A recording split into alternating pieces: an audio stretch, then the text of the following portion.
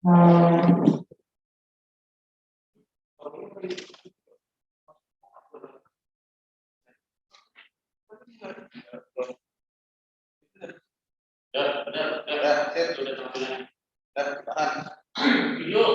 siapa? Opening Keynotes. Share. Bukan. Video nih, gua share, sabar.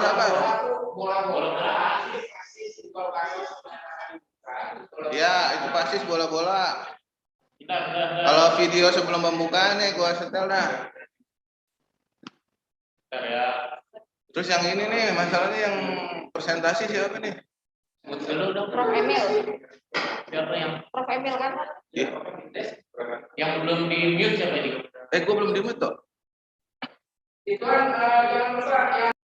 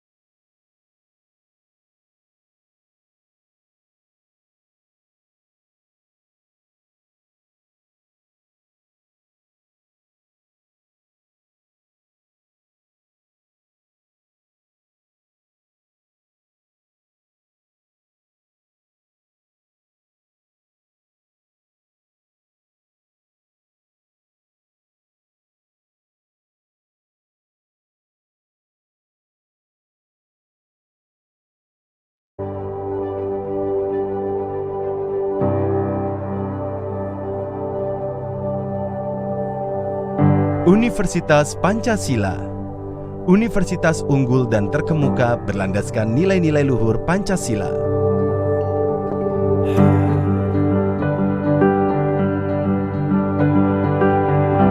Kampus yang hijau, nyaman dan strategis. Dengan kemudahan akses dari berbagai pilihan moda transportasi, jaringan komuter lain memberikan alternatif transportasi menuju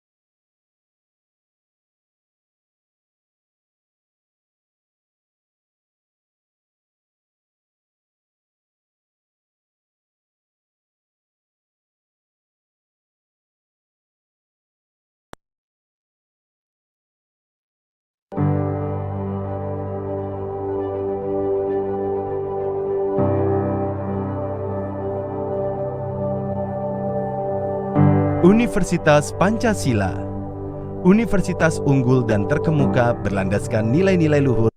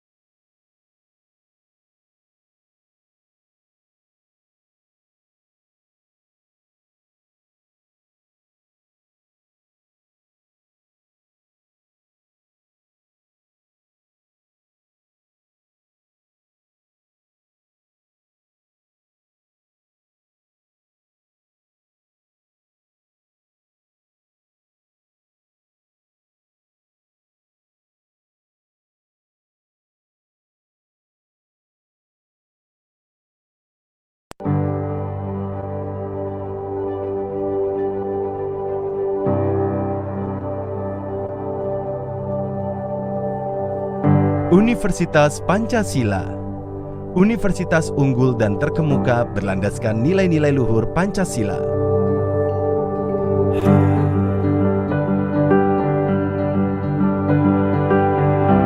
Kampus yang hijau, nyaman dan strategis.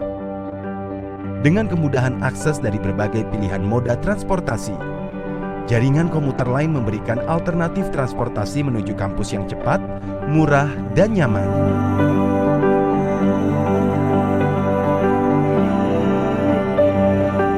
Suasana kampus yang asri, kondusif untuk menggali ilmu, bersosialisasi, dan menambah pengetahuan. Universitas Pancasila dalam proses pendidikannya menjalankan kegiatan akademik yang bermutu berdasarkan nilai-nilai luhur Pancasila serta ikut berperan aktif di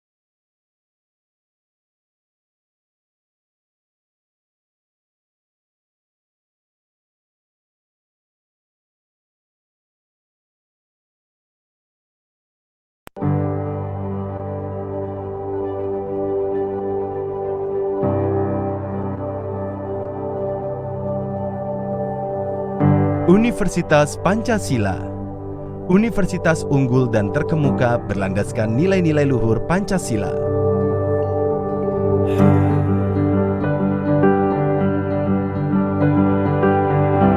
Kampus yang hijau, nyaman dan strategis. Dengan kemudahan akses dari berbagai pilihan moda transportasi, jaringan komuter lain memberikan alternatif transportasi menuju kampus yang cepat, murah, dan nyaman.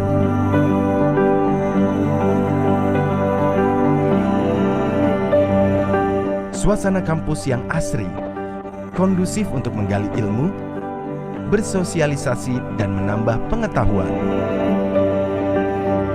Universitas Pancasila dalam proses pendidikannya menjalankan kegiatan akademik yang bermutu berdasarkan nilai-nilai luhur Pancasila serta ikut berperan aktif di dalam mengembangkan ilmu pengetahuan, teknologi, seni yang unggul, dan berwawasan lingkungan dalam rangka meningkatkan kemandirian bangsa dan memberikan layanan pada masyarakat dalam upaya meningkatkan kesejahteraan masyarakat dan daya saing UKM.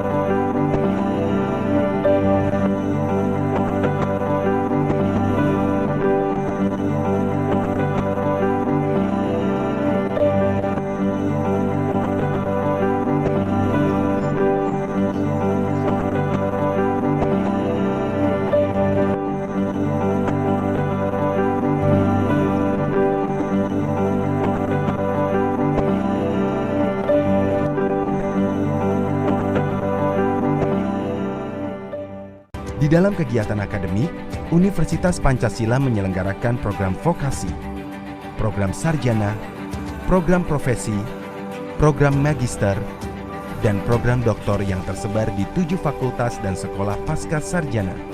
Untuk program vokasi, Universitas Pancasila memiliki program studi D3 Akuntansi dan Perpajakan di Fakultas Ekonomi dan Bisnis. Program studi D3 Pemasaran dan Distribusi di Fakultas Farmasi. Program studi D3 Teknik Elektro, Teknik Mesin di Fakultas Teknik. Untuk program sarjana, Universitas Pancasila memiliki program studi S1 Manajemen dan Akuntansi di Fakultas Ekonomi dan Bisnis. Program studi S1 Farmasi di Fakultas Farmasi. Program studi S1 Teknik Arsitektur, Teknik Elektro, Teknik Informatika, Teknik Sipil, Teknik Mesin, dan Teknik Industri di Fakultas Teknik. Program studi S1 Ilmu Hukum di Fakultas Hukum, program studi S1 Ilmu Komunikasi di Fakultas Ilmu Komunikasi, program studi S1 Psikologi di Fakultas Psikologi, program studi S1 Pariwisata di Fakultas Pariwisata. Untuk program profesi, Universitas Pancasila memiliki program profesi apoteker. Untuk program magister, Universitas Pancasila memiliki program studi S2 Magister Manajemen dan Akuntansi, program studi S2 Magister Ilmu Kefarmasian, program studi S2 Magister Teknik Mesin, program studi S2 Magister Ilmu Hukum dan Kenotariatan. Untuk program doktor, Universitas Pancasila memiliki program studi S3 Doktor Ilmu Ekonomi dan Doktor Ilmu Farmasi. Sebagai salah satu bentuk implementasi Tridharma Perguruan Tinggi, Universitas Pancasila berperan aktif dalam berbagai penelitian dan kegiatan sosial, bermasyarakat, dan berpancasila. Kegiatan pengabdian pada masyarakat melibatkan dosen dan mahasiswa secara aktif dalam mendharma baktikan ilmunya sebagai bentuk kepedulian meningkatkan kesejahteraan masyarakat. Selain kegiatan akademis, Universitas Pancasila juga memberikan ruang untuk berbagai kegiatan non-akademis yang mendukung peningkatan soft skill mahasiswa. Melalui beragam unit kegiatan mahasiswa, para mahasiswa dapat memilih kegiatan yang diminatinya. Dengan keseriusan para mahasiswa, unit kegiatan mahasiswa ini seringkali mendulang prestasi di bidangnya baik di tingkat regional, nasional, maupun internasional. Universitas Pancasila juga membangun kerjasama dan kemitraan dengan berbagai pihak, sehingga membuka kesempatan pada mahasiswa untuk mengenal dunia kerja, menambah wawasan, dan mengembangkan diri sehingga siap dalam menghadapi persaingan global. Universitas Pancasila memiliki 2 kampus yang berlokasi sangat strategis di Jakarta Selatan dan Jakarta Pusat. Untuk program vokasi, sarjana dan profesi baik kelas reguler maupun reguler khusus berlokasi di Srengseng Sawah, Jagakarsa, Jakarta Selatan. Dan untuk program magister dan doktor berlokasi di Jalan Borobudur nomor 7, Jakarta Pusat. Universitas Pancasila, a place to create your success.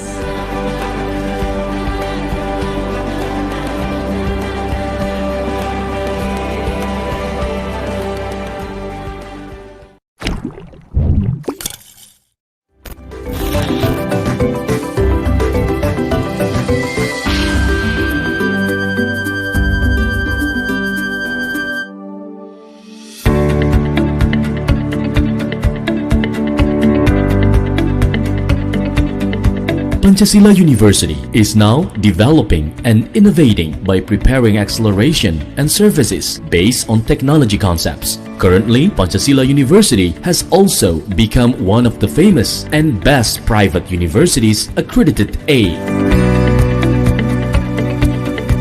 Edu Technopark, which uses the biodigester and pyrolysis system, as well as the ablution water utilization system for watering the garden and plants.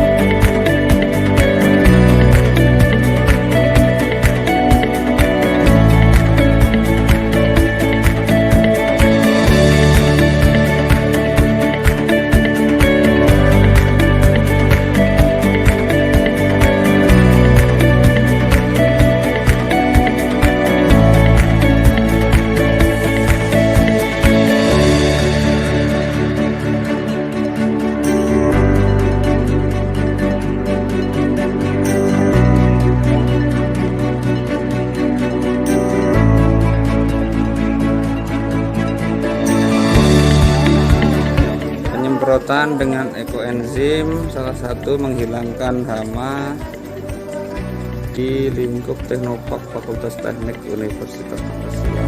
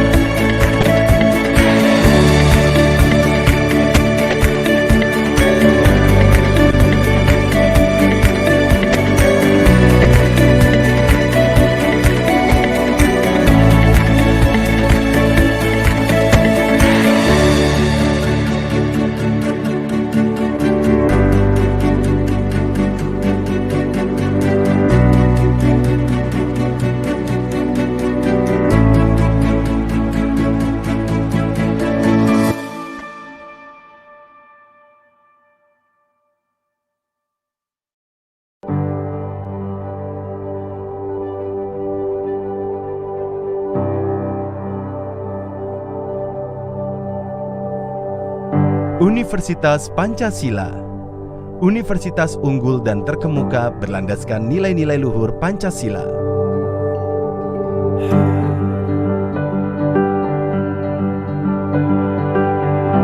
Kampus yang hijau, nyaman dan strategis. Dengan kemudahan akses dari berbagai pilihan moda transportasi, jaringan komuter lain memberikan alternatif transportasi menuju kampus yang cepat, murah, dan nyaman.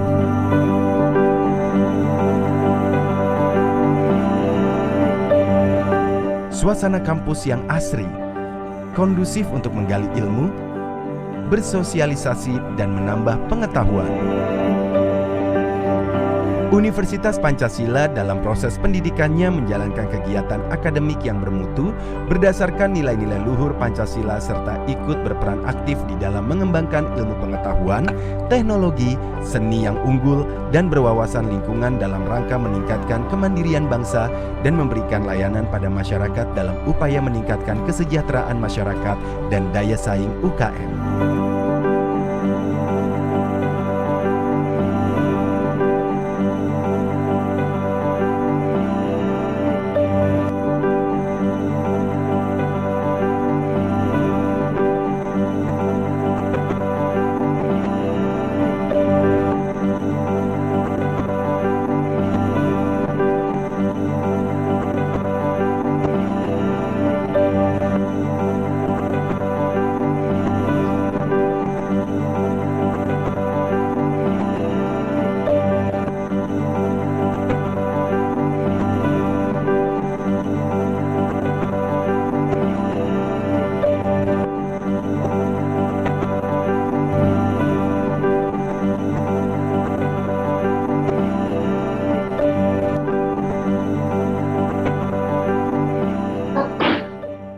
Di dalam kegiatan akademik, Universitas Pancasila menyelenggarakan program vokasi, program sarjana, program profesi, program magister, dan program doktor yang tersebar di 7 fakultas dan sekolah pasca sarjana.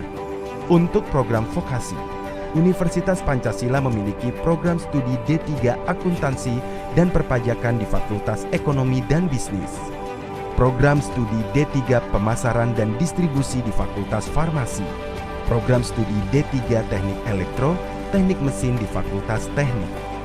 Untuk program sarjana, Universitas Pancasila memiliki program studi S1 Manajemen dan Akuntansi di Fakultas Ekonomi dan Bisnis.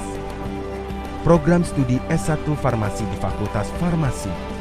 Program studi S1 Teknik Arsitektur, Teknik Elektro, Teknik Informatika, Teknik Sipil, Teknik Mesin, dan Teknik Industri di Fakultas Teknik. Program studi S1 Ilmu Hukum di Fakultas Hukum, program studi S1 Ilmu Komunikasi di Fakultas Ilmu Komunikasi, program studi S1 Psikologi di Fakultas Psikologi, program studi S1 Pariwisata di Fakultas Pariwisata. Untuk program profesi, Universitas Pancasila memiliki program profesi apoteker. Untuk program magister, Universitas Pancasila memiliki program studi S2 Magister Manajemen dan Akuntansi, program studi S2 Magister Ilmu Kefarmasian, program studi S2 Magister Teknik Mesin, program studi S2 Magister Ilmu Hukum dan Kenotariatan. Untuk program doktor, Universitas Pancasila memiliki program studi S3 Doktor Ilmu Ekonomi dan Doktor Ilmu Farmasi. Sebagai salah satu bentuk implementasi Tridharma Perguruan Tinggi, Universitas Pancasila berperan aktif dalam berbagai penelitian dan kegiatan sosial, bermasyarakat, dan berpancasila. Kegiatan pengabdian pada masyarakat melibatkan dosen dan mahasiswa secara aktif dalam mendharma baktikan ilmunya sebagai bentuk kepedulian meningkatkan kesejahteraan masyarakat. Selain kegiatan akademis, Universitas Pancasila juga memberikan ruang untuk berbagai kegiatan non-akademis yang mendukung peningkatan soft skill mahasiswa. Melalui beragam unit kegiatan mahasiswa, para mahasiswa dapat memilih kegiatan yang diminatinya. Dengan keseriusan para mahasiswa, unit kegiatan mahasiswa ini seringkali mendulang prestasi di bidangnya baik di tingkat regional, nasional, maupun internasional. Universitas Pancasila juga membangun kerjasama dan kemitraan dengan berbagai pihak, sehingga membuka kesempatan pada mahasiswa untuk mengenal dunia kerja, menambah wawasan, dan mengembangkan diri sehingga siap dalam menghadapi persaingan global. Universitas Pancasila memiliki 2 kampus yang berlokasi sangat strategis di Jakarta Selatan dan Jakarta Pusat. Untuk program vokasi, sarjana dan profesi baik kelas reguler maupun reguler khusus berlokasi di Srengseng Sawah, Jagakarsa, Jakarta Selatan. Dan untuk program magister dan doktor berlokasi di Jalan Borobudur nomor 7, Jakarta Pusat. Universitas Pancasila, a place to create your success.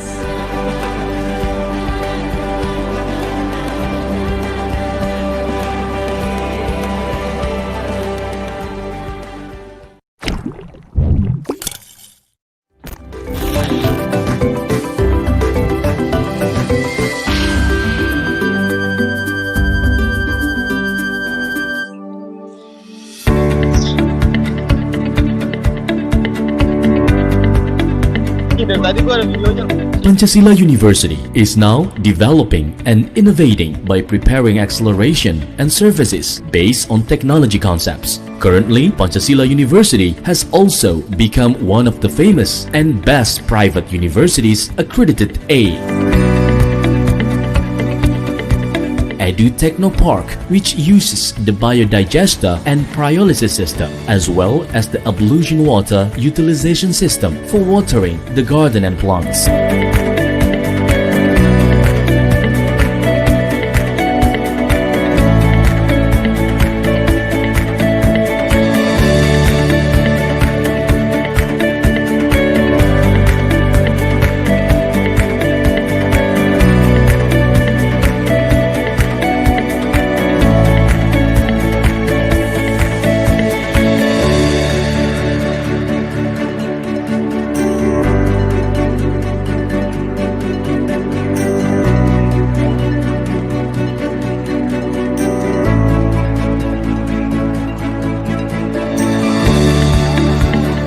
Penyemprotan dengan ekoenzim salah satu menghilangkan hama di lingkup Teknopark Fakultas Teknik Universitas Pancasila.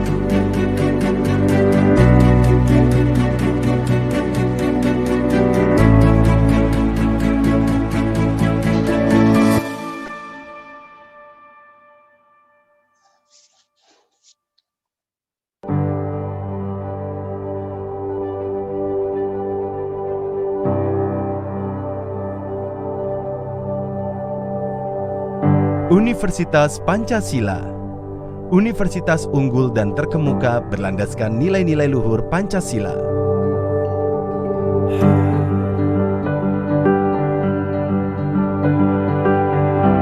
Kampus yang hijau, nyaman dan strategis. Dengan kemudahan akses dari berbagai pilihan moda transportasi, jaringan komuter lain memberikan alternatif transportasi menuju kampus yang cepat, murah, dan nyaman.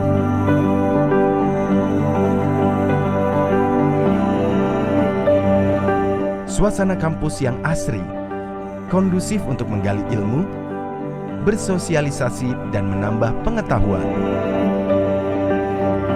Universitas Pancasila dalam proses pendidikannya menjalankan kegiatan akademik yang bermutu berdasarkan nilai-nilai luhur Pancasila serta ikut berperan aktif di dalam mengembangkan ilmu pengetahuan, teknologi, seni yang unggul, dan berwawasan lingkungan dalam rangka meningkatkan kemandirian bangsa dan memberikan layanan pada masyarakat dalam upaya meningkatkan kesejahteraan masyarakat dan daya saing UKM.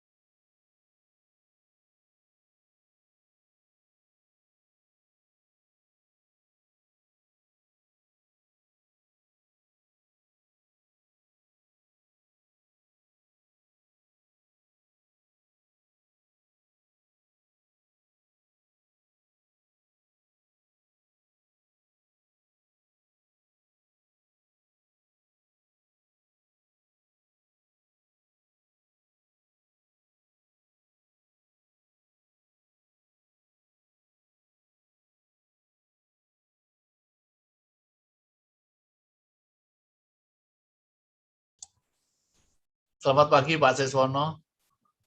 Saya editut Pak. Aku kok dikon nganggo jas sampean ora? Loh, dasinya yang enggak Pak. Saya pakai jas nih Pak, jas UP. Oh, nganggo jas. Oh, ya wis. Cuman dalamnya batik. Iya. Nggak apa-apa. Oke. Ya, untuk menghormati Pak Emil Salim. Iya. Selamat pagi Pak Sono, selamat pagi Pak Editut. Selamat pagi, terima kasih. Alhamdulillah ini sesuai dengan rencana semua pembicara, moderator sudah siap Pak. Alhamdulillah Mas Budi. Ye.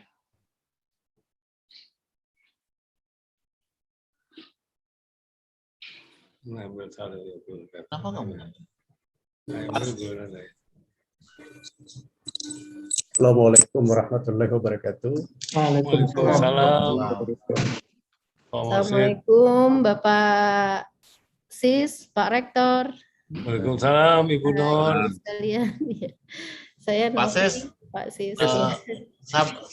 Sambil lapor. Pak Sis, dari kemarin sampai hari ini nanti Fakultas Farmasi sedang diakreditasi S3-nya. Oh, Iya. semoga lancar Bu Sirli. Ya, pagi Pak Sis. Ya, mohon doanya. Pagi Ya. Pak Rektor. Pagi.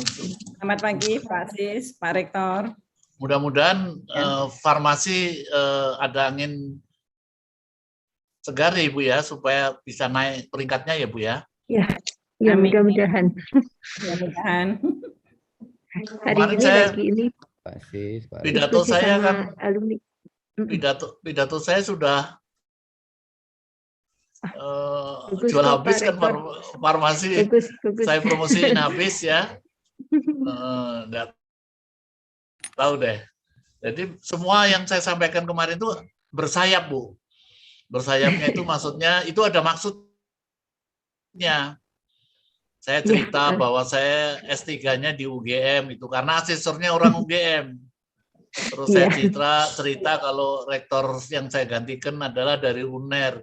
Itu karena asesornya salah satunya dari UNER. Gitu. Iya.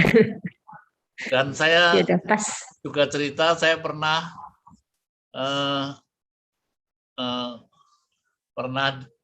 sebagai wakil rektor UI, rektornya Pak siapa?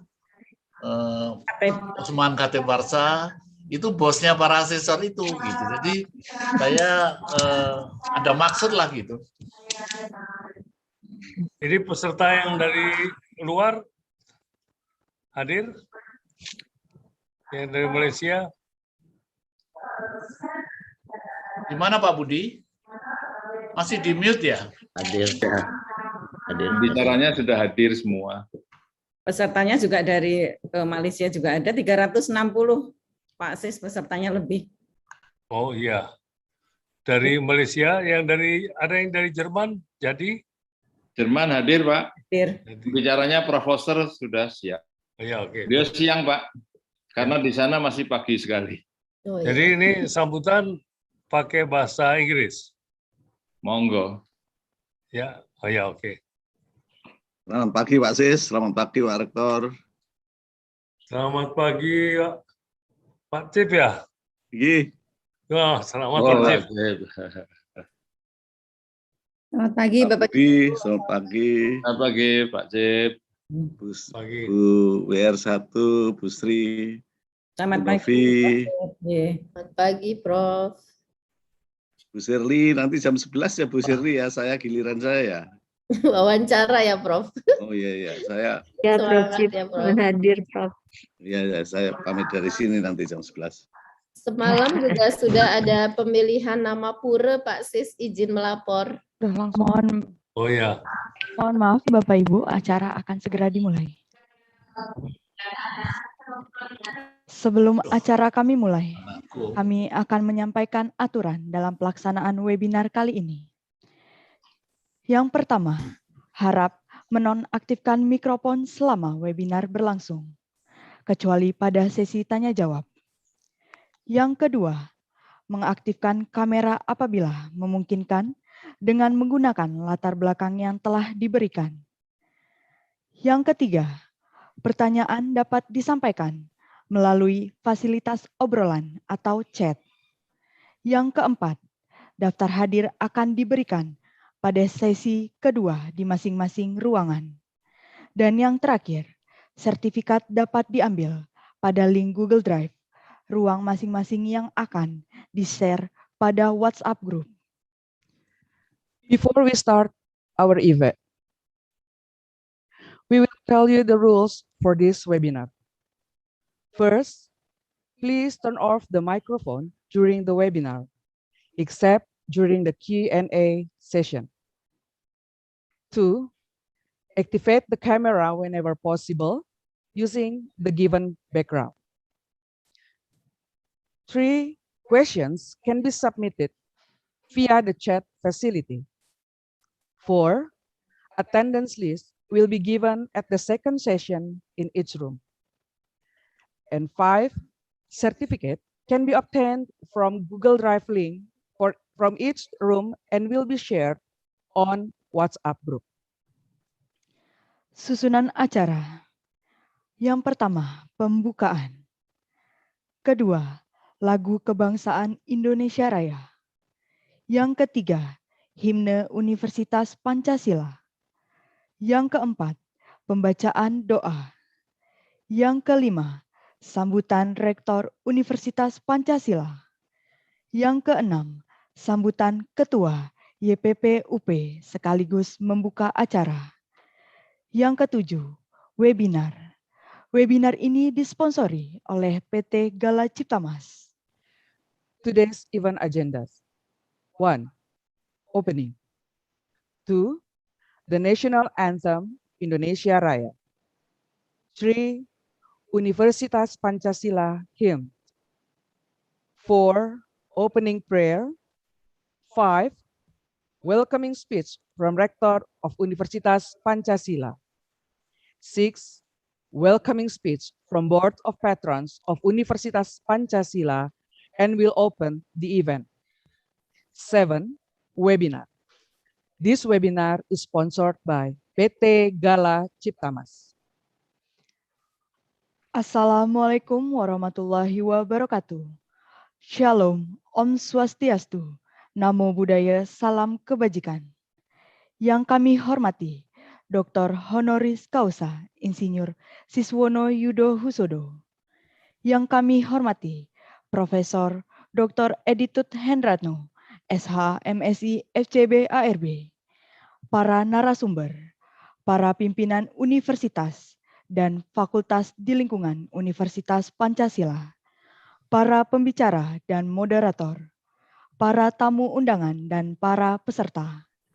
Kami mengucapkan selamat datang dalam acara Webinar Technology, Innovation, and Implementation for Green Campus based on Sustainable Development Goals. Kami, Pocut Nadifa dan Nur Suryaningsi, yang akan memandu acara webinar pada hari ini. Acara akan diawali dengan menyanyikan lagu Indonesia Raya dan dilanjutkan dengan menyanyikan himne Universitas Pancasila serta pembacaan doa. Para peserta kami mohon untuk mengambil sikap sempurna. The respectable Dr. Honoris Causa Insinyur Siswono Yudo Husodo, Board of Patrons Universitas Pancasila. The respectable Profesor Dr. Editut Hendratno, SH, MSI, FCB, ARB, Rector of Universitas Pancasila. The honorable keynote speakers, leaders of university and faculty within the Universitas Pancasila, speakers and moderators, guests, and all participants. We welcome you to International Webinar, Technology, Innovation, and Implementation for Green Campus based on Sustainable Development Goals or SDGs. We are Pocut Nadifa and Nur Suryaningsi, who will be hosted today's webinar. We will start the event by first singing the Indonesia Raya and followed by Universitas Pancasila and prayer.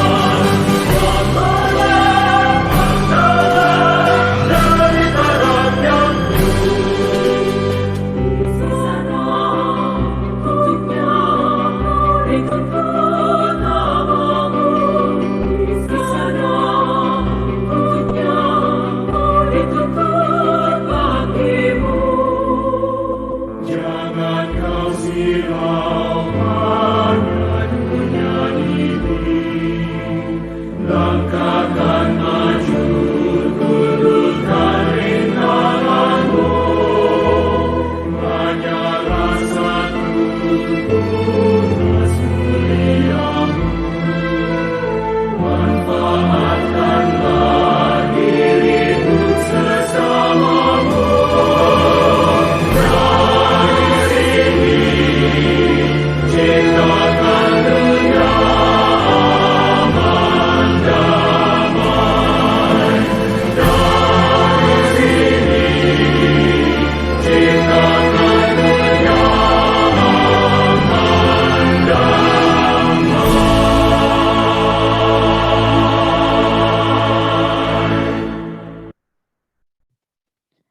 Pembacaan doa oleh Profesor Dr. Masadi Said, MPD. Opening prayers by Professor Dr. Mashadi Said, MPD. Bismillahirrahmanirrahim. Assalamualaikum warahmatullahi wabarakatuh. And peace be unto you. Ladies and gentlemen, in the name of Allah, the most beneficent, the most merciful, all the praises and thanks to be to Allah, the Lord of the Alameen, mankind, jinns, and all that exists. Ladies and gentlemen, allow me to lead the prayer in English for the success of this international webinar on Green Campus and Sustainable Development Goals in Islamic way. Distinguished guests and participants whose religions and beliefs other than Islam are requested to do so according to their respective religion and beliefs. أعوذ بالله من الشيطان الرجيم. بسم الله الرحمن الرحيم. الحمد لله رب العالمين. اللهم صل على محمد وعلى آل محمد. Oh Allah, Lord of everything, the owner of power over everything, the answerer of his servants' prayers, the rewarders of all good deeds, the exaltation of honor for the fires. In your hand, O God, are all virtues. Verily, you are the Almighty over all things.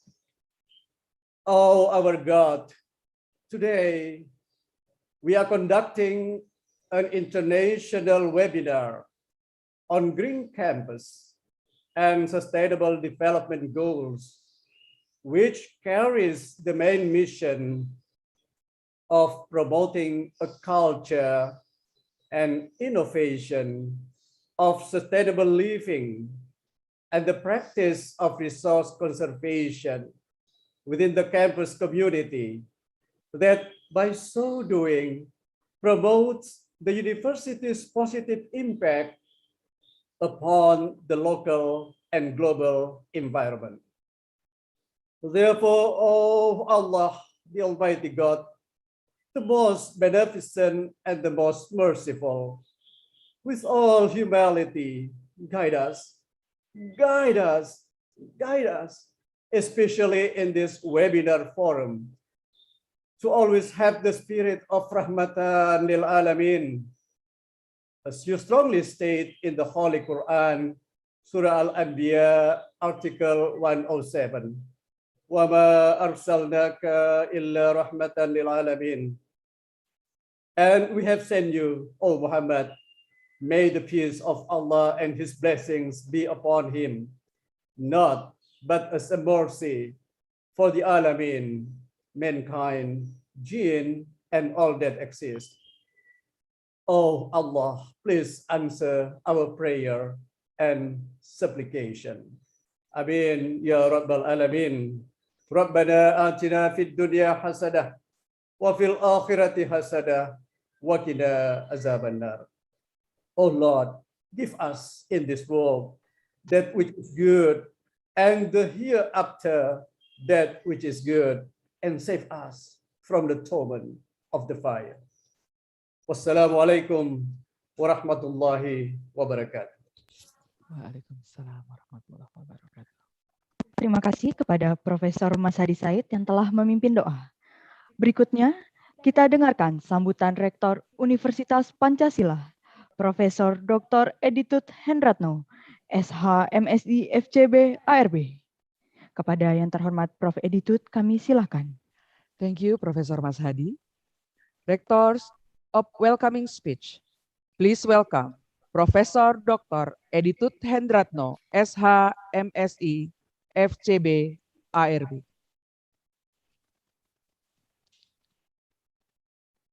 Honorable Minister of National Development Planning, National Development Planning Agency, or BAPENAS, who is represented by the expert staff on social affairs and poverty reduction, Ibu Dr. Vivi Yulaswati, MSc. Distinguished guests, distinguished head of Higher Education Services Institution Region 3, LL Dikti 3, Bapak Profesor Dr. Agus Setiabudi, MSc, distinguished Minister of the Environment period 83 until 93, Bapak Profesor Emil Salim, MA, PhD, distinguished Chairperson of UE Green Matrix, Ibu Profesor Dr. Insinyur Riri Fitrisari, MM, MSc, distinguished Board of Patron Universitas Pancasila, Bapak Dr. Honoris Causa Insinyur Siswono Yudohusodo, distinguished Chairman of the Foundation of University of Pancasila, Bapak Profesor Dr. Muhammad Anis, Magister Metallurgi, distinguished speakers, participants, ladies and gentlemen. Assalamualaikum warahmatullahi wabarakatuh. Good morning and may God bless you all. Ladies and gentlemen, on behalf of the management of University of Pancasila, we welcome you all and appreciate very much for participating to this international webinar. Special thanks and high appreciation addressed to 4 keynote speakers and 12 invited speakers who are coming from abroad. The international webinar is conducted a compensation with 55th anniversary of University of Pancasila that established since October 28, 1966. The theme adopted in this event is following the challenges and current situation throughout the world. Technology and innovation for green campus and sustainable development goals is the main key theme taken of this event. The Indonesian government has promoted and encouraged the implementation of Industrial Revolution 4.0 to increase Indonesian competitiveness, so do the Sustainable Development Goals or SDGs issue. Global warming is more an issue, has unfavorable impact on the world's ecosystem. The Indonesian government took action to address this. The policy taken by the government is to reduce the effects of global warming that occurs by inviting the academic community to play an active role in reducing the impact of global warming. In 2013, the government designated several campuses as pilot campuses for green campuses. By combining the result of research, innovation, and Industry 4.0, Universitas Pancasila seek to improve the quality and quantity of study under the strategic plan and the vision and mission of the institution. Therefore, it is necessary to increase knowledge and implement research to realize that the Green Campus and SDGs 2030 program properly. Finally, for your kind attention and participation, we thank you very much. Wassalamualaikum warahmatullahi wabarakatuh.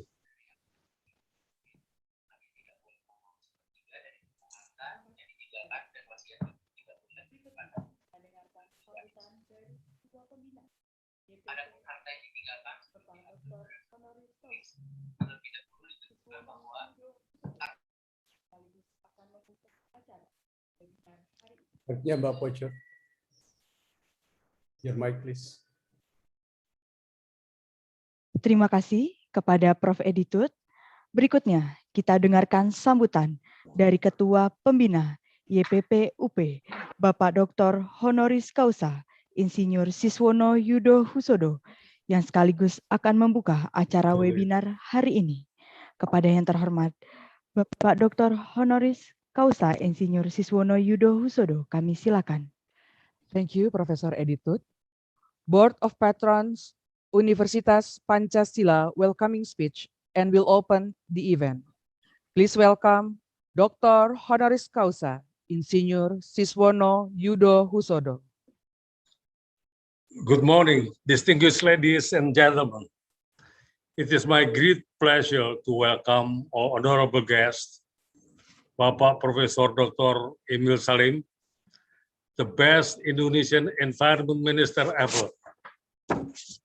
Ibu Dr. Vivi Yulaswati, the representative of National Development Planning Agency Bappenas, Bapak Profesor Dr. Agus Setiabudi, Head of Higher Education Service Institution Region 3, Ibu Profesor Dr. Riri Fitrisari, Chairperson of University of Indonesia Green Matrix, Bapak Profesor Dr. Muhammad Anis, Chairman of the Foundation of Pancasila University, Bapak Profesor Dr. Editut Hendratno, Rector of Pancasila University, keynote speakers, invited speakers, and participants of International Webinar Pancasila University 2021.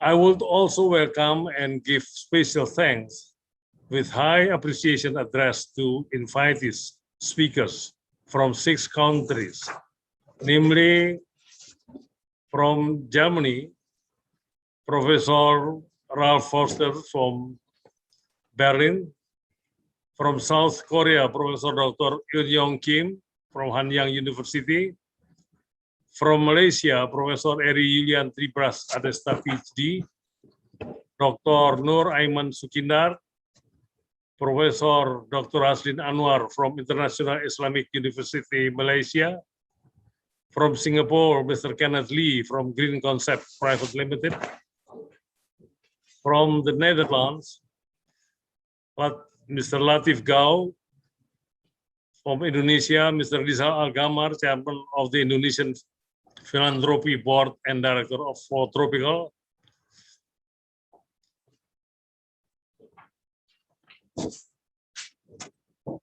Mr. Eko Siswoyo, PhD from Islamic University of Indonesia, Ibu Sri Widyastuti, Vice Rector of Pancasila University,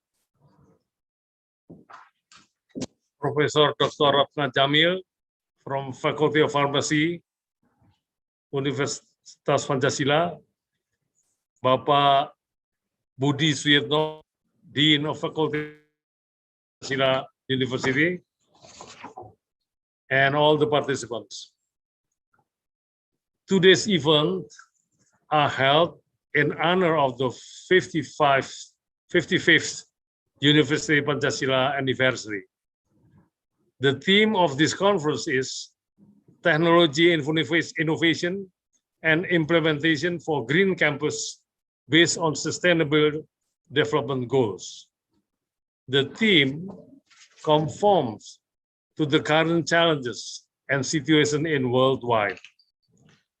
The Sustainable Development Goals were initiated at the United Nations Conference on Sustainable Development in Rio de Janeiro in 2012. And there are 17 goals that require to meet the urgent of environmental, political, social, and economic challenges facing our world. With the advancement of information technology, the internet accessibility and affordability to general public, this improvement gives an opportunity to support the Industrial Revolution 4.0. The Indonesian government also has promoted and encouraged the implementation of Industrial Revolution 4.0 to increase Indonesian competitiveness in the global market in line with the Sustainable Development Goals. Universitas Pancasila has established the Green Campus program in line with SDGs by implementing low emission, energy efficient, conserves resources, and improves environmental quality. Also educating its student to live a healthy lifestyle and sustainable learning environment. The Indonesian government supports the Green Campus program. Through this webinar, I do hope that we can achieve the benefits from sharing knowledge, exchange of ideas and experiences from the common progress. Last but not least, I would like to express our gratitude to all the keynote speakers, invited speakers, participants, and all of the parties that support this event.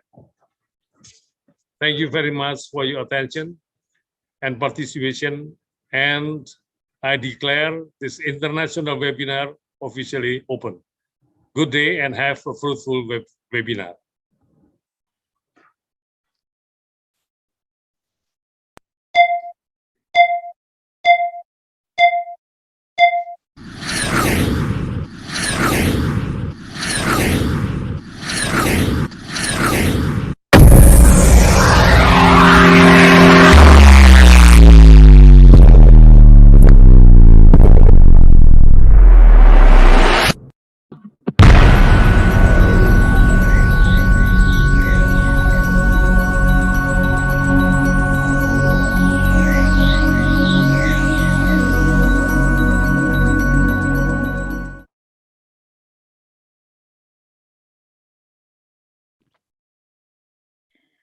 Terima kasih kepada Bapak Siswono. Hadirin, sampailah pada acara inti kita untuk mengikuti paparan dari para narasumber yang akan dipimpin oleh moderator. Thank you, Dr. Siswono. Ladies and gentlemen, let us enter the main event where the keynote speakers and moderator are ready. Before the event starts, we will read the CV from our moderator. Our moderator for today is Dr. Dedelia Zariatin, STMT. Dr. Dede is a lecturer of Mechanical Engineering Department of Universitas Pancasila, passionate about environmental issues and renewable energy. Her research area related to renewable energy is pump as turbine as a micro hydropower plant, water vortex power plant, and organic Rankine cycle that fueled by dry waste. Another research topic is related to bamboo, banana stem, and pandan as alternative materials used in mechanical engineering that are environmentally friendly. For the last 2 years, she is the team leader for UIGM questionnaire in Universitas Pancasila. Without further delay, we leave the next event to the moderator. Dr. Dede, time is yours. Thank you. Thank you, Bu Nining and Bu Pochut for the time. For this main session, we would like to welcome the honorable speaker, Dr. Vivi Yulaswati, Magister of Science, as a representative of Dr. Honoris Causa, Insinyur Haji Suharso Monoarfa, Minister of the National Development Planning Agency, Bappenas, Indonesia. But before, I would like to show the curriculum vitae for all of the speakers. Operator, please. Dr. Vivi is the Senior Advisor to the Minister of National Development Planning for Social Affairs and Poverty Reduction. Her main responsibility is to do analysis and provide advice to the Minister on social and poverty reduction related issues, policy and strategies. She currently leads the National Secretariat for Sustainable Development Goals, or SDGs. She has extensive experience in designing major poverty reduction programs in Indonesia, including community-driven development, conditional cash transfer, and some subsidized reforms. She has major contribution to the development of the National Social Security System, National Strategy for Financial Inclusion, Big Data for Public Policy Research in Global Pulse Initiative, Government-to-Person Payment, as well as Integrated Service and Referral System for Comprehensive Social Protection. She holds a PhD in Planning and Development from the University of Southern California in 2004, a master's degree in Urban and Regional Planning from the University of Wisconsin-Madison, USA in 1999, a bachelor degree from the University of Indonesia in 1991, and took many courses in social protection, financial inclusion, evaluation, change management, and digital transformation. And for the next speaker, or the second speaker, is Professor Dr. Agus Setia Budi, Magister of Science, Head of Higher Education Service Institution Region 3, or LLDICT 3, Indonesia. Professor Agus completed his master education at USM Malaysia with the Semiconductor Physics Study Program in 1999, and he took his doctoral program at UTM Malaysia with a Material Physics Study Program in 2000. His career began as a professor and physics lecturer at the Faculty of Mathematics and Natural Science, Jakarta State University in 2012, the Chancellor of Binawan University from 2014 to 2017, member of BAN, PAUD, and PNF from 2018 to 2022, and in 2020 until 2024 became a head of the Institute Region 3 Higher Education Service, Minister of Education, Culture, Research, and Technology of Republic of Indonesia. And the third speaker is Professor Emil Salim, AM PhD, the Minister of the Environment Indonesia in 1983 until 1993.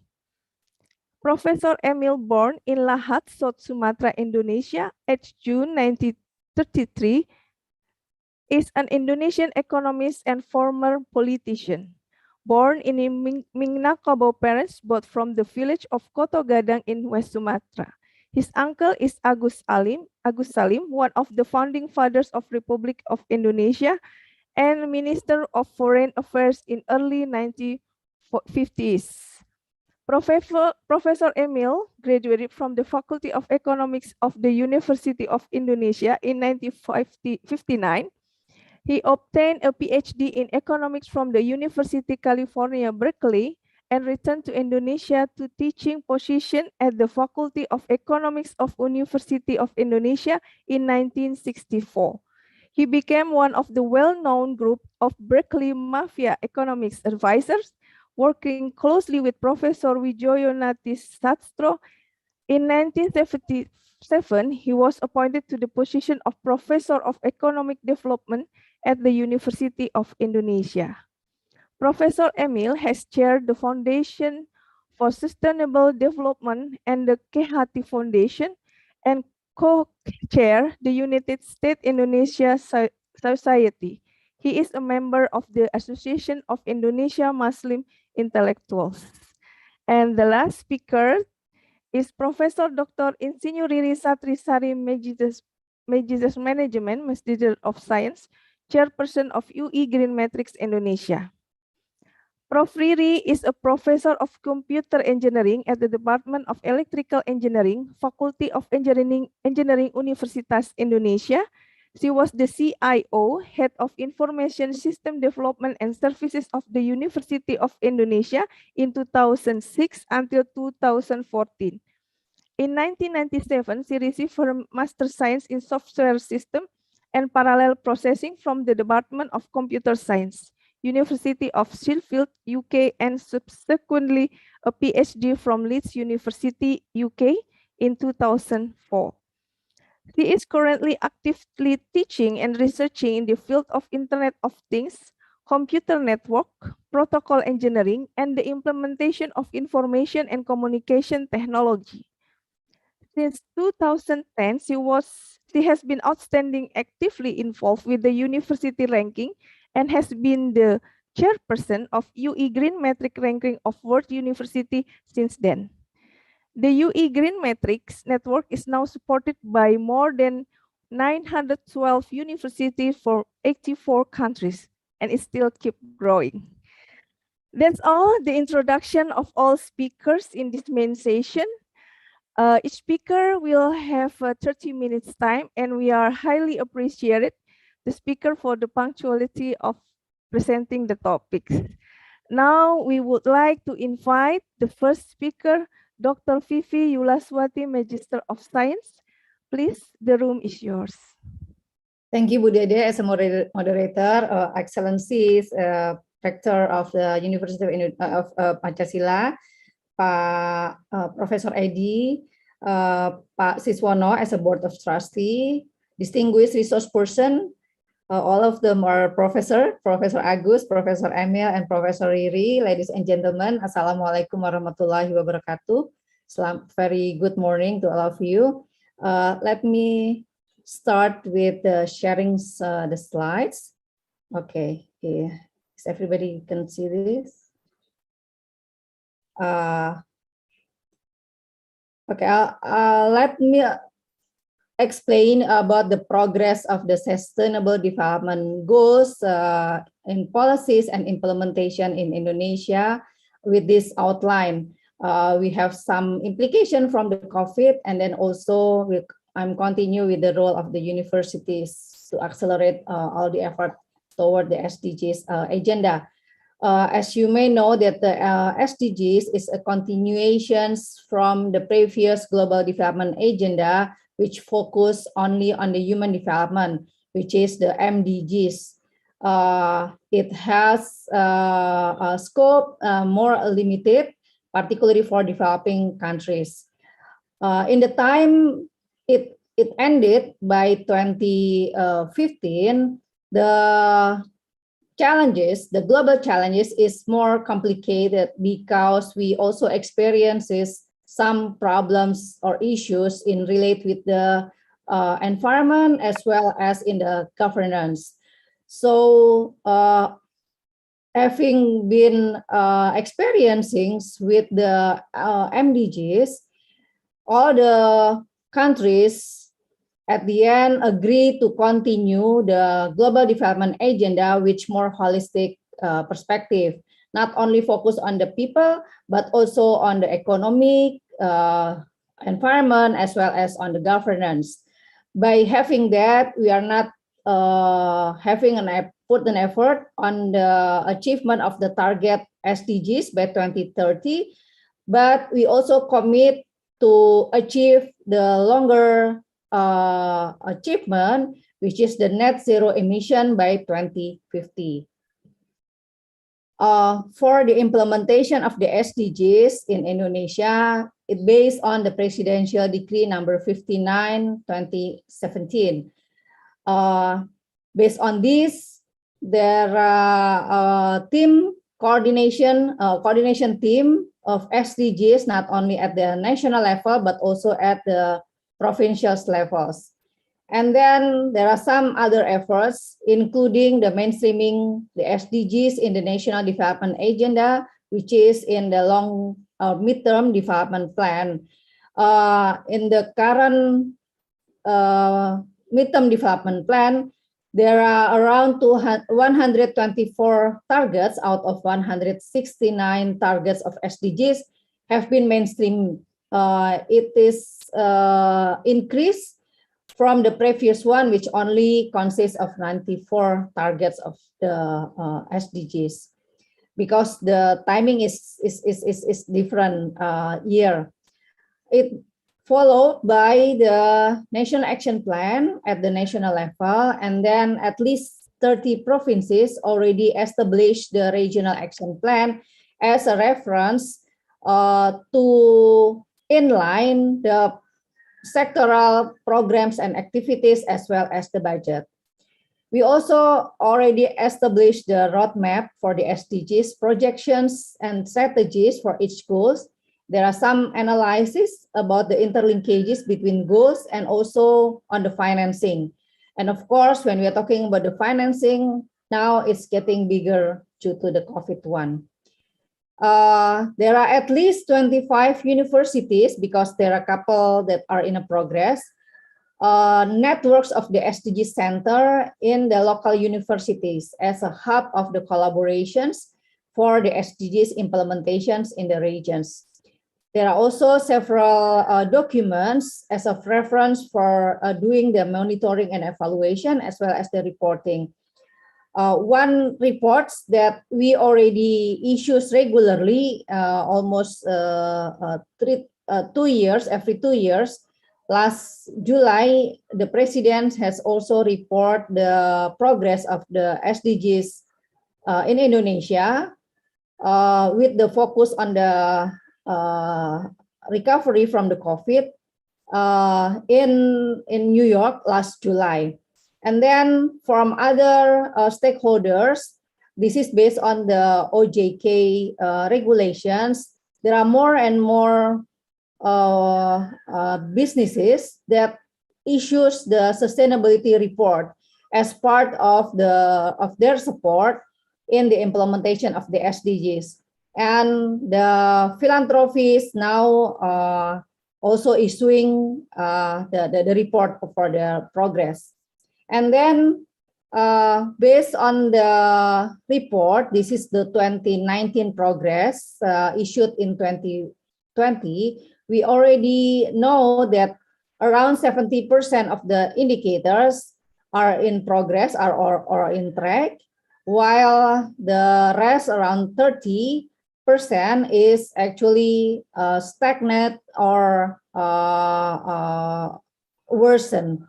So based on this, we do a lot of analysis for developing the midterm development plan that are more in favor or balanced to the environment. So based on this, we have developed the economic transformations starting in the RPJMN or midterm development plan that already align with the SDGs principles as a basis for Indonesia to grow as developed countries by 2045, when the countries will celebrate 100 independence events. But for this, of course, there are a couple of challenges. Like you may know, from the beginning of 2020, so it's around 18 months now, that the pandemic COVID has impacted not only Indonesia, but also the global. There are some numbers from the studies which also describe the conditions in Indonesia. For example, the additional of the people get into the extreme poverty, the additional people that lost a job, and also some problems, reducing of the quality in education, health, as well as problems in the domestic domestic violence, meaning problems with the women and also children. So if you see the previous projections that at least we could grow around 5.7% per annum, but after the COVID, it's not enough. At least we need the growth rate for 6% per year in order to achieve our vision as the high-income country by 2045. This also along the line with the vision to move out of the middle income trap, because if one country in the same position for more than 20 years, most likely that it would be very difficult or almost impossible for us to become the high income country. Without accelerated transformations, some peer countries like Philippines and Vietnam will become a high-income countries before Indonesia in 2037 and also 2045. 43. In fact, the COVID also disrupted some other SDGs targets, not only from the economic pillar and social pillars, but also on the environment as well as on the justice and the governance. So this is some issues from some studies that have been come out. For example, from the long distance learning, we actually also have some risk in learning loss from our children, which impede the quality of the education back to a decade ahead. And also on the environment pillar, due to the increased percentage up until 30% from the medical as well as the plastic waste, our current capacity for managing the waste is not enough. So of course, all these results from the studies would be the important note from all of us in order to redesign the future strategy. However, the COVID also brings some good news. For example, it speeds up the digital transformation and also bring some this opportunity to grow from other source of growth, i.e. the creative industries. Of course, it's require accelerations on the technology acquaintance that have been projected will evolve fast globally, including the AI, the advanced explorations for gas and fuel, renewable energy, IoT, 3D printing, and some other that in some cases, Indonesia still have some homework on this regard.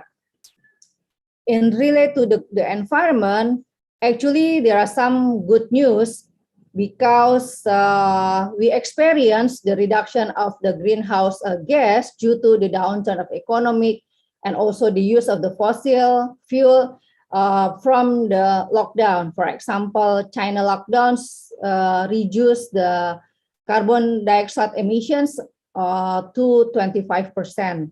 And also the reductions of the public transportations have improved the air and the water quality. On the right-hand side, you could see that actually it is very hard to reduce the emissions of the carbon dioxide. This is a couple of crises that we saw that actually there are some decelerated of the emission, the carbon emission, yeah. But after the crisis, we could see here from 2010, actually it rebound from the post-economic crisis in 2008 and 2009 because the economic stimulus and investment actually in favor and direct the industries that produce the high carbon emissions. It always like that. So again, the COVID-19 is really bring us the opportunity for us to really think and reform to the better future, of course. So if we learn from the previous pandemic, actually pandemic create or bring significant changes of civilizations. In 1300 era, the Black Death pandemic create or end the serfdom of the in Europe and also accelerate the Renaissance ages and other pandemic, which is the Spanish flu in the 1900. It accelerated the modern medicine and also create the beginning of the globalizations as well as the coordinations among countries. So during the COVID-19, we learned that not only the health system changes, but also the way we work and also it create a bigger change in a global value chains and the green recovery. So by understand about all these phenomena, the government want to design or redesign the Indonesian economic transformations toward a build forward better through these 6 game changers. So after we done with the vaccine, these 6 strategies would be the our next game changers, including the competitive human resources, the economic productivity. The green economy consists of the low carbon economy, blue economy, as well as the energy transition. And then digital transformations, not only on the hardware, but also on the usage and the enabling environment. The integration of economic powerhouse, because we are islands, so connectivity is super important. And the new capital city as a new source of growth, particularly to balancing the development on the eastern part. So by having this, the government policies have been refocused in 2021 and also in 2022. We are in the process of discussion with the parliament for 2022 government plan. So if you could see here, not only focusing on the health, national health reform and the social protection reform or disaster resilience, but in 2020, for example, we focus also on the low carbon development as well as digital transformations. And we could see here that the development indicators or targets, we include also indicators that relate with the greenhouse gas emission reductions. So this is only small notes on the build forward better, which actually already been used by Sendai framework in order to create more balanced social, economic, and environment condition by building back stronger, faster, and inclusive. So the focus of this paradigm is on the creating the prosperity and inclusiveness by aligning the effort on the net zero emissions, increase climate resilience, reduce or put an effort on the reduction of biodiversity extinction, innovative behavioral changes, as well as increased resilience and sustainable supply chains. So by having this, the Build Forward Better strategy for Indonesia is actually create a continuous effort to achieve the SDGs, LCDI, the Low Carbon Development Initiative, as well as the circular economy as an instrument.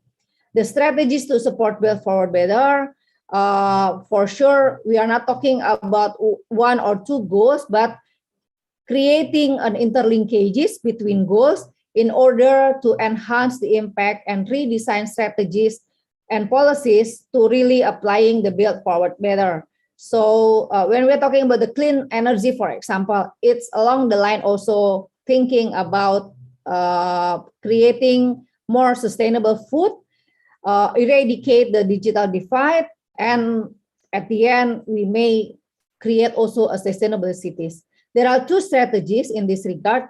First, collaborate with all the stakeholders. It's almost impossible talking about only the government programs, but how to involve or make a stronger roles from the non-state actors, including the philanthropy and businesses, academicians and experts, as well as the communities. And also enhance the analytical works through studies and result-based policies, as well as creating the knowledge hub and collaboration, as well as the innovations. Localizing SDGs, of course, this is part of the solutions, how to pilot, to incubate, to adapt, and actually we want to scale up in order to achieve the SDGs in timely. In relate to the low carbon development, circular economy is a shorter strategy that could be implemented with many stakeholders. Yeah, so the president actually already put an effort and put a statement globally about our commitment to really implement the low carbon development. So relevance this in our daily life, it is a must now, or to use a COVID pandemic as a momentum to really implement Indonesia for green recovery and to build back or to build forward better by transitioning from linear to more circular economy. So we are not talking only about 3R, reduce, reuse, recycle, but through innovations, technology, we could also put an effort further to make a refurbish as well as redesign all the things that we used earlier to make it more sustainable. This is only a couple of numbers coming from the studies in which show that the circular economy create an economic benefit, i.e. creating additional GDP up until 600 trillion by 2030, create a social benefit by 4.4 million net jobs, and also actually 70% are for women, and create annual household saving almost 9%. On the environment side, it's also reduce the carbon dioxide equivalent emissions by more than 120 million tons, and water use by 6.3.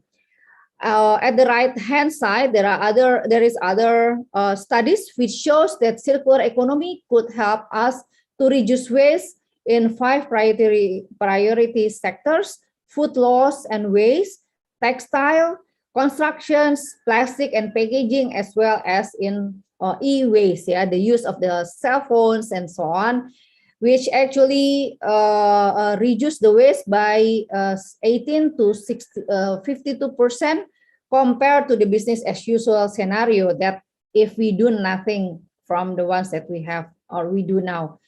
So I would like to point out the significance of the three Dharma role for higher educations in the SDGs implementations by strengthening the research educations and also implementations in the educating the people.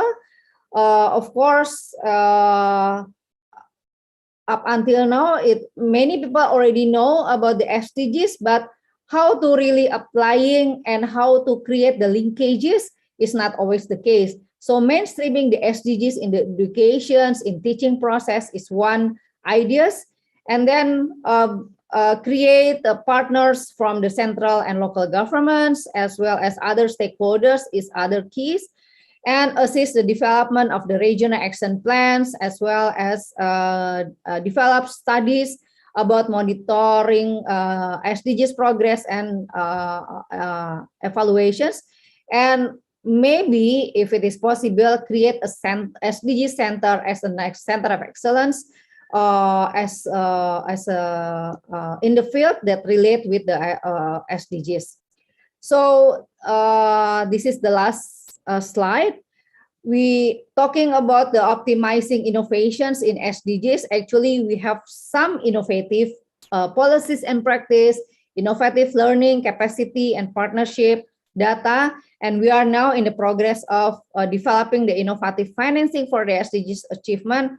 Indeed, that the pandemic create a momentum for us to reforms, to create more systemic changes, including establishing partnership and implementing the interlinkages and multiplier effect by creating or make a stronger role for the university, demonstrating how to support, adopt, and implement the SDGs, growing knowledge, learning, dissemination, benefit, as well as open and innovative partnership. I put some references about what other universities done on the context of the SDGs. This is from the SDG Center, Pajajaran University, Gajah Mada University, Hasanuddin University, Diponegoro, as well as from broad universities. Just for a reference. Thank you very much for the attention. Assalamualaikum warahmatullahi wabarakatuh. I'll give it back to the moderator. Thank you very much. Waalaikumsalam warahmatullahi wabarakatuh. Thank you very much, Dr. Vivi, for your presentation.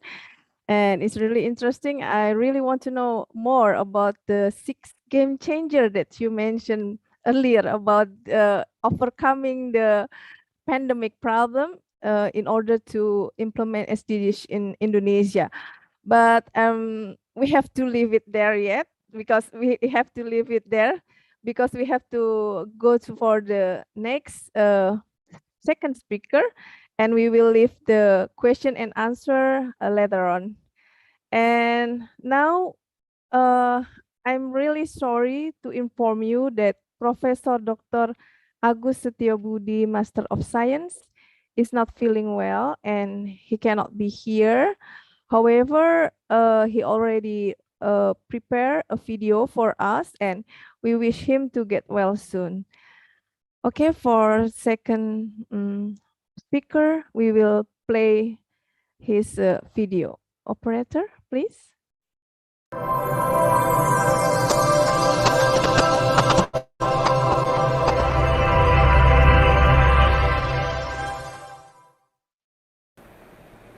Assalamualaikum warahmatullahi wabarakatuh. Praise and gratitude to the Almighty God for the grace and guidance. Let me express on behalf of the Agency for Higher Education Service on Region 3, the Minister of Education, Culture, Research and Technology of Indonesia, my warm welcome. You have kindly come all the way to this great event, Green Campus and Sustainable Development Goals webinar. The Honorable Rector of Pancasila University, the webinar chairman and committees, keynote speakers, moderator, and distinguished guests. Herewith I express my appreciation. It is my honor to present about academician role in building sustainable development goals in order to scale up and advance in technology innovation and implementation for Green Campus based on SDGs area.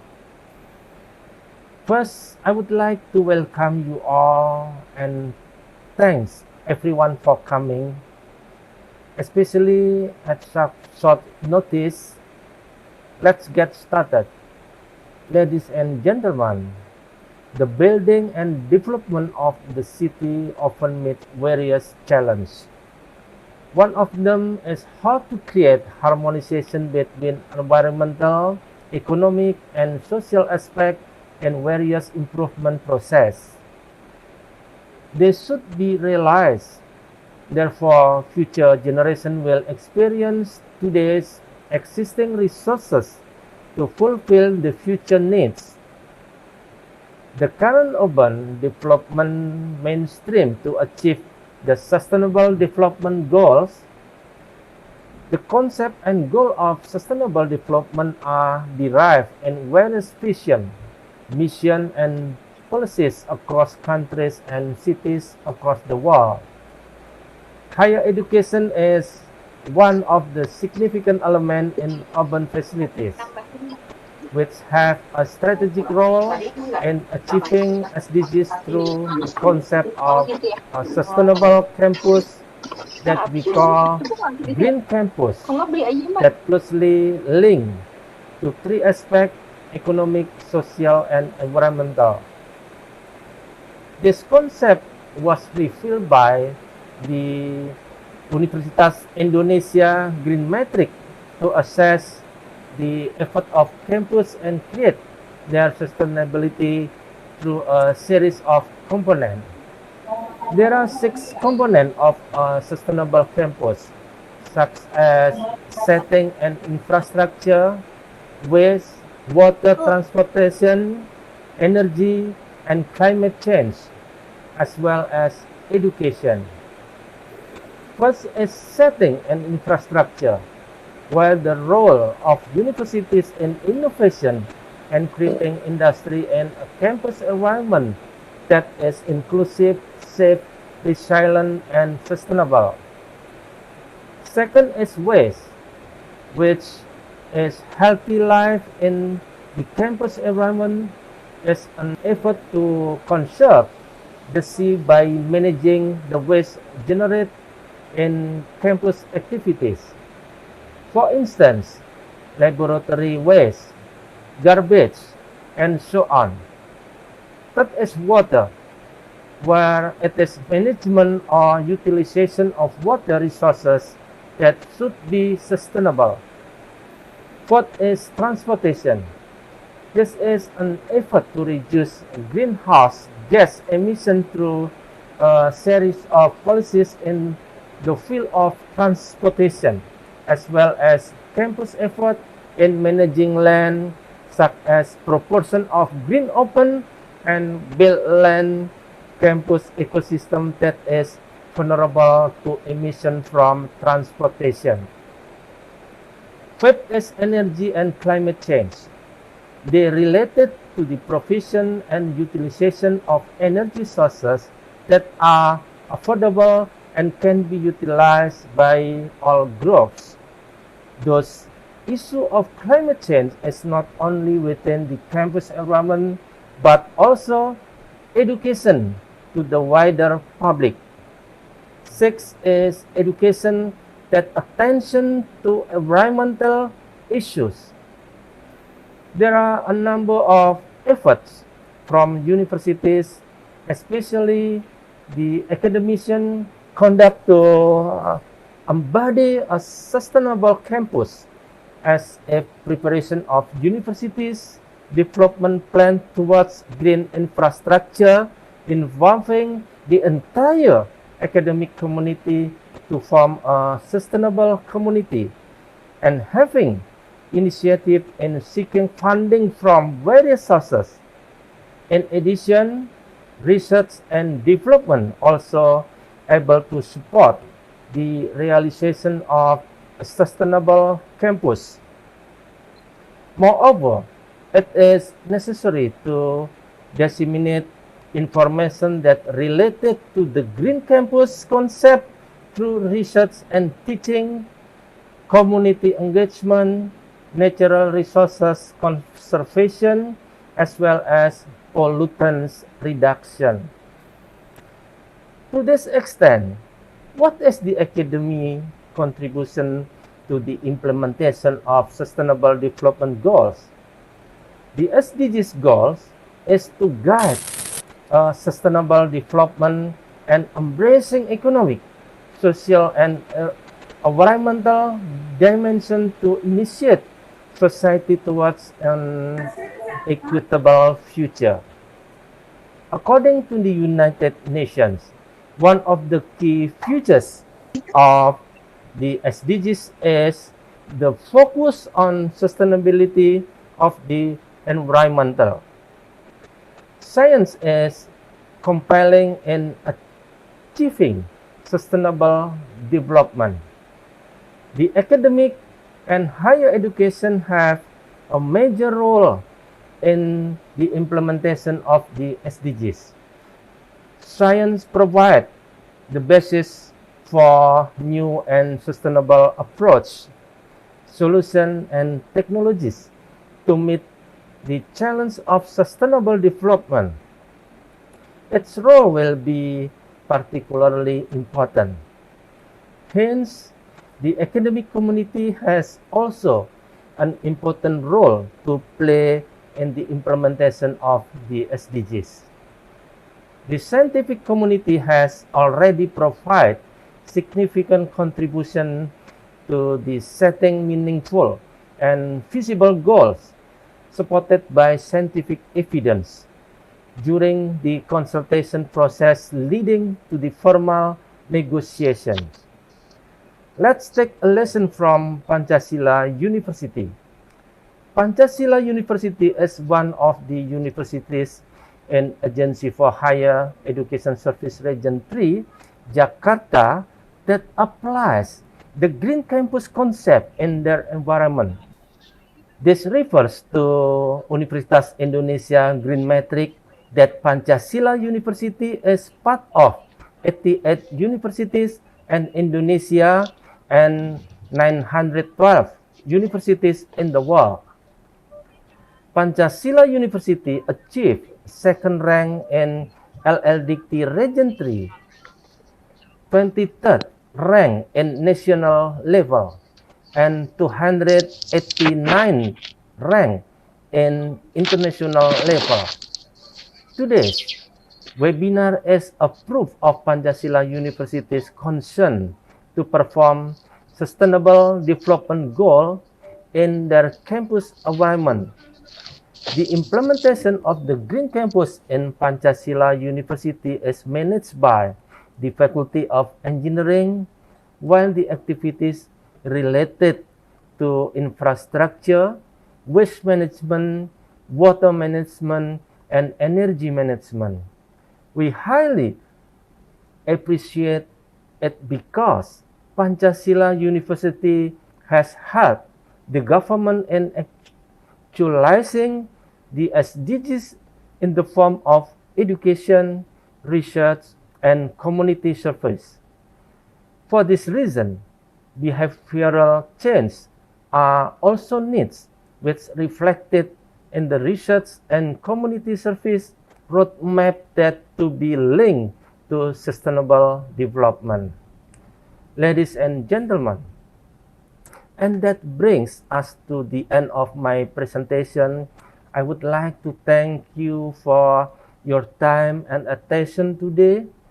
If anyone has any question, please feel free to contact me through my Instagram direct message _Agus. Thank you very much. Once again, I wish you every success. Wassalamualaikum warahmatullahi wabarakatuh. Waalaikumsalam warahmatullahi wabarakatuh. Thank you very much, Prof. Agus Setiabudi, Magister of Science. And now we invite the third speaker, that outstanding Minister of Environment, Republic of Indonesia, Professor Emil Salim, MA, PhD. Hello, Prof. How are you? It is an honorable time for me to welcome you here. You are one of my favorite minister, if I could say that. Prof. Emil? Yes. Would you please give your presentation today and share your knowledge and concern about environment for us here in this webinar series? Yeah. Please. Yeah. Prof. Thank you very much. First, accept my appreciation for being invited to present you the university role in sustainable development and taking the experience in Indonesia. May I ask the presentation to be projected? The slides, sustainable development goal. Yeah. Slide, please. Yep. Next. Next. Sustainable development goal is basically a development that comprises of three components: economic, social institutions, and environment. Both must be in an horizontal same level: economic, social institution, and environment. Meaning that sustainable development is not only economic development, but sustainable development comprises the economic variables, the social variables, as well as an environmental variables. All the three must be reached simultaneously. If you see on the left side of the triangle, then you notice that the economy development goes faster than social, and social faster than environment, so that the triangle is not in parallel with the base. That means that the development that takes place is not sustainable. So keep in mind that sustainable development is an equal level playing field in terms of economic, social, and environmental development. Next.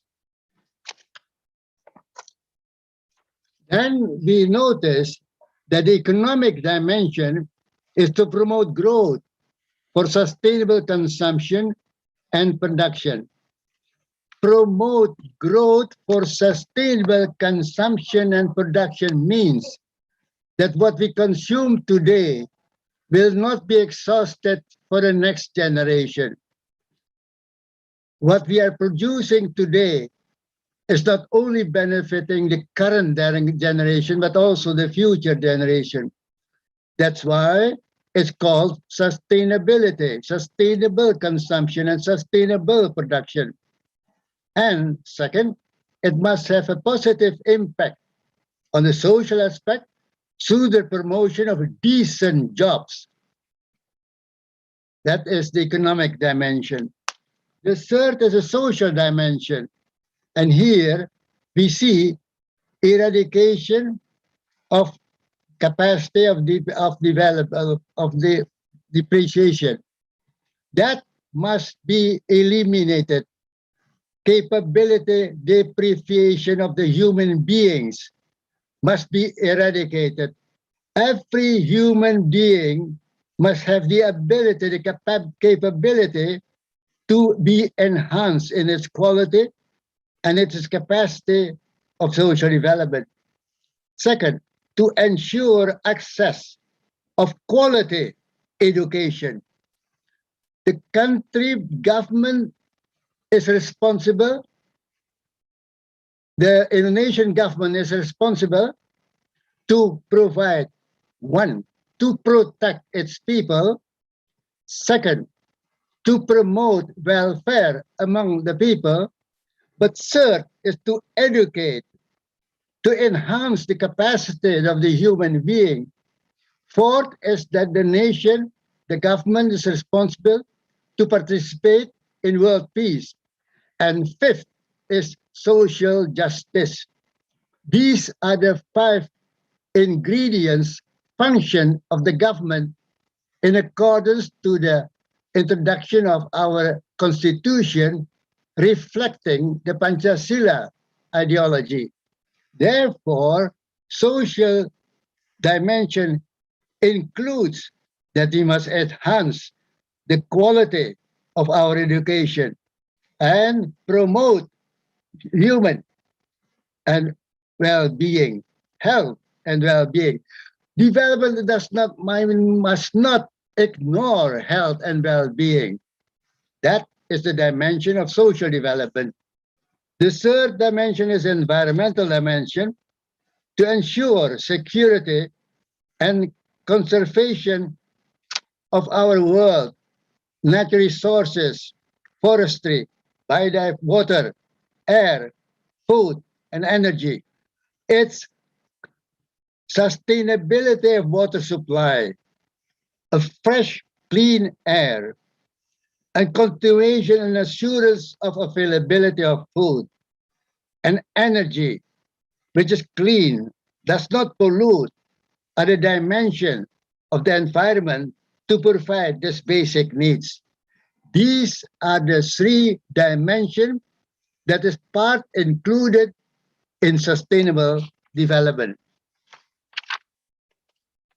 The key factor is the human being, the capacity, the productivity, the ability of the human being to raise its capacity of employing natural resource, raise the output of natural resource without depleting, without destruction of the natural resource. Therefore, the key notion in income growth is what happened with the productivity of labor. Labor productivity means that the capacity to produce by a human being using its capacity of intellectual analytical capability enable the human being to make output out of a resource without destruction, destroying the natural resource. Therefore, in sustainable development, it is not destroying natural resource exploitation. That approach is wrong. The approach in sustainable development is enrichment of natural resource through the use of human capacity, raising the output for the welfare of the human being. And what do we see? The growth of labor productivity in Indonesia.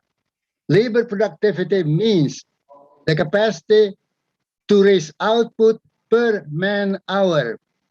Man per working hour must have the capability to raise its output, to raise the income.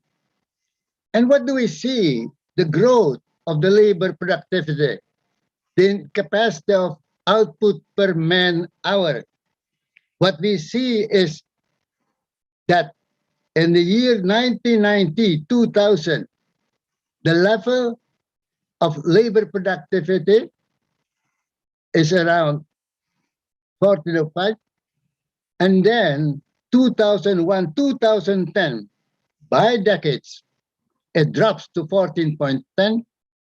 But 2011 to 2015, it drops to 917, and 2016 to 18 to 628. What does it mean? That the growth of labor productivity since 1990 till 2018 shows a declining pattern.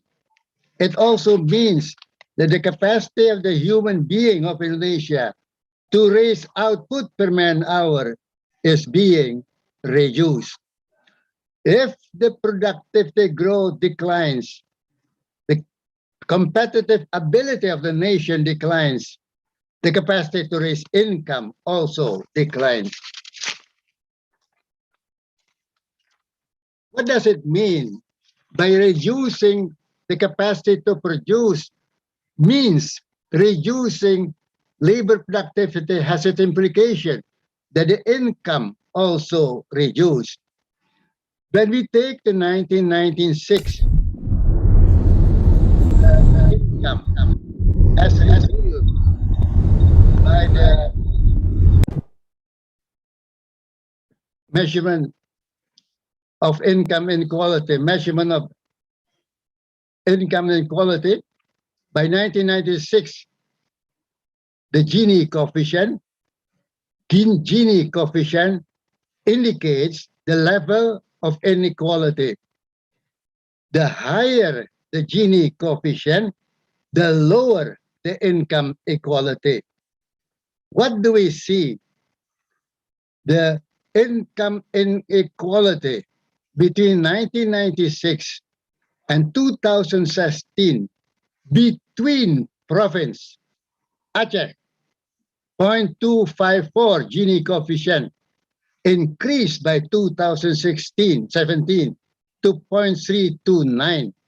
And so if you go down the list, North Sumatra, West Sumatra, all region shows an increase of the Gini coefficient in 2017 compared with 1996. What is worse is Java. Jakarta, 0.249 in 96 becomes 0.409, almost double. Central Java, from 0.259 to 0.365. And so if you go down the list, basically what it shows that the income inequality as revealed by the Gini coefficient, indicating the distribution of income between people of the province, all province in 2017 are worse in the income inequality compared with 1996, meaning that per province, the income is not improving the equality, but inequality is increased. What is behind all this? How do we meet the Sustainable Development Goal? What are the strategic factors? The key is Human Capital Index for health and education. The key factor is what happened with the Human Capital Index as revealed in health and education. If it does not improve, human being cannot improve, reach Sustainable Development Goal. Therefore, we are comparing the GDP, logarithm per capita at PPP level, purchasing power level, and compare it with the harmonized test score between health and education. The difference in the quantity and quality of schooling, survival, and health account for non-comparability of Human Capital Index across country, income groups. So, a harmonized test score is used, test scores that are made comparable across country. And the line that you see shows an average test score among nations. Countries below the line has a lower harmonized test score compared with above the line. When you see above the line at the top, Finland and Ireland is high on the list above the line. Indonesia is below the line and far way down, so that the Human Capital Index for health and education of Indonesia is far below the equilibrium level as revealed by the line, and way down, lower than other countries like Sweden, Bulgaria, than Ecuador, and other countries. Next, when we see the worsening Human Capital Index, is a sign of not meeting Sustainable Development Goal. The first is the level of Human Capital Index. The second graph is the worsening of Human Capital Index. And then what do we see? The dot reveals the Human Capital Index 2010. The arrow reveals human capital.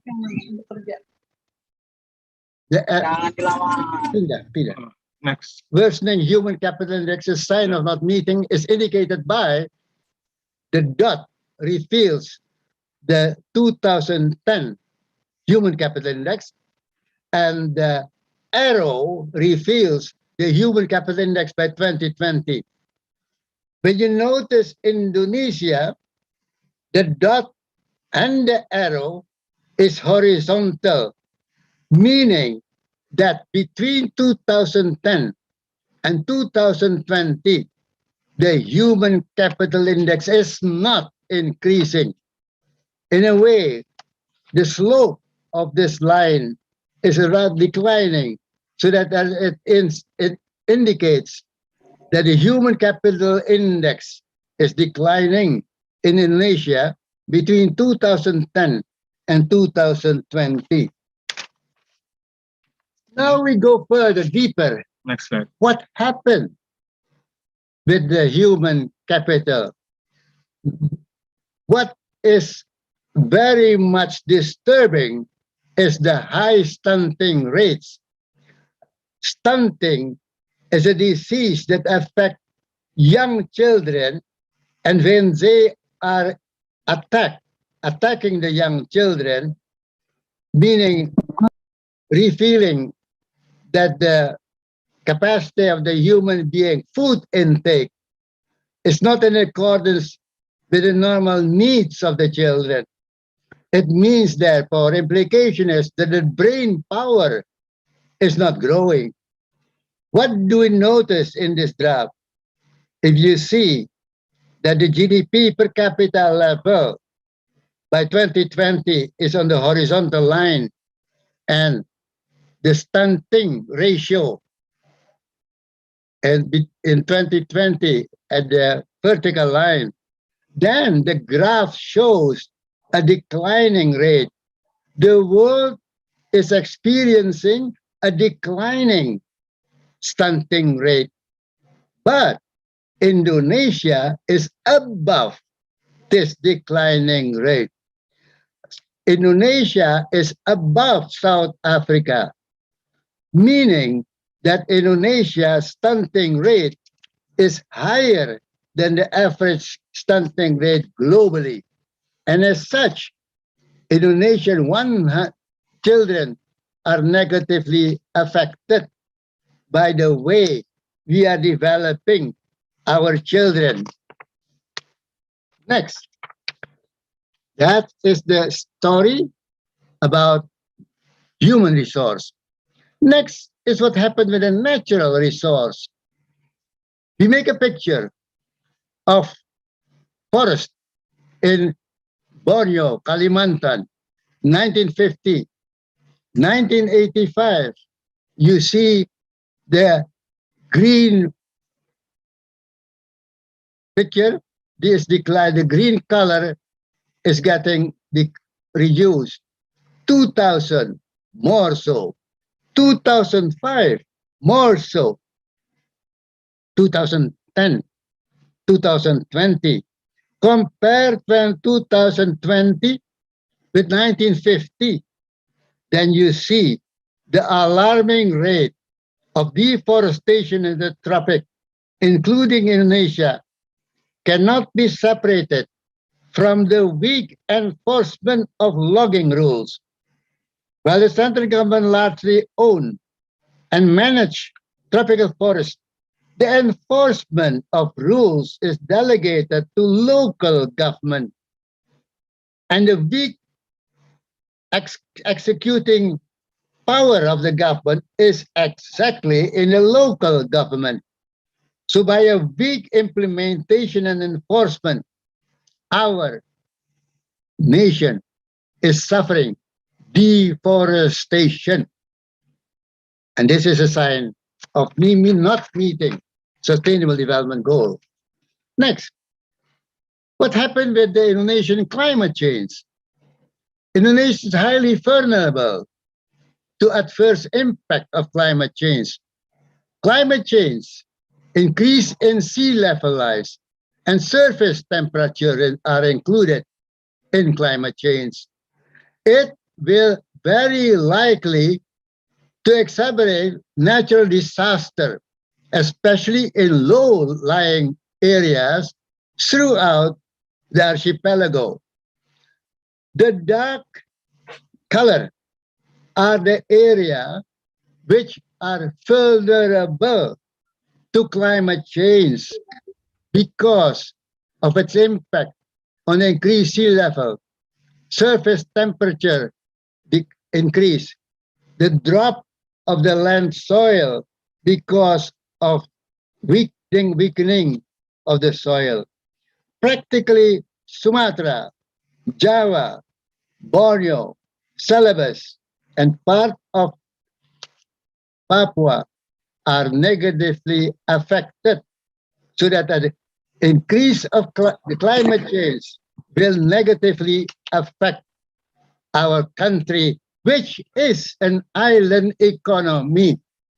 Climate change will not be affecting seriously a continent like Europe, like United States, like Africa, like Latin America. Climate change will affect seriously island economy. And Indonesia is an archipelago, an island. So climate change for Indonesia is more important than climate change for the United States or other continents. Next, what do we see as the key hazards of climate change? 80% will occur in Indonesia. 17% of the area will be affected by flood. 3.9 million will be affected by drought. And so the list goes on and on. Our nation, our people, our country, our islands will be negatively affected by climate change. So it's extremely important that the next Glasgow meeting, early November, in Glasgow, the Intergovernmental Panel of Climate Change meeting that is discussing the net zero emission of greenhouse gas to reach zero by 2050 must be supported by the Indonesian government, because the negative impact is much seriously for Indonesia compared with the continent of America, China, and the others. And second, by 2050, those who will be affected by the climate change is not the current generation. The current generations who are now 50, 60 years, by 2050 will be already 90 years, already, most of it already not alive anymore. But by 2050, the generation of 2015 who are now 15 years in 2020, they become the youth, the development power of our nation. It is the youth, the current youth who are now 15 years and up and down that will suffer Indonesia 2050 if we not support efforts to reach the net zero emission of the greenhouse gas by 2050. It's the young that will suffer, not us, not me. I will soon be out. The age is already too old. The current generation of 56 years will be gone.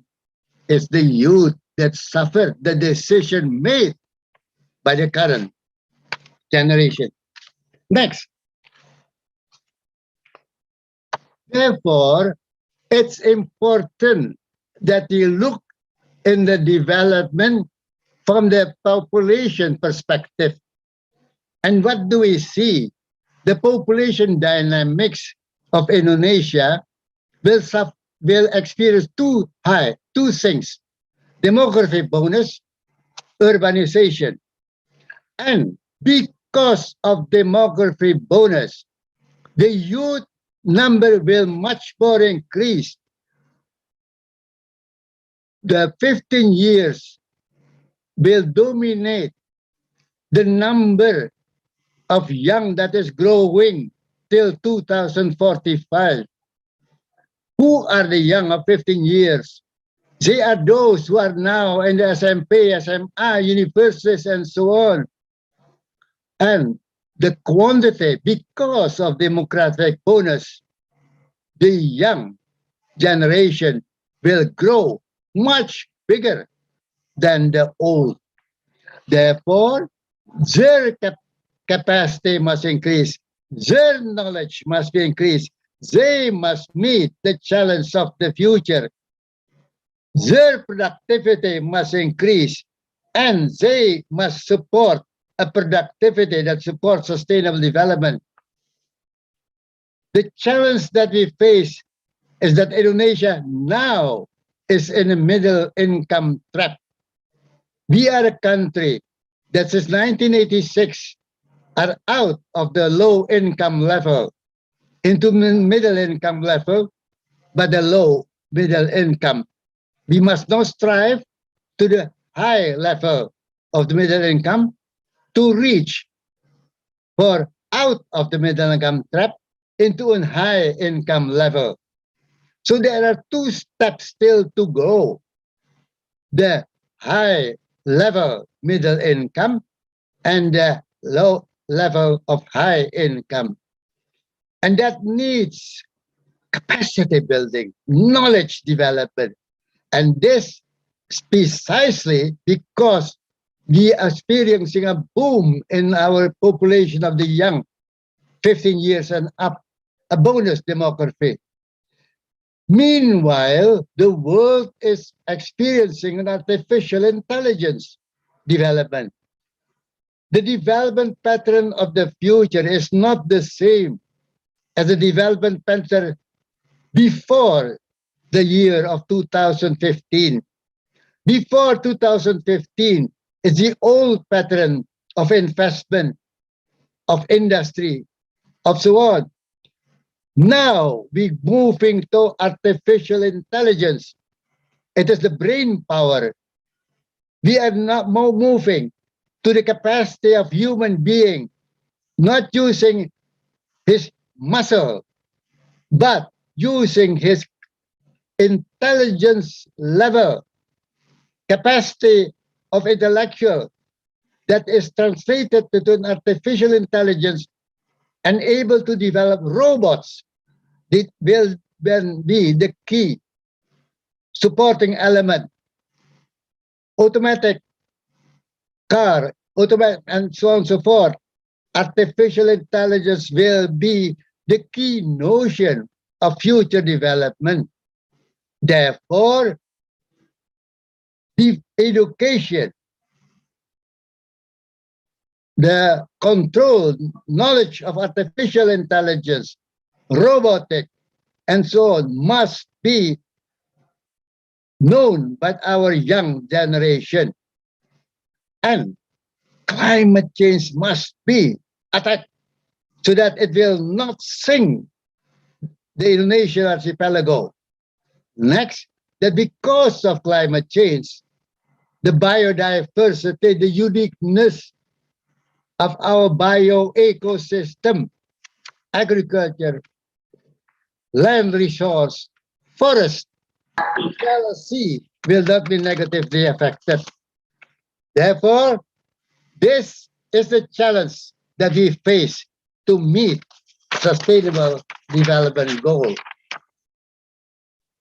In that context, what is the function of universities?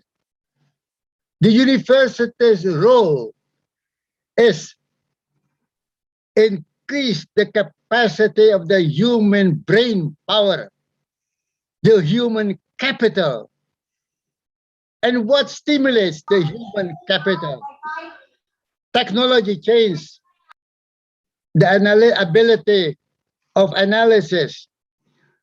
So, University Pancasila, as well as all universities in Indonesia, as well as the world, must look to the framework of sustainable development within an analytical framework that starts to raise through education by the university, either through imitation or innovation, raise the capability of technology development to raise the nation productivity. Output per man hour must be equal or more better than the developed country to support sustained growth and development.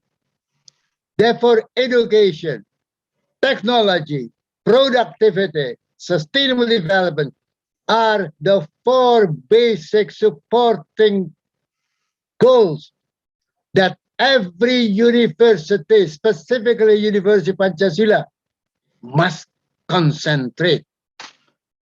The university is not creating intellectuals, creating those with degrees. The university is educating in order that our students control technology, raise the productivity to provide sustainable growth. In that context, I hope that this discussion, our seminar, our meeting to celebrate the University Pancasila University anniversary will absorb the message that we must change the way we educate, looking ahead, change the way we teach reading, mathematics, science, technology, engineering, and humaniora to meet the challenge of the future, which is basically based on human capacity, artificial intelligence, and robotics.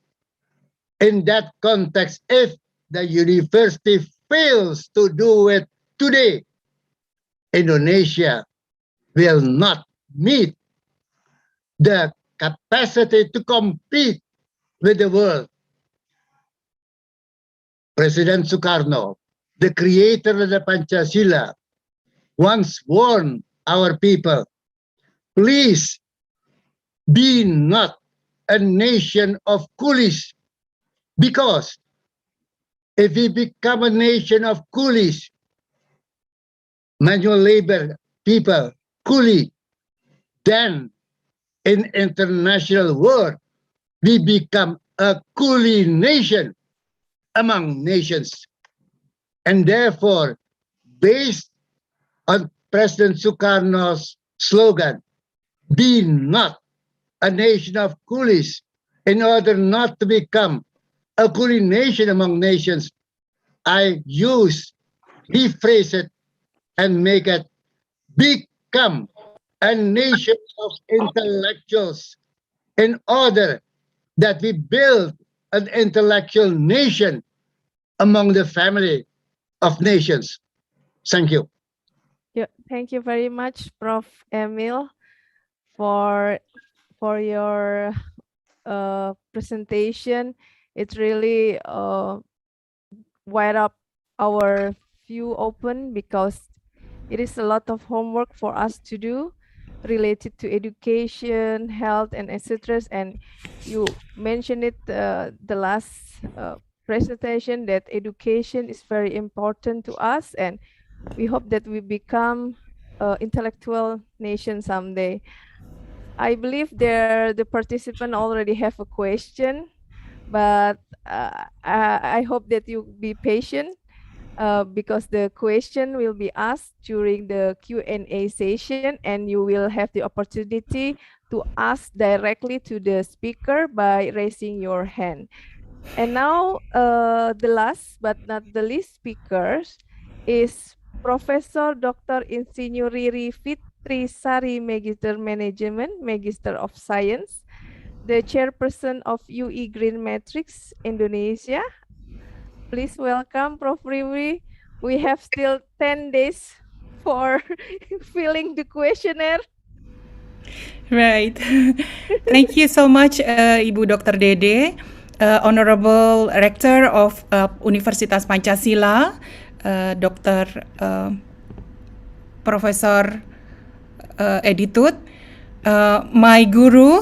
I'm very happy to see your exuberant smile today, Professor Emil Salim. We are all very happy to have your general lecture today, which is covering everything that is important for university worldwide, actually, to learn about Indonesian position, and you have been a legend for us. I would like also to greet Professor Dr. Siswono, and also Dr. Vivi, and also Professor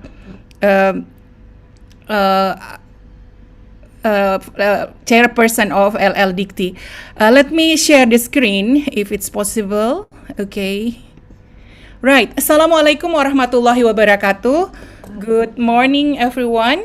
Greetings from UI Green Metric. I would like to report Professor Emil Salim, 11 years after our first meeting on announcing the UI Green Metric. We are still alive, and we are now having a lot of members and having a lot of national coordinators all over the world in order to show movement lead by universities in Indonesia towards our involvement and contribution of university towards the achievement of getting the SDGs to be realized.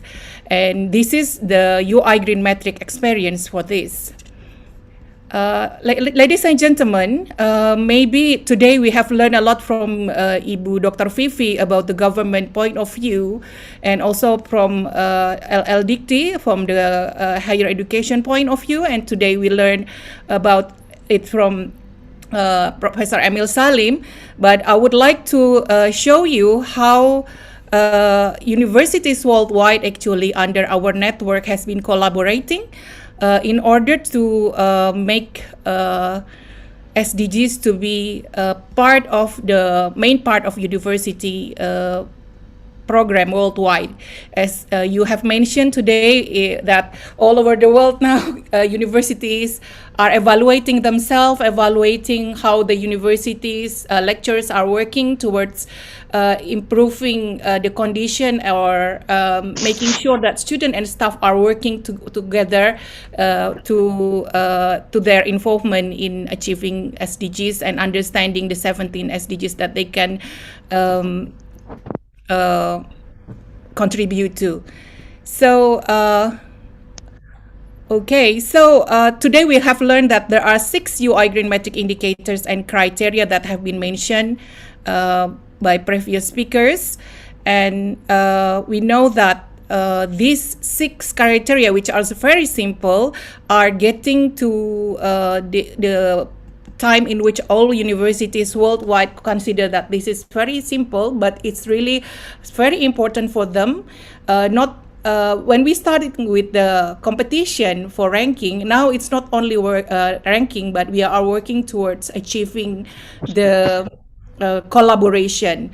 For example, if I might mention that in terms of education, we are now starting a global collaboration, the first one in the world, really working 7 universities from 4 continents, from Tunisia, from Hungary, Ecuador, Sao Paulo, Brazil, in Colombia, in Indonesia, and Sharjah University in United Arab Emirates. We are working towards educating students from all those universities with online course on sustainability, and this is one of the example of our collaboration.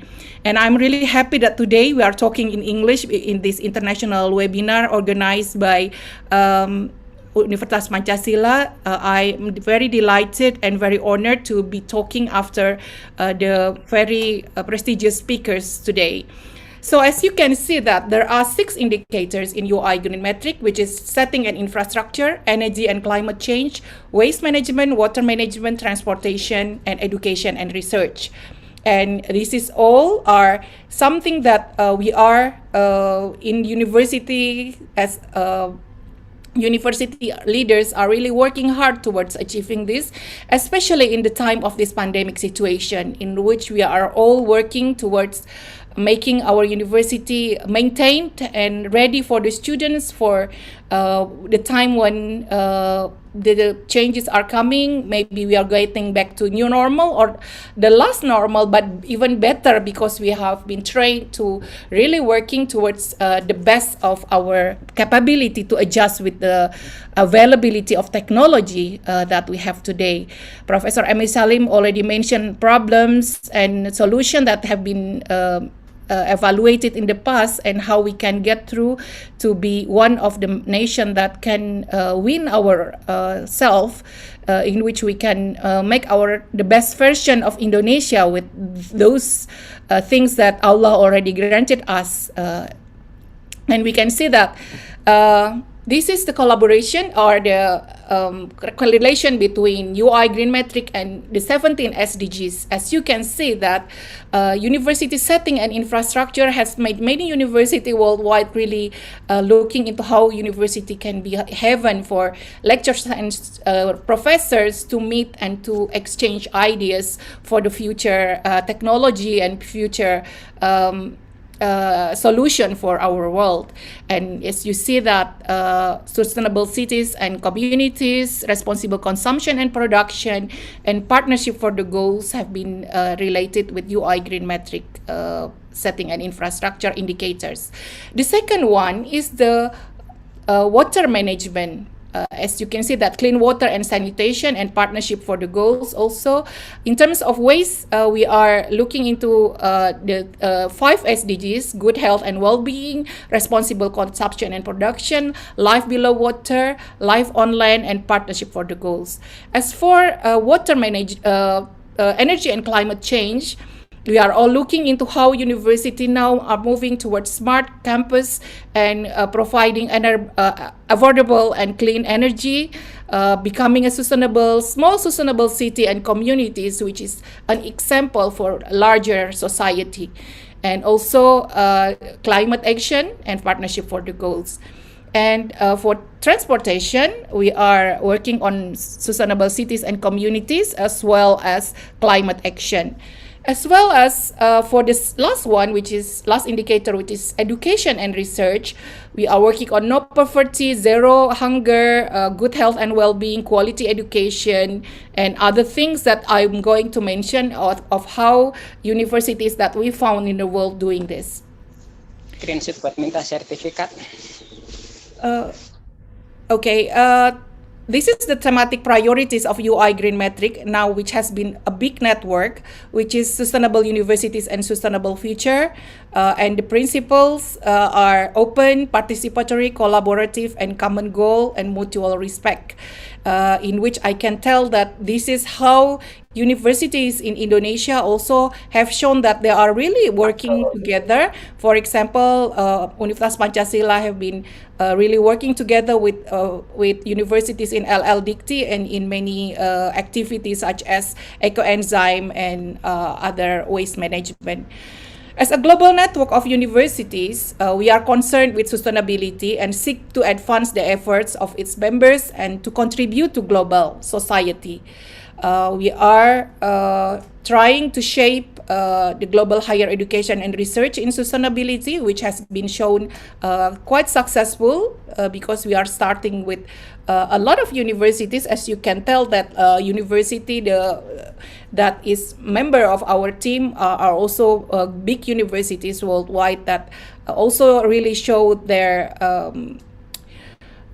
attention towards sustainability, such as Oxford University, UC Davis, Wageningen University, and others. And they are really becoming the coordinator or making universities on their country and region to work together for this.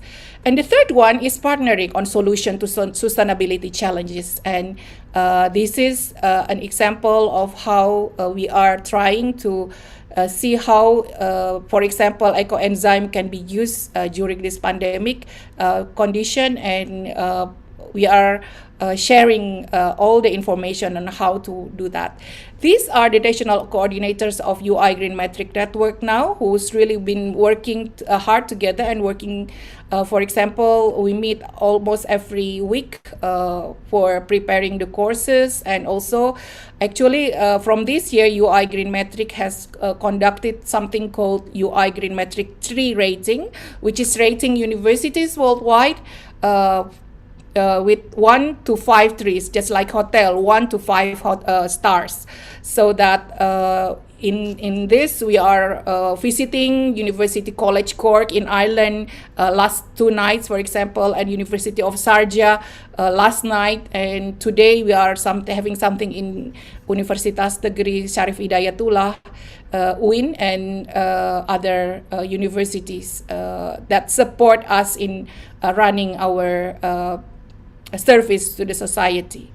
So when I asked to talk about the university effort on implementation, I will show you that UI Green Metric networks are working towards partnership for the goals, and all the information are available in UI Green Metric YouTube channel. As you can see that it's all open, and we are working together towards that. So, for example, our friend in Esposh in Chimborazo Mountain, last night we also met them.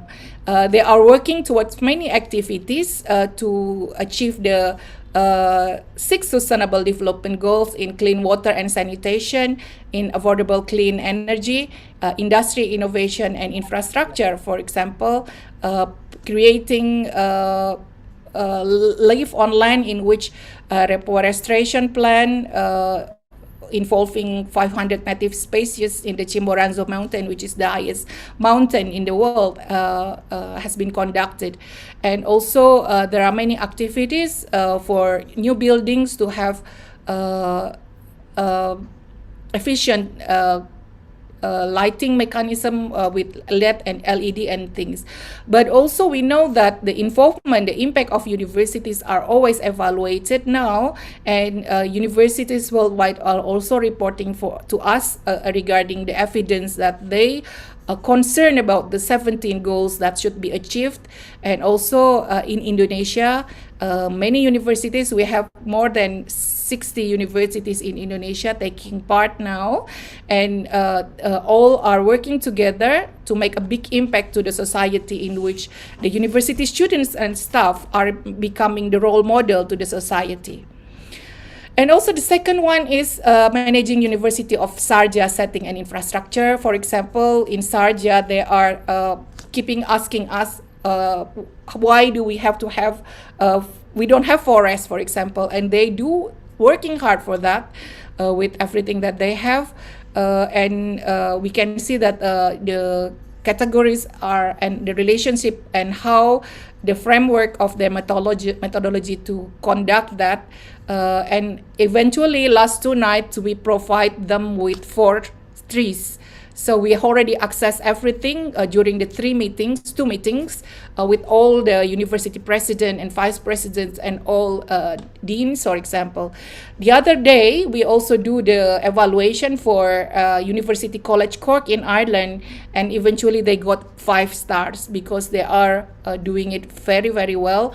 And all I learned is that when the university leaders concerned about this, then everyone is working towards that as the main activities, in which now all university and all participants, even now government, and also already stated that even villages, that we have to also concern about how to make sure that by 2030 the Sustainable Development Goals can be achieved. And it is all from our mutual effort together. And also when I talk about University King Mongkut in Thailand, they do that also in other Mahidol University, which has been the national coordinator of UI Green Metric in Thailand, they do that. And also our friend from Wageningen University, which is the best university this year for Green Campus, they have done a lot of improvement also in using electric cars, green gas, hydrogen, sustainable fuel blend, zero emission efficiency, improving traffic, the new driving method, optimal tire pressure, and many things that we can learn. And then also many universities worldwide also working together on having this at the same time. So our friends from Hungary, the national coordinators, also do a lot of things in light of the sustainability program in their university, and also in Dublin City University, which I have visited last few years, which is really showing that the focus of the university leaders is to make sure that the university facilities and staff, and if you can say that the soul and the infrastructure, physical infrastructure, are ready to be supporting things that Professor Emil Salim told us today, that we must prepare the human resources that understand that our environment have limit, and we have to balance that with economic and social adjustment on that. So this is for El Bosque University, our national coordinator from Colombia. They are also making sure that healthy food, sustainable tourism, clean transportation, education for sustainability in Amazon River and things are keeping up in being mentioned. And at the moment, we are working towards programs for some students are in our team. International team are working towards circular economy and symbiotic life cycle mutual project on students that are doing the three credits that they get. What other programs that have been conducted in UI Green Metric? If you would like to see that we have come into many resources. We have books that you can download from our university, our website. Just Google Green Metric and you can get how university manage sustainable universities during COVID-19 pandemic. For example, now we are making sure that universities are classes are opening, have an opening possibility of our exchange 6 times per hour, for example, to ensure that we have a clean air. And also we have a lot of teaching and learning and working in sustainable university and food sufficiency, sustainable university and waste management, in energy and climate change and well-being in sustainable university, in which we know that this is something very hard that we have to make sure that the learning loss are not happening, and also the emotional situation of students and staff are keeping maintained to the highest level so that they still could learn and be enthusiastic in learning. Well, these are many activities that have been conducted by UI Green Metric all through this year alone, and you can see that in all countries. We also have conducted many activities in in Iran, in last night in Mexico, and in Hungary, and in many countries in which we have national coordinators. So as you can see that we have also activities such as Environment Day, in which we do the universities in Indonesia, 11 universities pour ecoenzyme to the body of waters in the university. As we know that restoring is something that we need for our environment now. And also sustainability and resilience of coastal management programs, for example, in I think in ITS the other day, and you can see that there are so many things in Russian university, and it's all like because we are using this technology, we can reach many and more people all through the world, and it's all organized by Universitas Indonesia Green Metric. And I think it has been a good year with this, and we know that there is always blessing in disguise. And once again, I would like to thank Universitas Pancasila for the opportunity to talk after my real guru, Professor Emil Salim, with his exuberant smile. Thank you very much, sir, for always being with us with your energy. Ladies and gentlemen, and all university leaders, all students and staff, everywhere. Once again, I would like to mention that this year, the closing of UI Green Metric questionnaire is on the 31st of October, in another 10 days, so 2 weeks to go. But I'm sure that Universitas Pancasila have also been working very hard to improve from time to time, and you see that students and staff are feeling that universities are changing. Universities are something that we would like to go back and return to when the situation are getting back to normal. Ladies and gentlemen, I think that is all from UI Green Metric. Thank you very much for the opportunity, and best wishes for all our programs, hoping that our country, our economy, and our society will go back to the situation in which we can catch up those things that we have lost, and we are going to be the winner of this condition of disruption. Thank you so much. Wassalamualaikum warahmatullahi wabarakatuh. Waalaikumsalam warahmatullahi wabarakatuh. Thank you very much, Prof. Riri, for your outstanding presentation. And as you mentioned, we still have 10 more to go. until we fulfill. And I would like to invite all of the speakers in the screen, because we have now the Q&A session.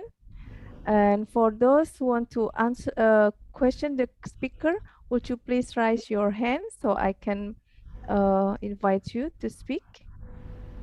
Okay.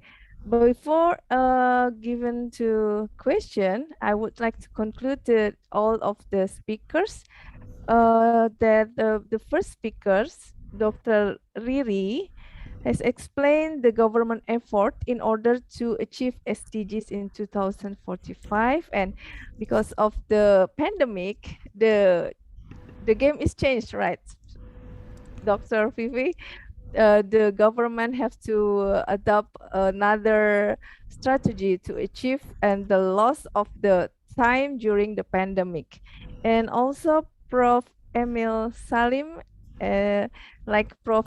Riri said, that our guru, if I can claim also, explain about the constraint and problems facing for sustainability of Indonesia to implement or achieve SDGs in Indonesia. And Prof. Riri described the UGI Green Metric contribution in effort to achieve SDGs by networking. And we can see that now still growing. By networking, collaboration, university worldwide. And now we have two participants who will ask to the speaker, and I would like to give Dr. Dino for the first opportunity. Please, Dr. Dino. Thank you. My name is Dino Rimanto from Pancasila University, Industrial Engineering Department. Thank you for sharing the information. My question for Professor Emil Salim. First, as explained in the presentation, there is a significant deforestation in Indonesia. Is there a possible increase in deforestation problem related to planned relocation of the Indonesian capital to Kalimantan? And secondly, the human capital index in Indonesia is still low. Is it possible to increase the human capital index if it associated with the current COVID pandemic situation? And the last is, what are the main factors causing the difficulty of increasing the human capital index in Indonesia? Thank you. Okay, and now we would like to ask Pak Parwijanto. Thank you for the chance. I just want to express my opinion. You know, I have attended various webinars both from home and abroad. It's too many theories, but it is hard to be executed, you see. I just wonder whether this university can take such things. You know, I involved in consultant since 1964 up to now, when I was involved with many engineers. But most of the fresh engineers usually cannot practice, you see. It's only theory. Just now, it's like Pak Emil Salim, my respects. It's very good, very wonderful about the theory. But in practice, it is very hard. So what's the way out to implement that? Sorry, my English is too bad. That's all. Thank you. Thank you very much, Pak Parwijanto. I assume that the question is for all speakers. But now I will ask Prof. Emil Salim to answer the first question from Dr. Dino about increasing the LGP. Please, Prof. Emil.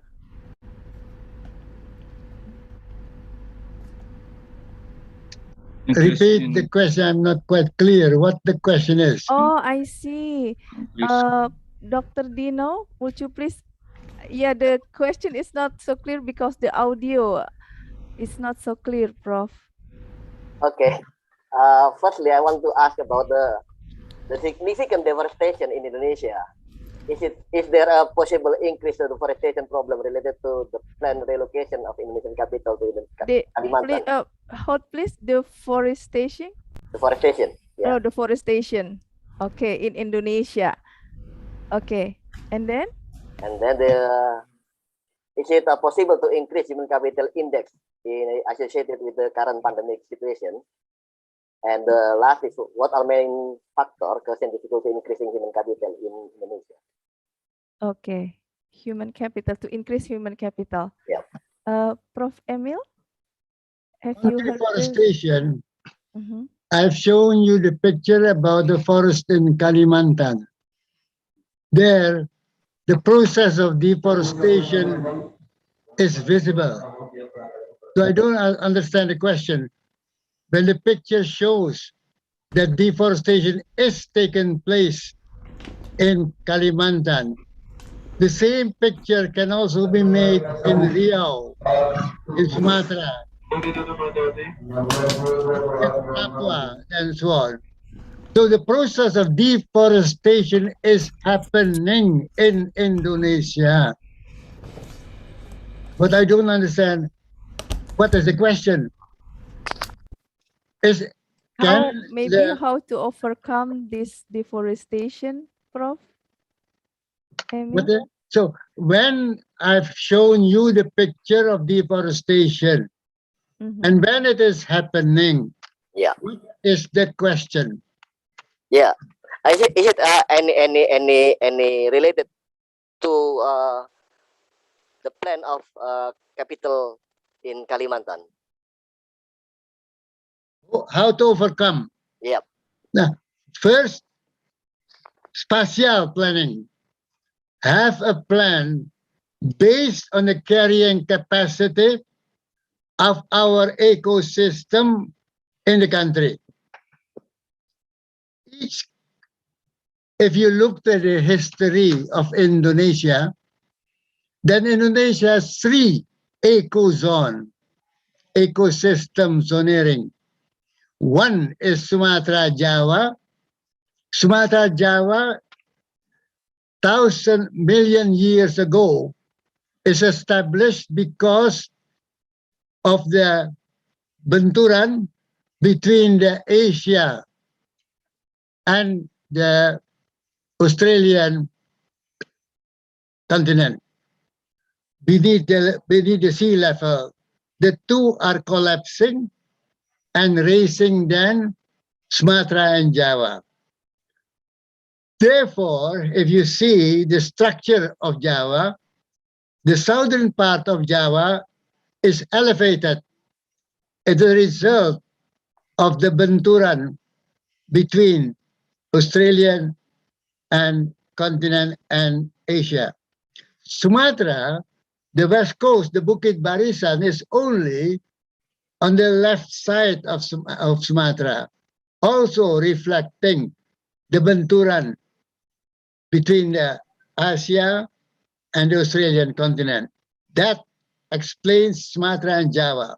But Kalimantan is not a result between the benturan between the continent.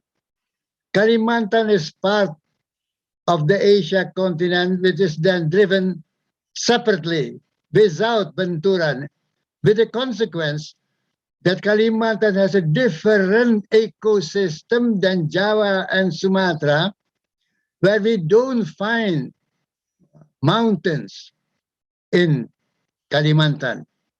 East Indonesia comes from the Pacific Islands, and they are a group of islands, which is a different ecosystem. So Indonesia has 3 major ecosystems: Java, Sumatra, Kalimantan, and East Indonesia. Therefore, the character of each of these ecosystem zones are different, requires a different approach of development. A development based on land exploitation, which is based on a mountain like Java, Sumatra, cannot be applied in Kalimantan, which has no solid soil, no mountainous soil. It is gambut, peatland. Peatland is water, and then you have grass, and then you have years, 1,000 years later, the peatland becomes batubara, coal. 1,000 years later, coal becomes oil, and later becomes intan, diamond. That's why Kalimantan has batubara, has oil, and has intan. But Kalimantan has no soil for food production like Java, Sumatra. East Kalimantan Islands has a different. There's a Wallace line between Kalimantan and Sulawesi. And the part of the Wallace line to the east has a different ecosystem. Therefore, you won't find elephants in East Indonesia. You find small creatures like the Kangaroo. monyet kecil, and so on and so forth. Maleo, burung. You don't find elephants, tiger in East Indonesia. My point is Indonesia consists of 3 ecosystems with 2 different time zones, with 2 affecting oceans, the Pacific and the Indian Ocean, affecting the stream, and in the archipelago where we have continuously sun. Don't treat islands as if it is one ecosystem. What can work in Java and Sumatra may not necessarily work in Kalimantan or in East Indonesia. Therefore, planning of development in these different ecosystems requires spatial planning, planning of space based on the carrying capacity of the ecosystem. And on that basis, then you plan. If you treat Kalimantan as if it is Sumatra or Java, you destroy the forest. If you plant in Papua rice field by destroying the trees that provide sago, sago is carbohydrate, rice is carbohydrate. Why changing carbohydrate forest that is consumed by the local people in Papua into carbohydrate rice field? Why? It's a different ecosystem. So the way we are developing food security, the way we are developing our physical country is not sustainable. Okay, thank you very much, Prof. Emil Salim. Maybe Dr. Dino can understand the answer that, like Prof. Emil said, that we need spatial planning to overcome deforestation.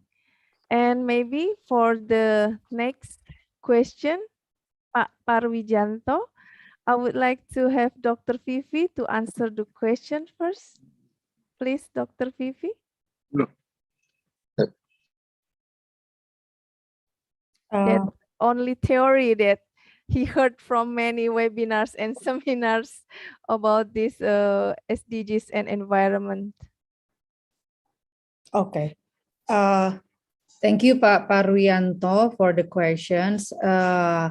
The theory, the concept, and also all the framework that we've discussed is actually is a beginning, yeah, which need not only a commitment for the implementations. We are currently in the decade of actions of the SDGs, meaning that all of those concepts and the framework need to be implemented. So the strategies that I mentioned in the presentation, for example, including expanding the collaborations and localizing the SDGs is the strategies in order to really implement. Because at the end, we have to show to the world, reporting to the global on the progress. Pak Emil Salim already put some report of Indonesia's among the global context, which shows that actually other countries is also moving. Yeah, in many cases they are moving, going up, like in our peers countries, Vietnam, Philippines, and so on. So if we are moving, it means that we need to really put an effort for collaborations. Otherwise, the accelerations toward 2030 could be off track. Yeah. So I always say in Indonesia word tahu, mau, mampu. So if you know the theory, meaning that you need to commit on the implementations, and at the end you're able to make other people think and also able to do it. So that's the thing that I think the objective of this webinar is talking about how to really implement, not only on the concept. And the universities, at the end, I really happy about the progress that Ibu Riri mentioned.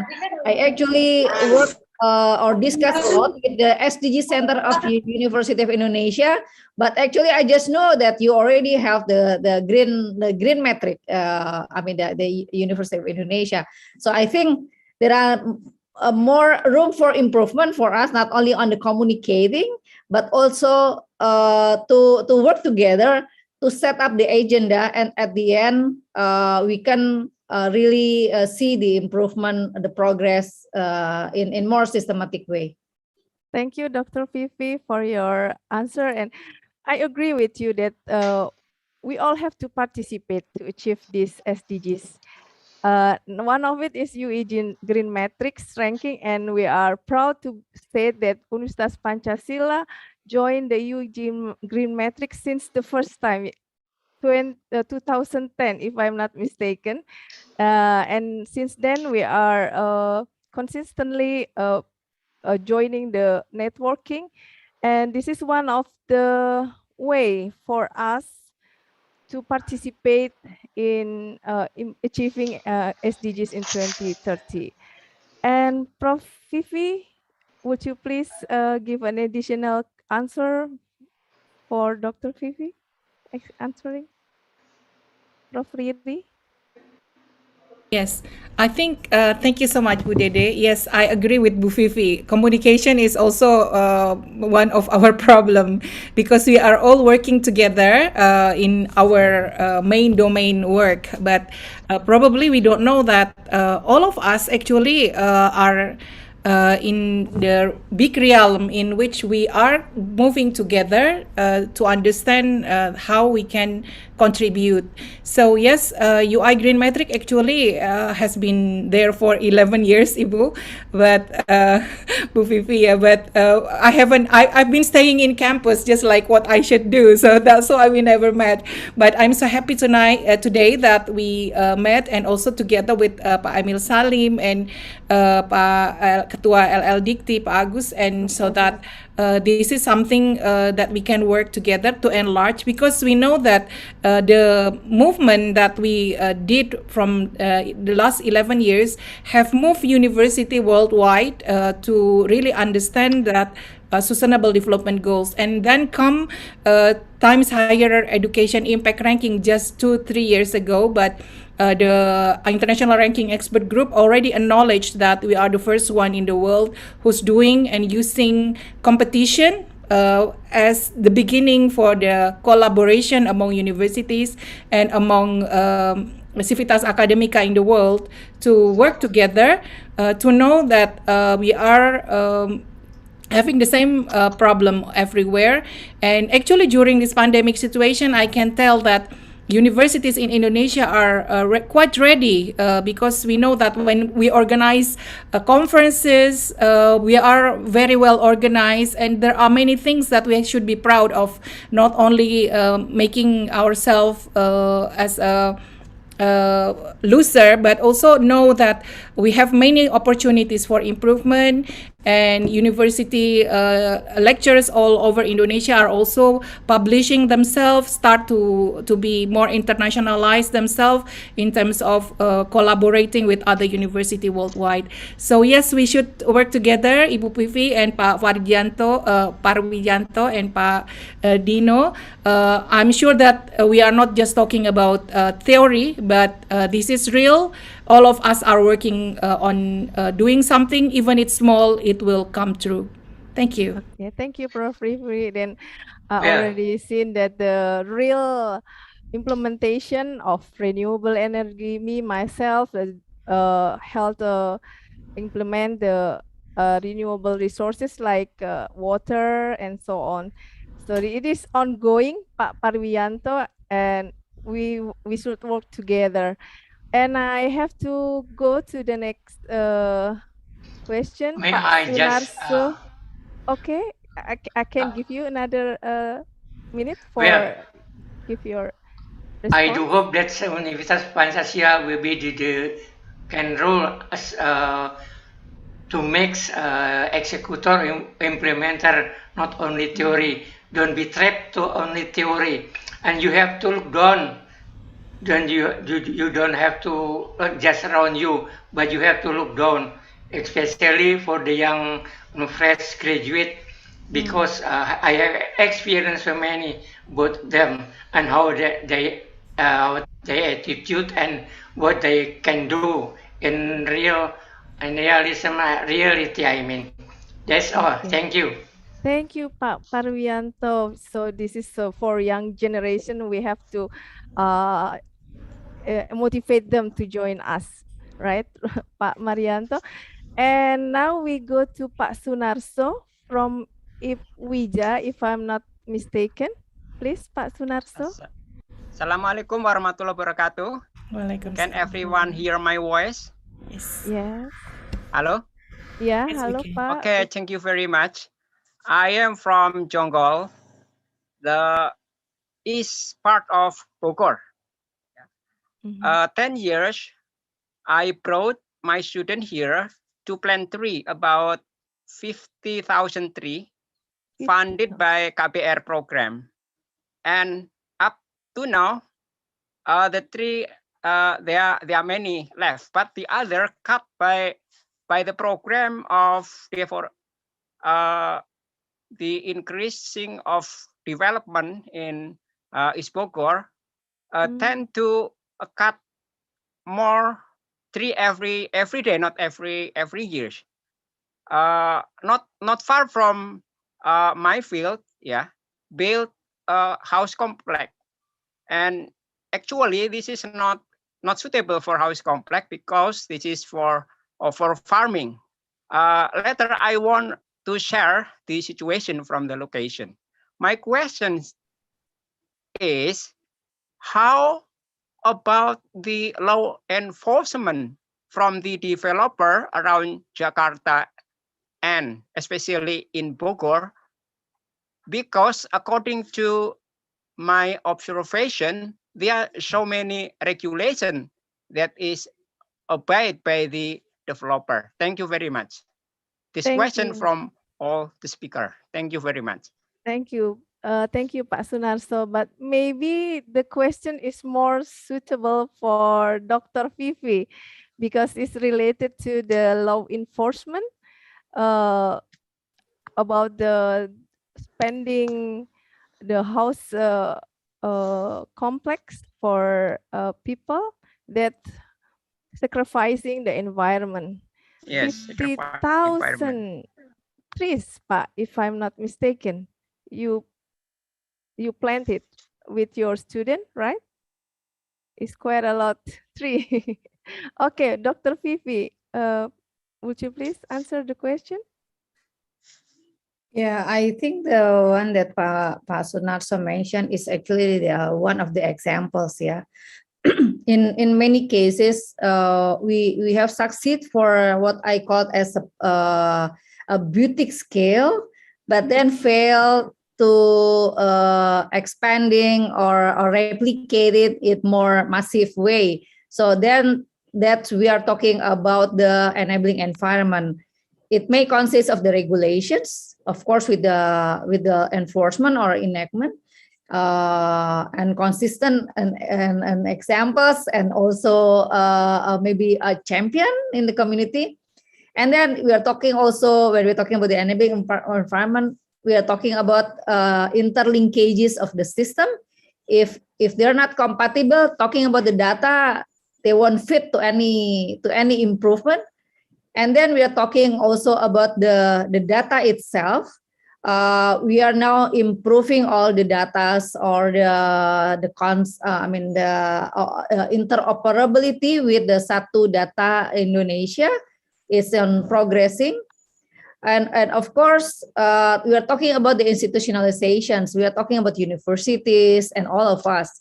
So I do hope that within the next 9 years, not less than 10 years, we could work in the same agenda, which is the SDGs, wherever we are working. We are now revising the National Action Plan by involving more businesses and NGOs and also universities. And in fact, many of them already work in related with any goals of the SDGs. So the action plan is one way to identify, to collect all the activities that have been put by many stakeholders. By doing that, we could have a consolidated reference and do some analysis in terms of the gaps, be it at achieving the goals, in the financing, as well as in the locations. And working together, of course, through the localizing with the local governments and local universities.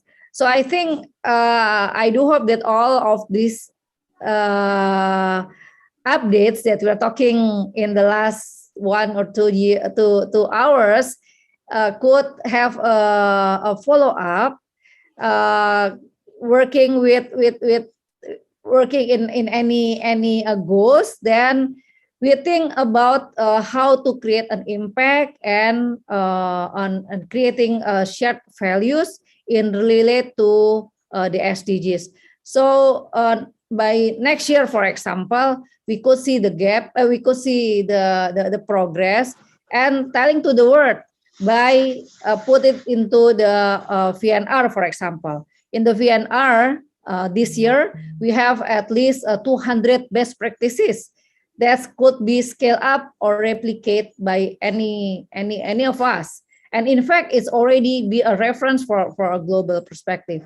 So again, Pak Sunarso, happy to have a share from you. Now we are developing more interactive dashboard, so you could put the good examples in our dashboard as well.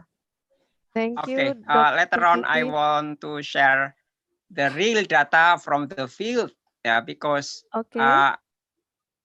according to the news, Bogor will be divided by 2 or 3.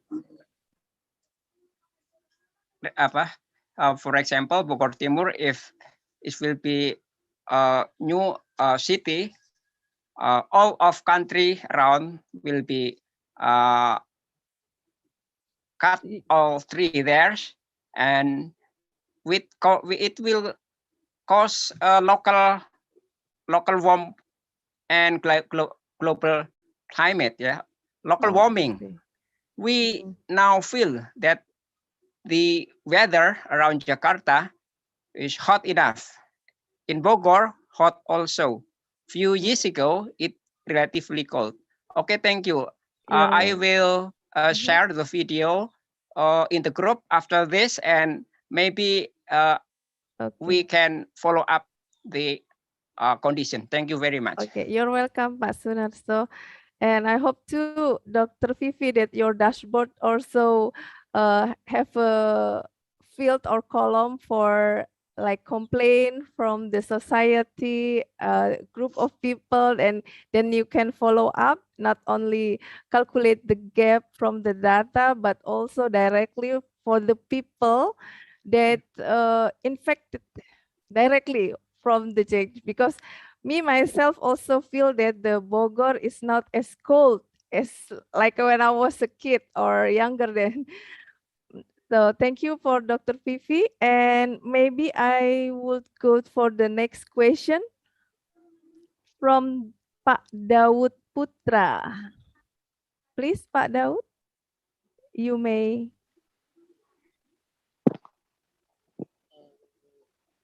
You may ask your question. Okay. Hello, good afternoon, everybody. My name I is cannot. Okay. Please speak louder. Yes. Can you all hear my voice? Yes, yes. Now I can. Okay. Hello, good afternoon, everybody. My name is Daud Putra Karisma. I'm a student of Pancasila University. I'm from engineering faculty. I want to ask about human capital. What should be the role of a student to have a good human capital? Thank you. Human, pardon me?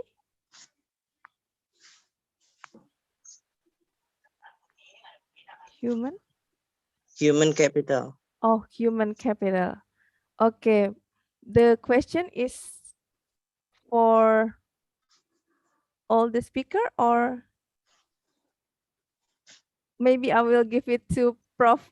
Emil first to answer the question. Prof, would you please?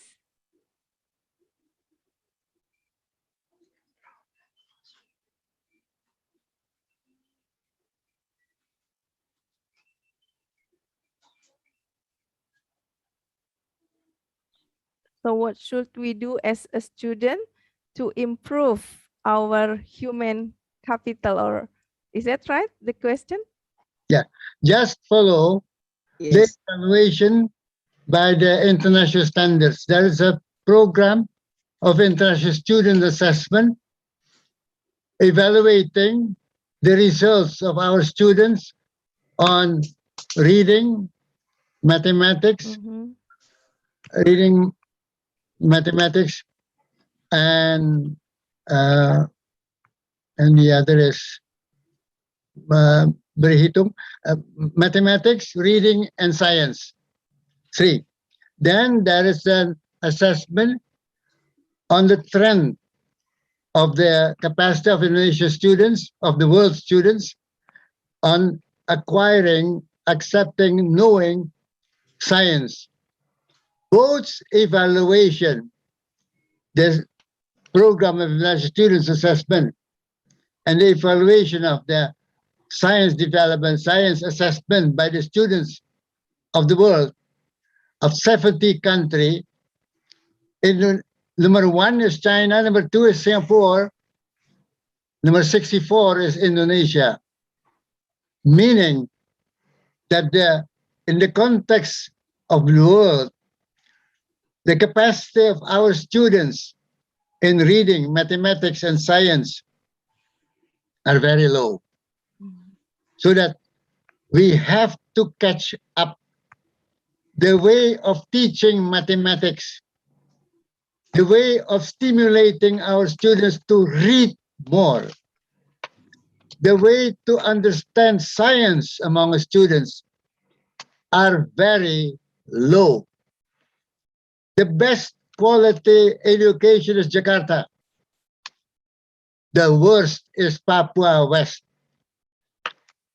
And if Jakarta is compared with Vietnam, then the quality of education in Jakarta is almost even less than the quality of education in the rural area of Vietnam.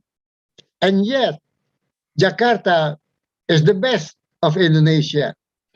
So you can see that the quality of education, human resource development, since years, decades, the quality is very low. As such, when the world is moving to Industry 4, Indonesia capacity of human capacity, intellectual capacity, is in Industry 2. We are not at the level of getting know how to develop Industry 4. So we have to catch up. The young generation have to catch up. Meanwhile, we have a bonus demography. So in quantity, the number of our young students is growing. In quality, we are very much behind. Number 64 of 70 nations. Therefore, we should focus on human resource development in terms of education and health.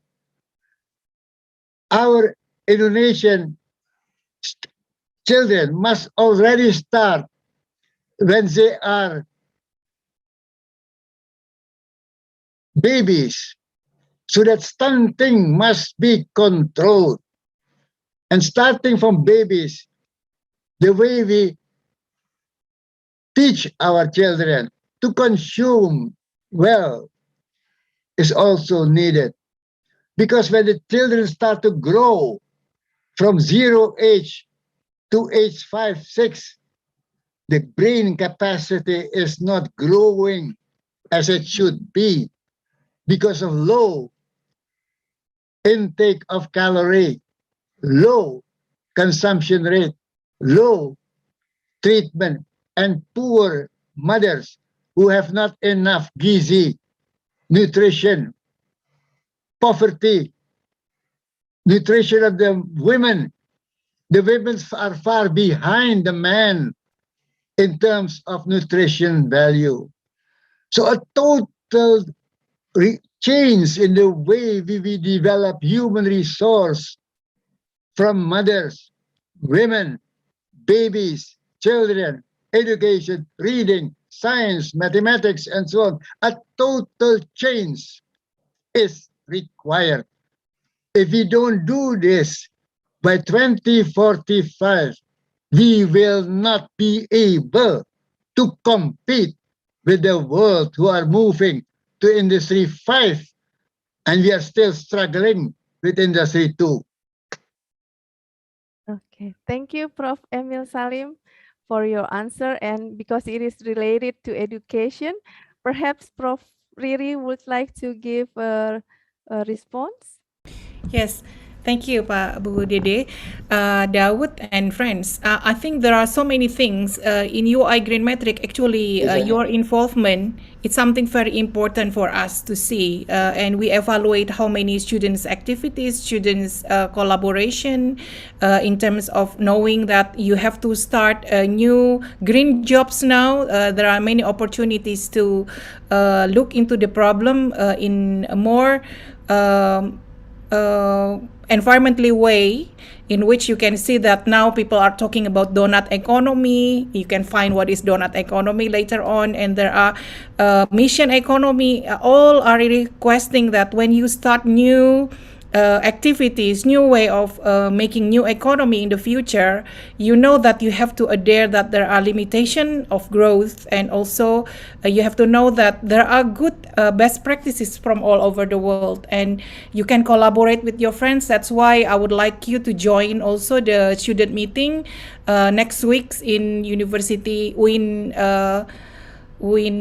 Raden Intan in Lampung, but it's all online now. But students leaders are invited and hoping that they are keep up the health procedure. But I'm sure that once you know that there are many things, you don't have to limit yourself, but you can learn from others, because when you start economic activities and start green jobs now, you can see that there are open open world in which you have to compete, but we have a very big market to cover, so that we have to see it optimistically that we will be the winner and we will be in charge in our country for the development of our community.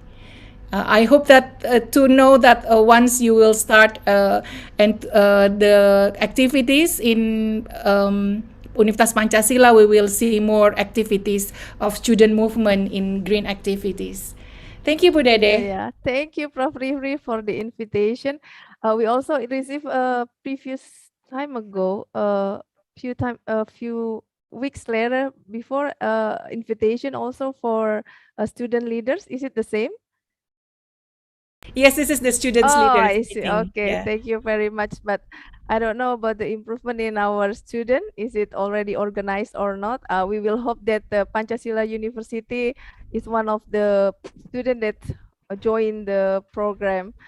Okay, Prof. Riri, Prof. Emil Salim, and Dr. Vivi. It seems that all the participants already asked their question, or perhaps there is still question, you can ask to the email or maybe chat, because no one else here raised their hands. And I think thank you very much for all speakers for the fruitful presentation and also discussion in this morning seminars. And thank you very much. I will give the time back to the host. But maybe the first is giving the certificate. Is it right?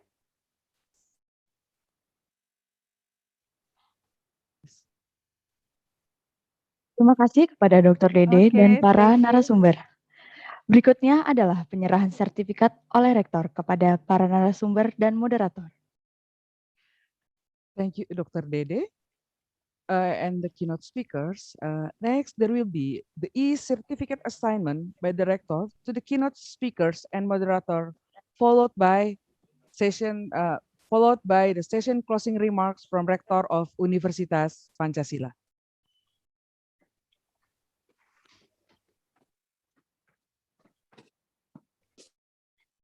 Yang pertama, Dr. Vivi Yulaswati, MSc. Caranya gimana? Gimana caranya?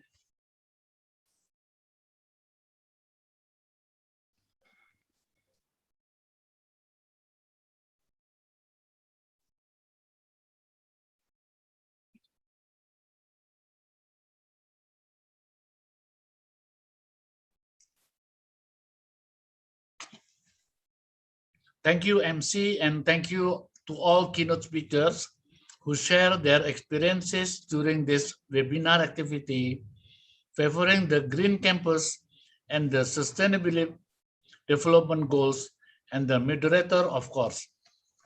First, Dr. Vivi Yulaswati, MSc. Please accept this digital certificate I've provided you. Thanks for your time. Thank you very much, Prof. Next, Professor Dr. Agus Setia Budi. Please accept this digital certificate I provided you. Thank you for your time.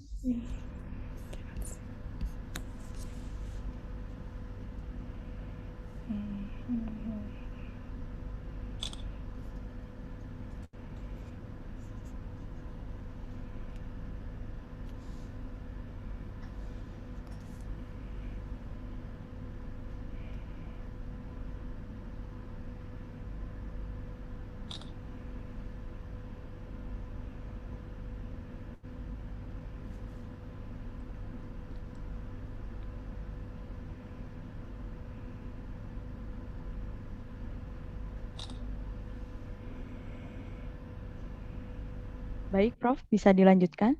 Untuk yang ketiga, Profesor Emil Salim, MA PhD.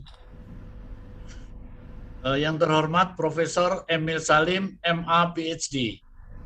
Please accept this digital certificate I've provided you. Thank you for your time. Thank you. Ya, Pak. Yang keempat, Profesor Dr. Insinyur Riri Fitrisari, MM MSc. Profesor Dr. Riri Fitrisari, MM MSc. Please accept this digital certificate I've provided you. Thank you for your time. Terima kasih banyak, Prof. Editut.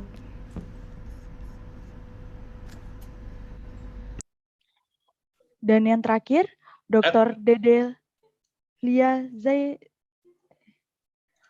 At last but not least, for the moderator, Dr. Dedelia Zariatin, STMT, please accept this digital certificate I've provided you.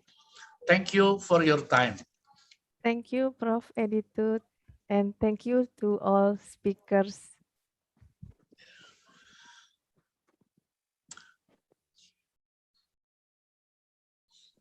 Now, I would like to do the closing remarks. Assalamualaikum warahmatullahi wabarakatuh. Good day, ladies and gentlemen.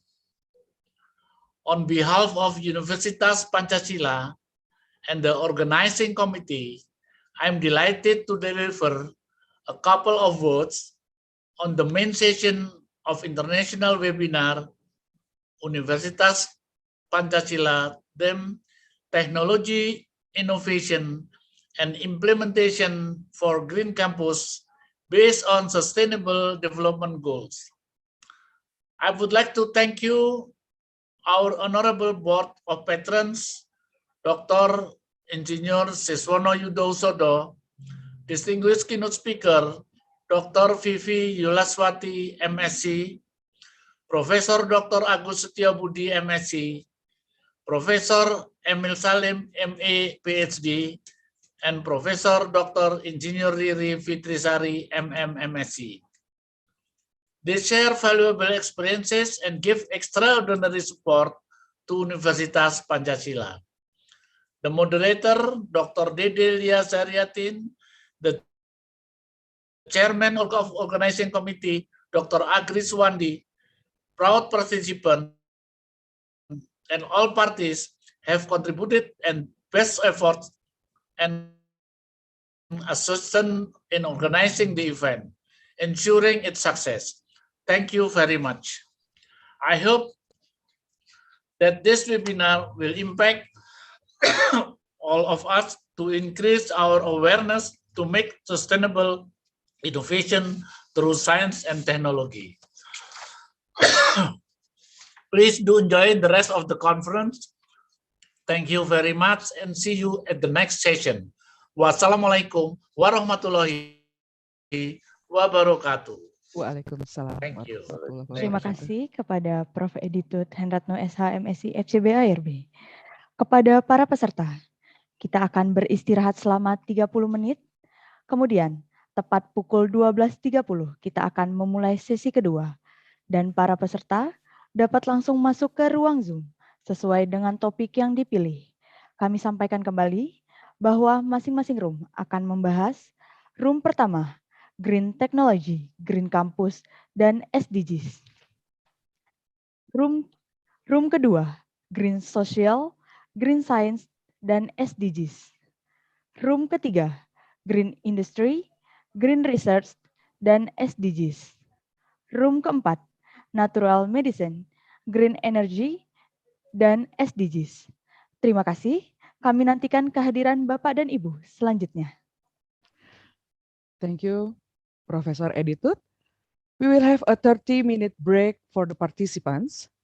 Then at 12:30, we will start our second session, and the participants can go directly to the Zoom room according to the chosen topic. We reiterate that each room will discuss Room 1, Green Technology, Green Campus, and SDGs. Room 2, Green Social, Green Science, and SDGs. Room 3, Green Industry, Green Research, and SDGs. And Room 4, Natural Medicine, Green Energy, and SDGs. Thank you. We are waiting for you in the room for the second session. Wassalamualaikum warahmatullahi wabarakatuh. Terima kasih Ibu, Bapak, Bu Riri, sampai ketemu Bu Dede, makasih. Assalamualaikum. Terima kasih banyak Pak Riri, terima semuanya, kasih. Bu Dede, Bu Kiki, Ibu, semua terima tim. kasih. Selamat siang. Selamat siang. Terima kasih Prof, Bu Riri dan semuanya. Terima kasih. Dede, sukses ya. Sukses, Bu Iya, Dede, Bu makasih. Novi. Luar biasa semuanya ya. Salam sehat. Salam sehat selalu. Pak Nining, oke. Ya, Mbak Pocut. Sekali, ramai sekali Bu.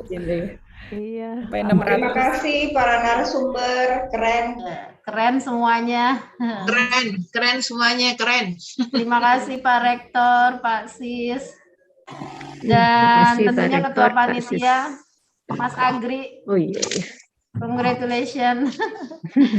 Sukses. Bagus. Sukses ya. Pak Edi, Pak Para Sis, MC. sehat-sehat selalu. Amin. Izin live ya Bapak Ibu. Silakan. Sekarang kita live dulu ya. Iya Ibu, silakan Ibu. Prof Riri. Halo, Izin, buat yang main session nih nggak ada link material, link presentationnya ya. Halo, Iya. daftar hadir, Ibu. Ini akan ada di Sesi kedua, Pak. kedua, Pak. Tadi sudah Oh, oke. disampaikan. Jadi yang main session memang nggak ada daftar hadir ya. Iya, Bapak. Oh ya udah baik. Terima kasih. Terima kasih, Selamat Bapak. ya. Terima Terima kasih kasih sudah Pancasila join. sukses selalu ya. Ini kita live meeting ya. Iya, Izin Iya, live baik. ya, Bu Dede. sama-sama Nanti Ibu. jam berapa lagi ya? Jam 1 ya, Bu ya? 12.30. Oh, 12.30 ya. Oke, saya di room 1 jadi bisa milih langsung ya. Bu Dede. Iya, Ibu. Masuk room satunya gimana, Bu? Nanti ada linknya, Bu Dede Pak. apa kabar? Oh, nanti linknya saya kira udah ada. Iya, linknya sudah ada, Pak. Nanti akan di-share via WhatsApp grup, Pak. Oke deh. Oh, gitu. Ya, terima kasih. Jadi Iya. mau izin Bu Dede, kita live meeting nih. Iya, mungkin panitia bisa bantu jawab. Ada live. Iya Bu Dede. Bukannya lewat Zoom ID yang tadi grupnya pagi, sudah Bu. penuh. Maaf, yang main session yang 897 itu, Bu. Oh, ini sudah di-share, Ini Pak. ya Ada sudah di- di-share ya. di grup WA maaf. sudah di-share. Maaf ya. Ini ada juga di-share di chat, Pak, untuk masing-masing roomnya. Ya, WA grup juga sesuai sudah dengan sesuai dengan topik yang Bapak inginkan. Gitu. Terima kasih Bapak Ibu panitia. Prof Shirley sudah menyempatkan di tengah asesmen S3. Iya, karena menarik. Bagus. Terima kasih Bu Prof. Saya izin Terima pamit. kasih. Assalamualaikum Bapak Ibu.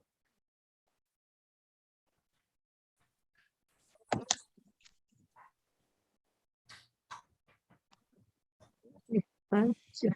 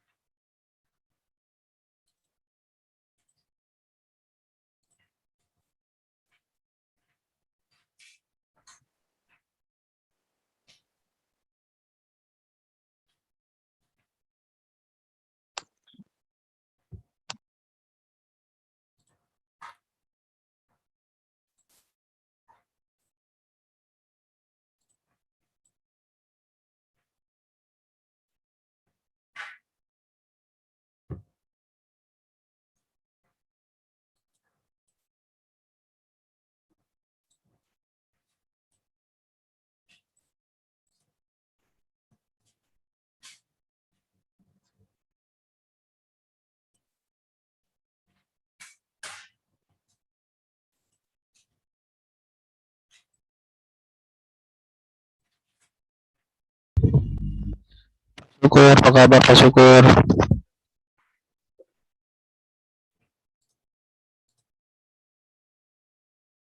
Kabar baik, maaf dengan siapa nggak kelihatan ini.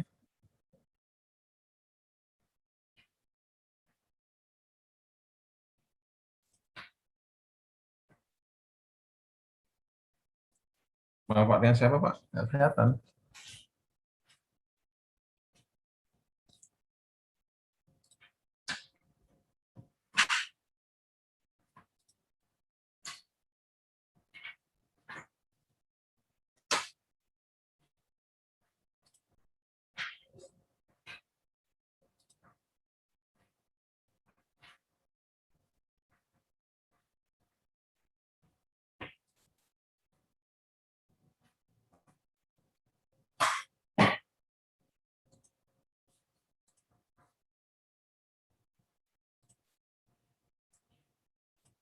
Des, beli nasi, Des. Kemarin kan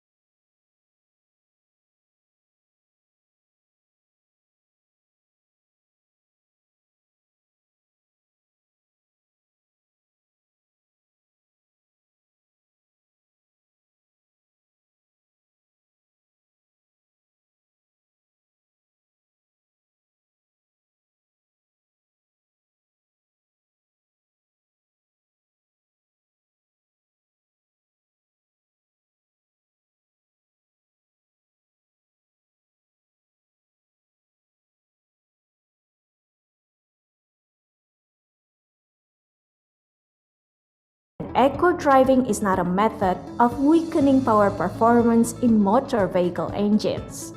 So it takes a system that is planted in the midst of driving mode.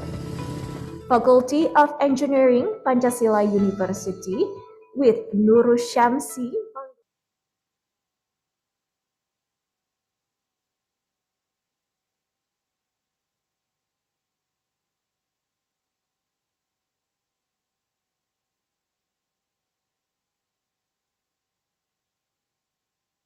Cek, cek, cek, cek, Cek. cek, cek, cek.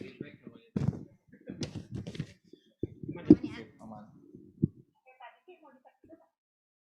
Pak Diki, clip on. Langsung pasang aja, boleh.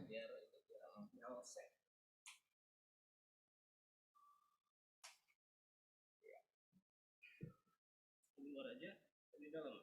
Apanya? Ini ya. Ya itu di itu. Di luar aja. Yang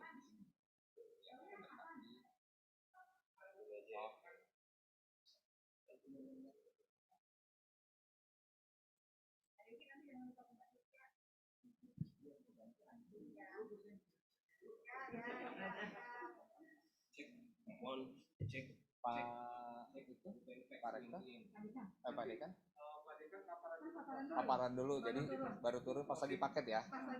Iya pas video ya, video paket berarti 4 menit. Pasang ini ya, kalau bisa turunnya agak cepat jadi oke.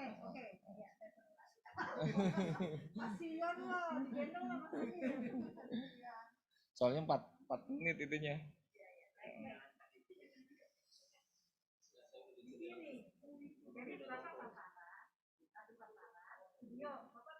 Kenalkan Bapak.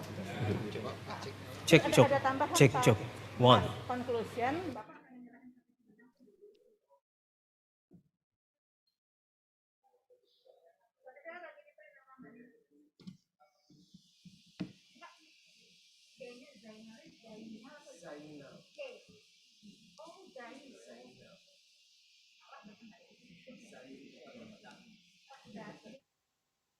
ICKY, jangan Belanda-Belandaan.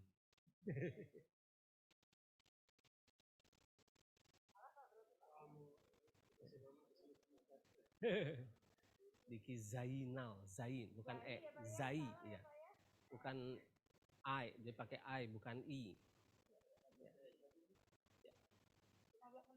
Standby, Bu. Standby.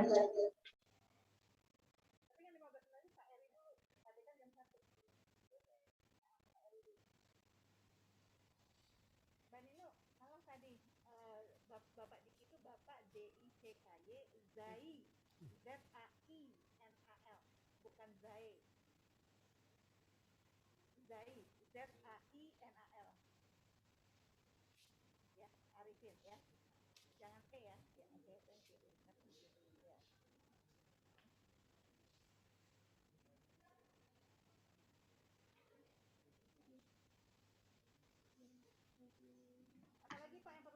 Assalamualaikum, selamat siang. Ini room 1 betul ya, Ibu? Betul, Bapak. Oke, terima kasih. Just checking. Pak. Selamat siang.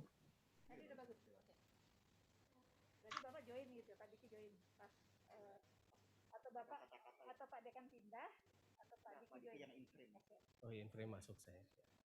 Langkah kayak James Bond, Bu. Dor.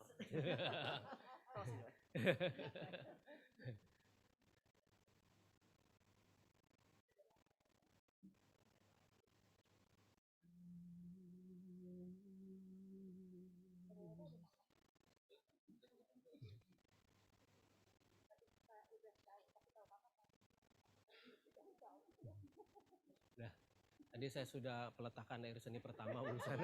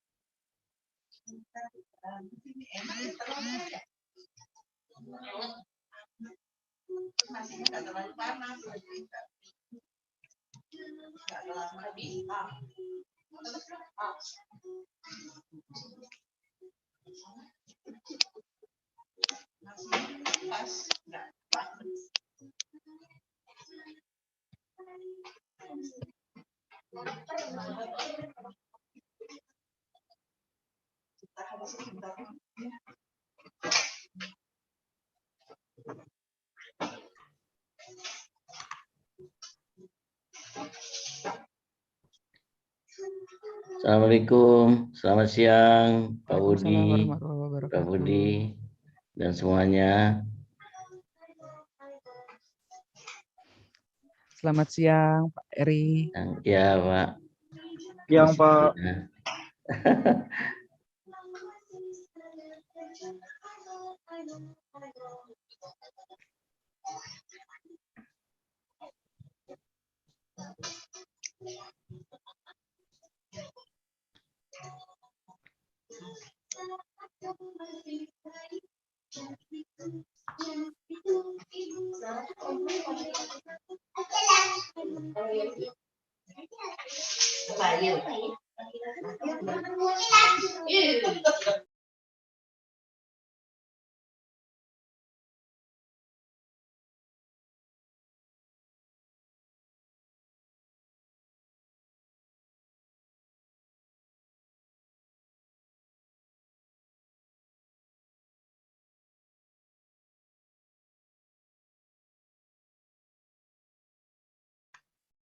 Belum ada suaranya ya? Atau di saya yang problem? Iya Pak, sebentar sedang diusahakan supaya suaranya muncul sebentar dulu Pak. Oke, terima kasih.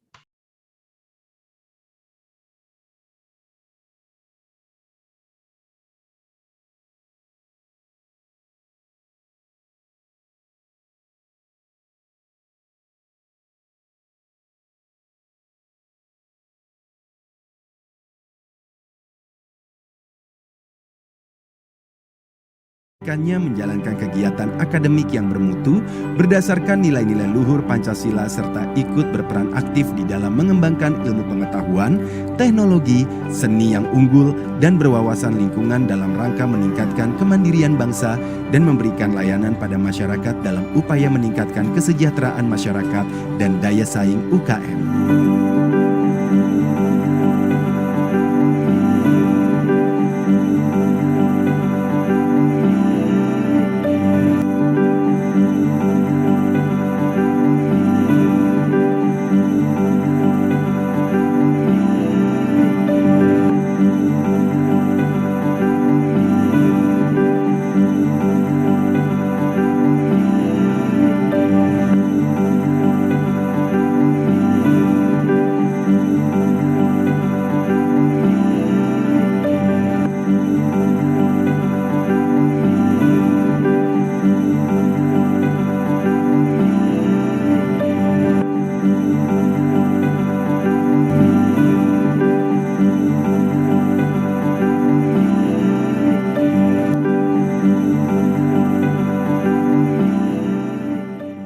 Di dalam kegiatan akademik, Universitas Pancasila menyelenggarakan program vokasi, program sarjana, program profesi, program magister, dan program doktor yang tersebar di 7 fakultas.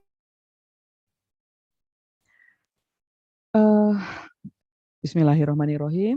Assalamualaikum warahmatullahi wabarakatuh. Welcome to Room 1 with the theme of Green Technology, Green Campus, and SDGs. Ladies and gentlemen, the next agenda is a panel session where each speaker will present their views based on the main theme.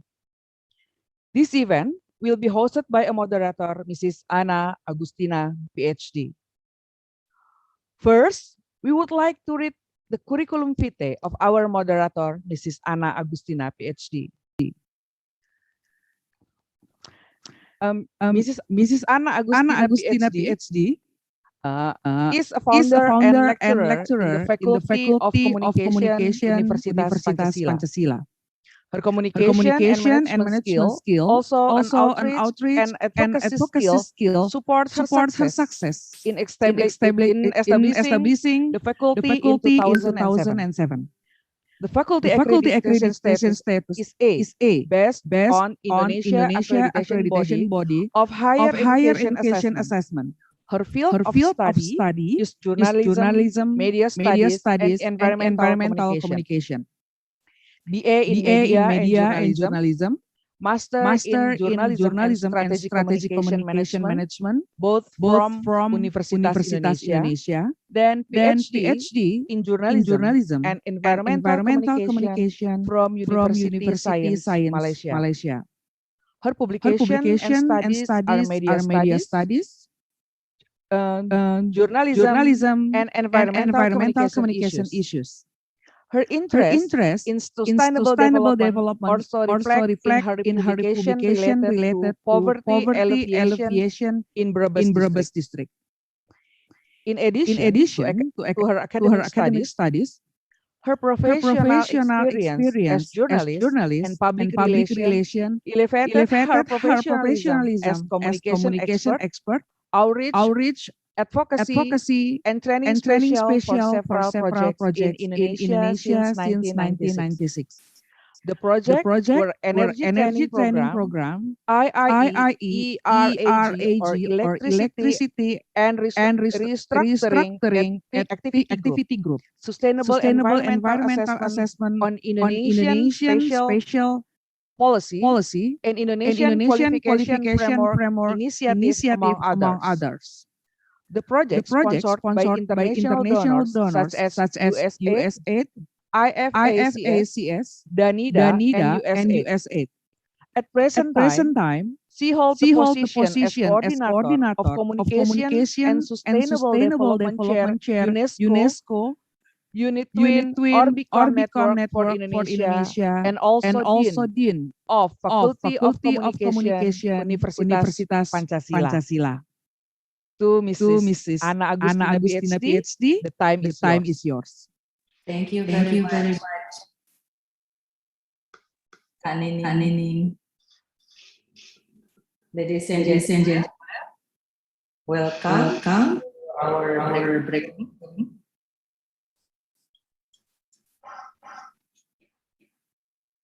Okay, I will start mentioning our breakout room on green technology, green campus, and sustainable goals. We have three resources from Malaysia, Indonesia, and Germany. We will have like 2.5 hours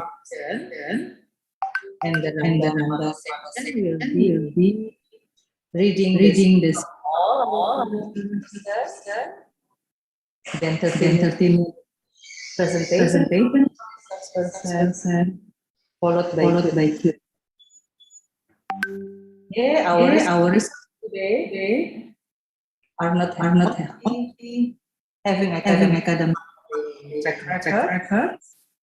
They are also in their professional. So our first speaker Professor India, 13 PhD.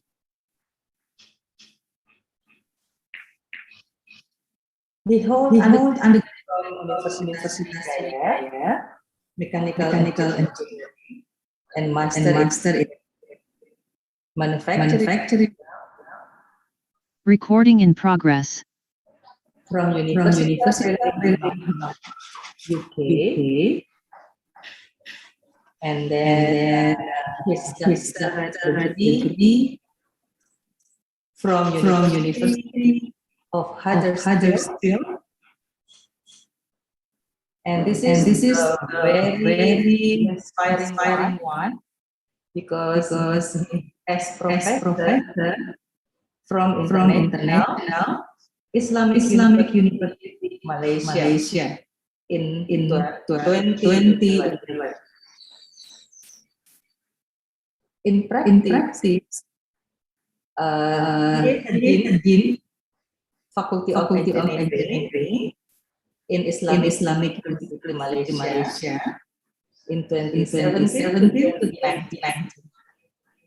It is very inspiring story. In Indonesia, also celebrate. He is becoming candidate rector for University in Indonesia. He also did of technical engineering. Sorry. His expertise in publication, manufacturing engineering, supply chain management, and project management. The second speaker will be Bapak Dr. Budi M. Suyitno. His undergraduate from Institut Teknologi Bandung in Aeronautic and master degree from Ecole Nationale Supérieure de Mécanique d'Aéronautique in France, and also his doctorate degree. He is the dean of Faculty of Technical Engineering, Universitas Pancasila. And he is also our minister in the Ministry of Transportation of Republic Indonesia in the year of 2001. Then he is senior advisory for the Ministry of Transportation in 2000 up to 2040.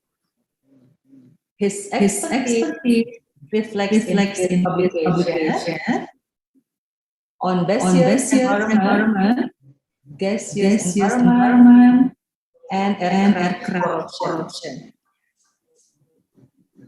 Our third speakers will be Professor Forster. He is from bachelor degree from Technical University Berlin. And one of his curriculum vitae that really interesting is he is serving in 1988 to 1990. And his master degree from Albert University Freiburg, German in microsystem engineering. Then his doctorate degree from the same university. His professoriate for machine tool and machine design and graduate school for Teknik Berlin. His expertise now is professor in German and also in China, of course, also in Indonesia.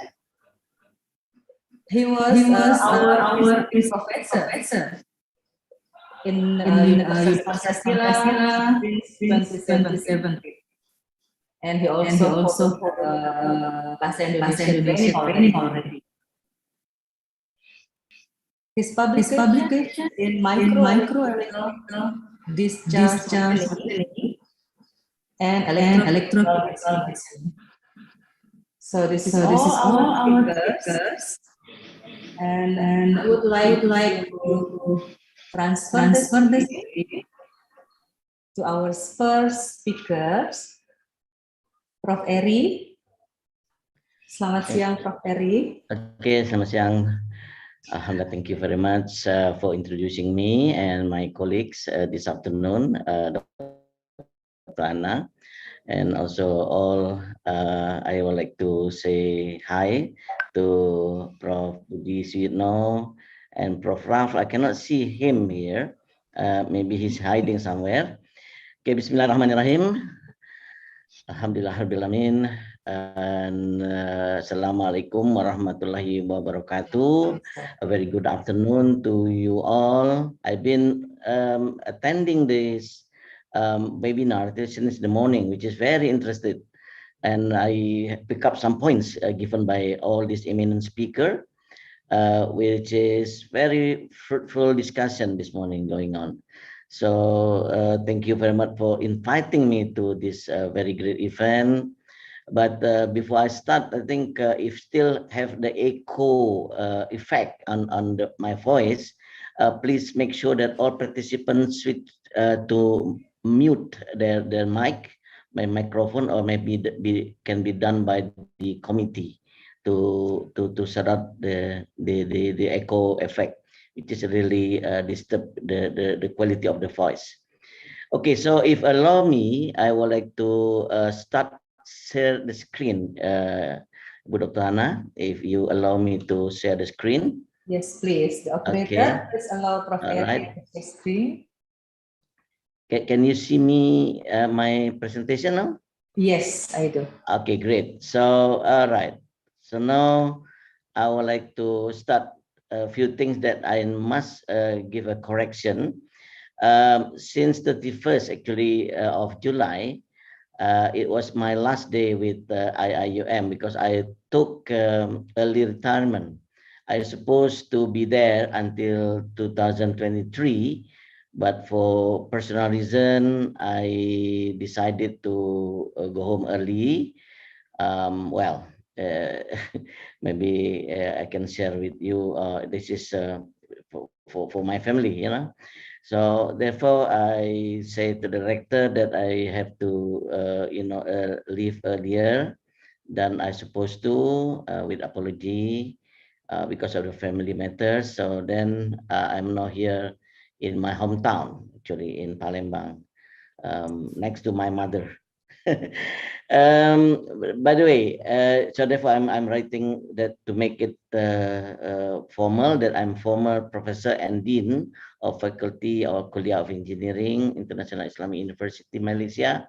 It has already been given briefly by the moderator.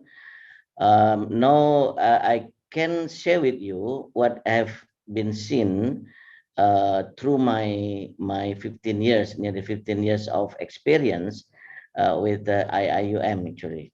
So it doesn't mean that this is my personal experience, but I happen to be an academic administrator for the nearly whole the period of time. So therefore, I quite familiar with what is going on there. So this afternoon, I would like to share some of these experience with you all, and I think some of you already, have something, with this background. But nevertheless, I would like to start with something to echo what is been said clearly by Professor Emil this morning about these three dimensions of things that he been looking through. The first dimension is the economic dimension, the social dimension, and also the environmental dimension. I can see and sense what is worrying about is that we are so much put something close to our eyes so that we cannot see the bigger picture of what is going on. So therefore, with this in mind, I would like to share a few things that directly go into what is zooming into what we're supposed to be discussing this afternoon is on the green campus itself. So all this nitty-gritty behind that can be shared later on. If you're interested, then I have also brought my colleagues, my former colleagues, in fact, from the same kuliah. There is Professor Hazlin in the other room, and also Dr. Aiman on the other room also.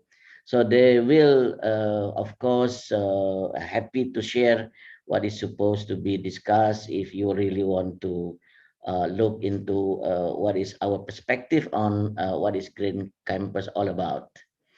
Okay, so when we put this dimension, actually, as an educator myself, as a lecturer, I have a concern also. I can see that I shared the same concern with Professor Emil.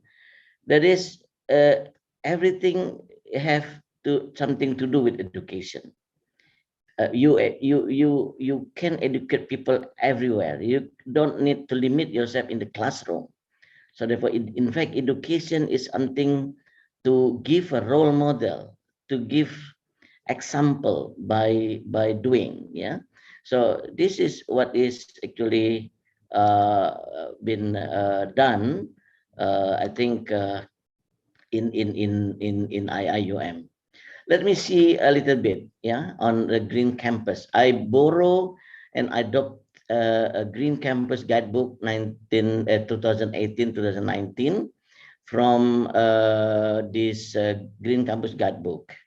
It said there clearly that most people care deeply about environmental issues, which is only one of issues that brought by Professor Emil Salim this morning. There is a dimension of social dimension, and there is an economic dimension. It is wrong if we are only focused on economic alone by sacrificing the two elements, the other two elements, which is social and environmental. So therefore, how my screen are just jumping. Is anybody controlling it? Okay, can you still see my screen? What Yes. I'm looking at now? It's a green campus in green slides. Yes, yeah, Green Campus. Yes. I shared Green Campus now. Yes. Not yet. Ryan Suputra is controlling your screen. Okay. Somebody controlling my screen. Who is Ryan Saputra? Operator, is there anybody can help? Okay. Somebody called Ryan Saputra is controlling your screen.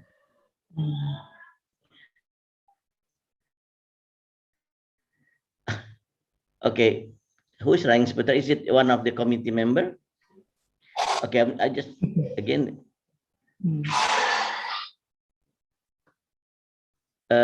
Committee, can you just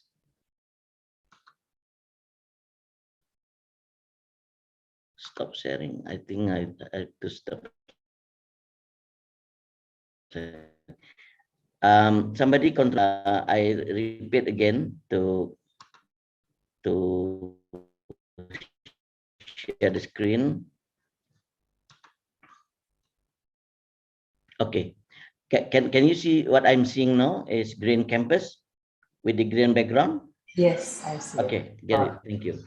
So what I'm going to share here actually, when we have this issue with these environmental issues, what's been said nicely this morning by Prof. Emil is that we have to also look into the other aspect or the other dimension, which is economic and social.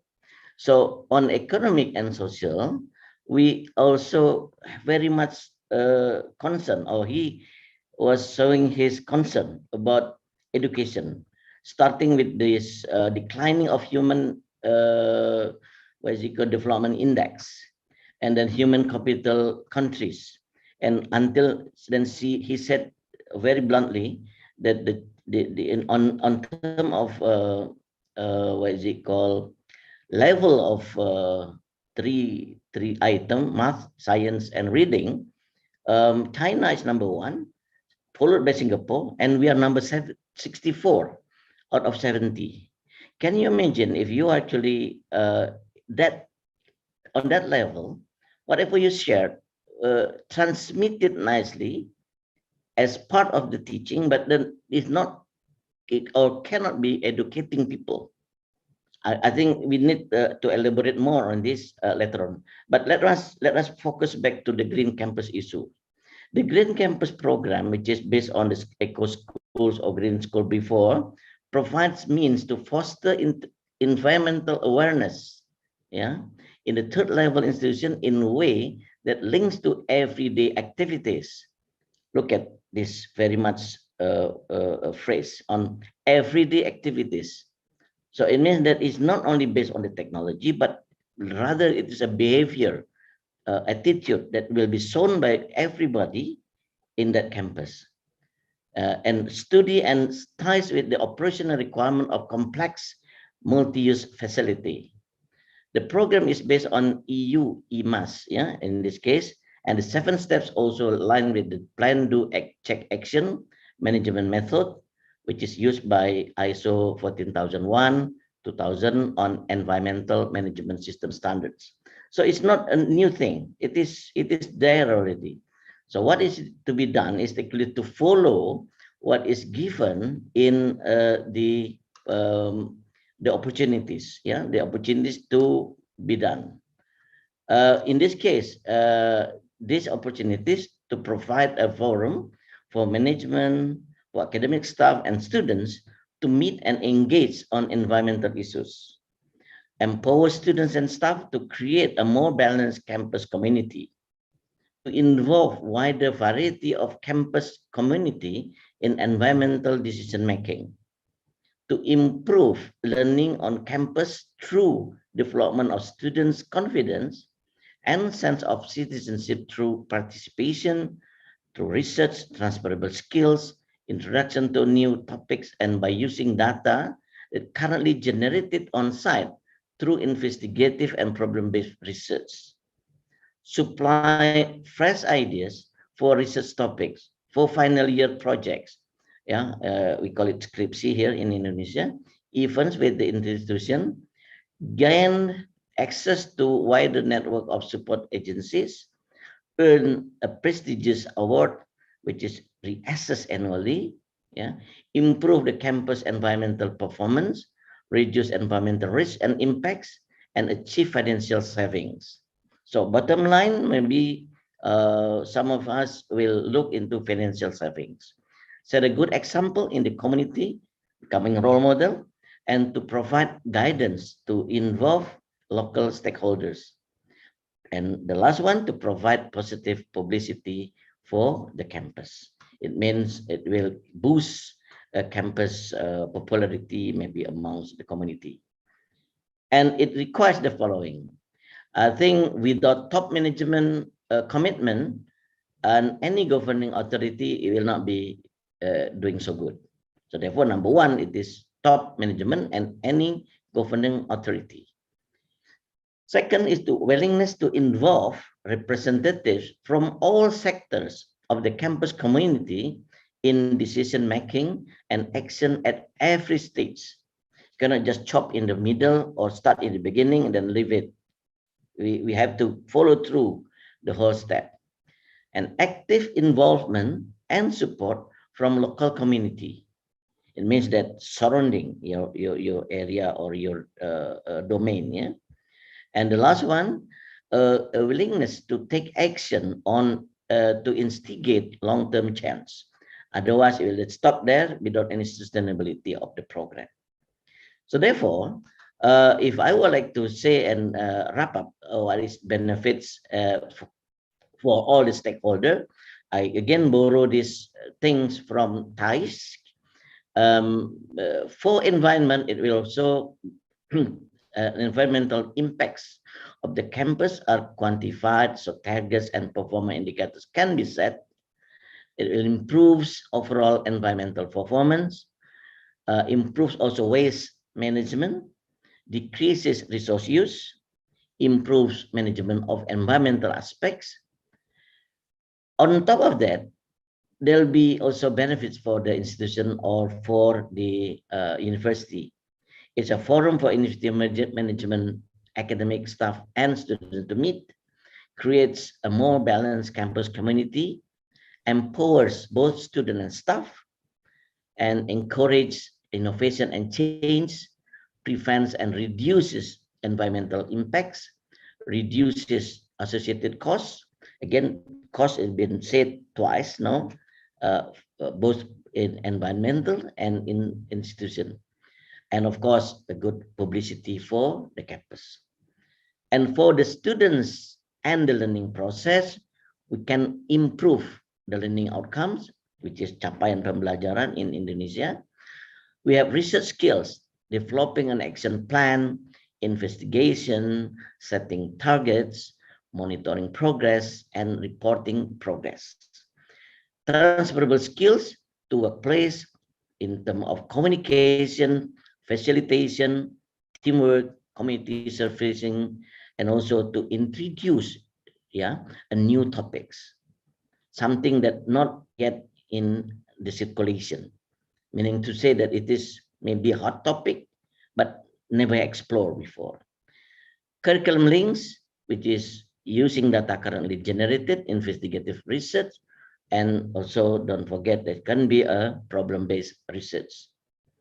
And for local and wider community, it will set an example in the locality, involve locals group and representatives, you involve them and shares experience and best practice. And of course, links to a ties, in this case is ties program that I adopt them. Clean coast, maybe if you're closer to coast in IIM case, we have a river going through the campus. So green home, green schools, national spring clean, or greening communities. And of course, that will lead to reduce waste generated, travel impacts in the community. And of course, your institution becoming a better neighbor. Now, this actually nearly most of it, if not all, are actually done in our campus. Yeah, this is just simplification of the methodology which I adopted from TACE. Again, this is not mine, same as what is been displayed before, but this methodology follow directly some of them, and then we then transfer it into our practice. So this is to cover the all aspect, the four benefit that I've already shared with you before, the benefit for environmental, and then benefit for the institution or the university, and the benefit for student and learning, and benefit also for the surrounding area, local community and wider community. Okay, so let me pass this very quickly, that since I've only about 30 minutes. This is the 7th step of Green Campus program. Actually, we adopt that also, and we will look into this in detail. In Green Campus, we have Green Campus Committee, number 1. The role is to direct the campus involvement in program, is representative of campus community. So this is like a person in charge, group of person, in charge of this program. Number 2, environmental review. You have to have this to be taken and to be shared. The process of examining the campus environmental impacts to identify targets of improvements. Number 3, then of course you have to do action plan, specific achievable targets with completion dates and responsibilities. Who is person in charge, when should be done, and somebody must look into that in detail. And after that, you have monitoring and evaluation. This is to ensure that progress towards targets is checked and amendments made if it is necessary, wherever it is necessary. Linking to the learning on campus means to link Green Campus activities to learning on campus and explore them. And number 6 is involving publicity, awareness raising keeps the campus and wider community involved and informed. So you have to make sure that they are also actively participating, not only watching it. And number 7 is Green Charter. The Green Charter is a guide to how environmental aspects are managed on site. Okay, so this is what happened. On October the 10th, 2018, I was the dean at the time. In case you just, I'm in the middle here. This is the very, very important, what is it called, event. we have organized community services activities, what we call as IIUM River of Life Public Outreach Program, ROLPOP. Yeah, as I mentioned, it was held on Wednesday, the 10th of October 2018. The program aimed to create awareness among our society, especially IIM community, to love, appreciate, and protect our river. Ini ya. Okay, so that activities or this program was a collaboration with the Department of Drainage and Irrigation Malaysia, which is in Malay it is called Jabatan Perairan dan Saliran, through Asia Pacific Environmental Consultant under the Public Outreach Program Phase 3B and 4, where the Sungai Pusu is part of the project coverage. And more than 80 students and staff, including school children, has participating in guided river walk along the Sungai Pusu River and answer some quiz. Then they pick up some rubbish and things like that. And then started at IIM Cultural Center and ended in foyer of Moot Court in Ahmad Ibrahim Kuliah Law. There are 25 winners have been announced during the closing and prize giving ceremony. It was very well attended, and the outstanding winners at the time obtained 100 ringgit cash prize and certificate. So this kind of encouragement to the society. This is the beginning, and then follow on of that activities. We have set of activities been done, and it was very proudly said that on 2020, we IIM was awarded the Sustainability Institution of the Year, yeah, by this body, yeah. And yes, indeed, IIM is already a green campus. For everybody that has been there, it is a hilly site with all the green surrounding area. Just to make sure that it is translated nicely to the community, yeah, the green things need to be transmitted and shared with the surrounding, as well as with the internal members of IIM itself. Okay, so these are the total thing that we're looking to, starting with the humanizing education at the top. We put it into values and we call it value creation and sejahtera society. We cascaded down until these two very important element, three with this sustainable ecosystem. So we are building a sustainable ecosystem, which is part of our strategic initiatives. Yeah. So this is the building block, if you like, been put together by the top management of the IIUM to answer not only on things on sustainable, on the green campus, but part and parcel of this total commitment of IIM to humanizing education through Makassar Syariah and sustainable development goals. Yeah, on the top there, SDG and of course the humanizing education. Okay, so the sustainable ecosystem, this is the operational definition. We offering conducive ecosystem for transformative teaching and learning, responsible research and innovation, high-touch community engagement, and global relevance and citizenships. Then we ensuring sustainable planning, policies, practices, and environmental heritage of the physical surroundings and preserving cultural heritage and traditions.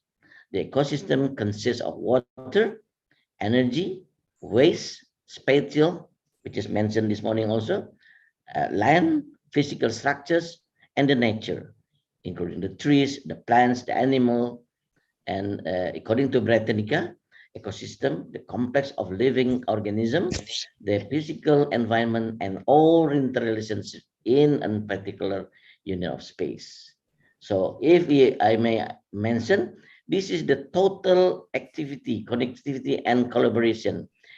Go Green Committee, only part of this bigger picture.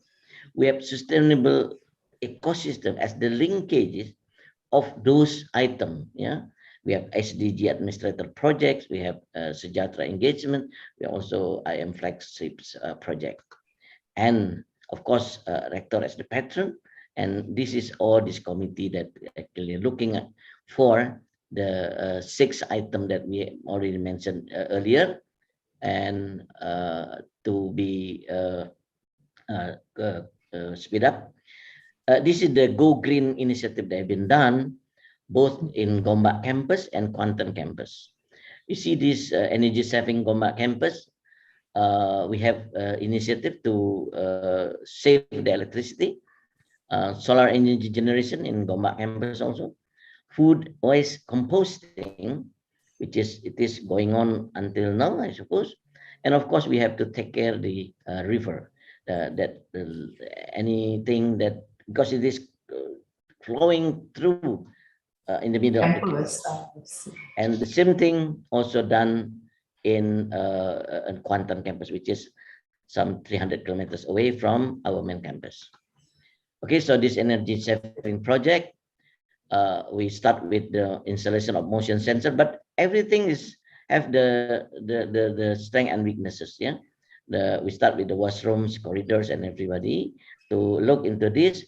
Objective is to reduce electricity consumption, as well as to raise awareness of energy conservation, demonstrate practical feasibility motion sensor, and it is to address the SDG 7, which is affordable and clean energy. Another one, we have also this project background, yeah, on areas of wastages, cost of wastages. Very We look interesting. into this. Very interesting. Yeah. Okay. Yeah. Let me finish this. This is the washroom lights energy consumption. We have behavior users. We monitor this activity, but I'm going to tell you something, that motion sensor devices not always working for any area, because if you are in the quiet room, most likely the sensor will annoy you because it will shut down the light because there is no movement. This is good in the public place where people are actually moving. Yeah, if in this a quiet room where people are stand still or sitting still, then it will dim out the light, and it will have to move something, and then it will light again. This is not for every place. Yeah, and Thank this is you, Prof. the installation. Okay, now this is very important. This is actually our coaster, power optimization of electric coaster that we have put. This is our electric coaster, and the way forward is that Sephora Mahala, which is the student demonstratory, have shown the adapt this project through ESP Phase 2 project in 2020, which is this year.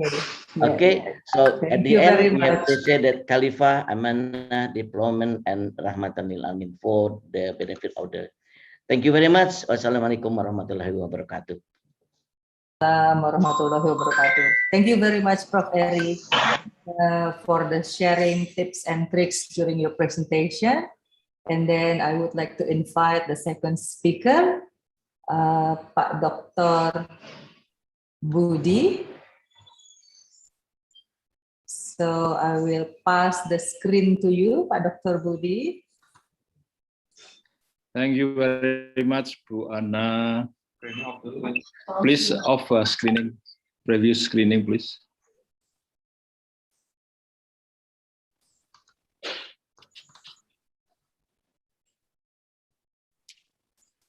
Okay, stop sharing, please. Hang on, I'm trying to find the button. Okay, thank you, Prof. Eri. Please, Pak Dr. Budi. Okay, thank you very much. Assalamualaikum warahmatullahi wabarakatuh. Waalaikumsalam. Salam sejahtera untuk kita semua. Salam, Om Swastiastu, Namo Buddhaya, salam kebajikan. Distinguished professors, distinguished speakers, especially Professor Eri and Professor Foster, honorable participants, ladies and gentlemen, First of all, I would like to remind you that our presentation representing the Faculty of Engineering or FTUP consists of 3 parts, such as my presentation followed by video, and then another presentation, live report by Mr. Diki Jainal Arifin. For this occasion, I really thanks to all campus participants and campus staff who already allow me to share our ideas on Green Campus. Entitled Applied Research in Faculty of Engineering Universitas Pancasila or FTUP to Supporting Green Campus and SDGs. Our outline consists of introduction, followed by my presentation, and ending by conclusion. As we know that our Pancasila, in 1 week, we will celebrate our anniversary for the 55th, and hopefully we all have opportunity to take contribution for our beloved university. Faculty of Engineering or FTUP conducted a Sustainable Development Goals workshop on December 12, 2017 for the Indonesian Philanthropy Foundation. Stakeholders at the SDGs workshop agreed and recognized and endorsed the initial concept of an environmentally friendly campus. So a green campus grand design is being developed in the wake of the SDGs workshop. Since 2018, FTUP has been developing the concept of an environmentally friendly campus by implementing 6 of 17 chapters SDGs. And we start from the designing our policy based on UI green metric and SDGs. We have a policy on green campus implementation and also the strategic plan as well, becoming FTUP Green Campus Grand Planning. It consists 4 activities. There are 7 study centers, research roadmap, technology center, and devotion roadmap.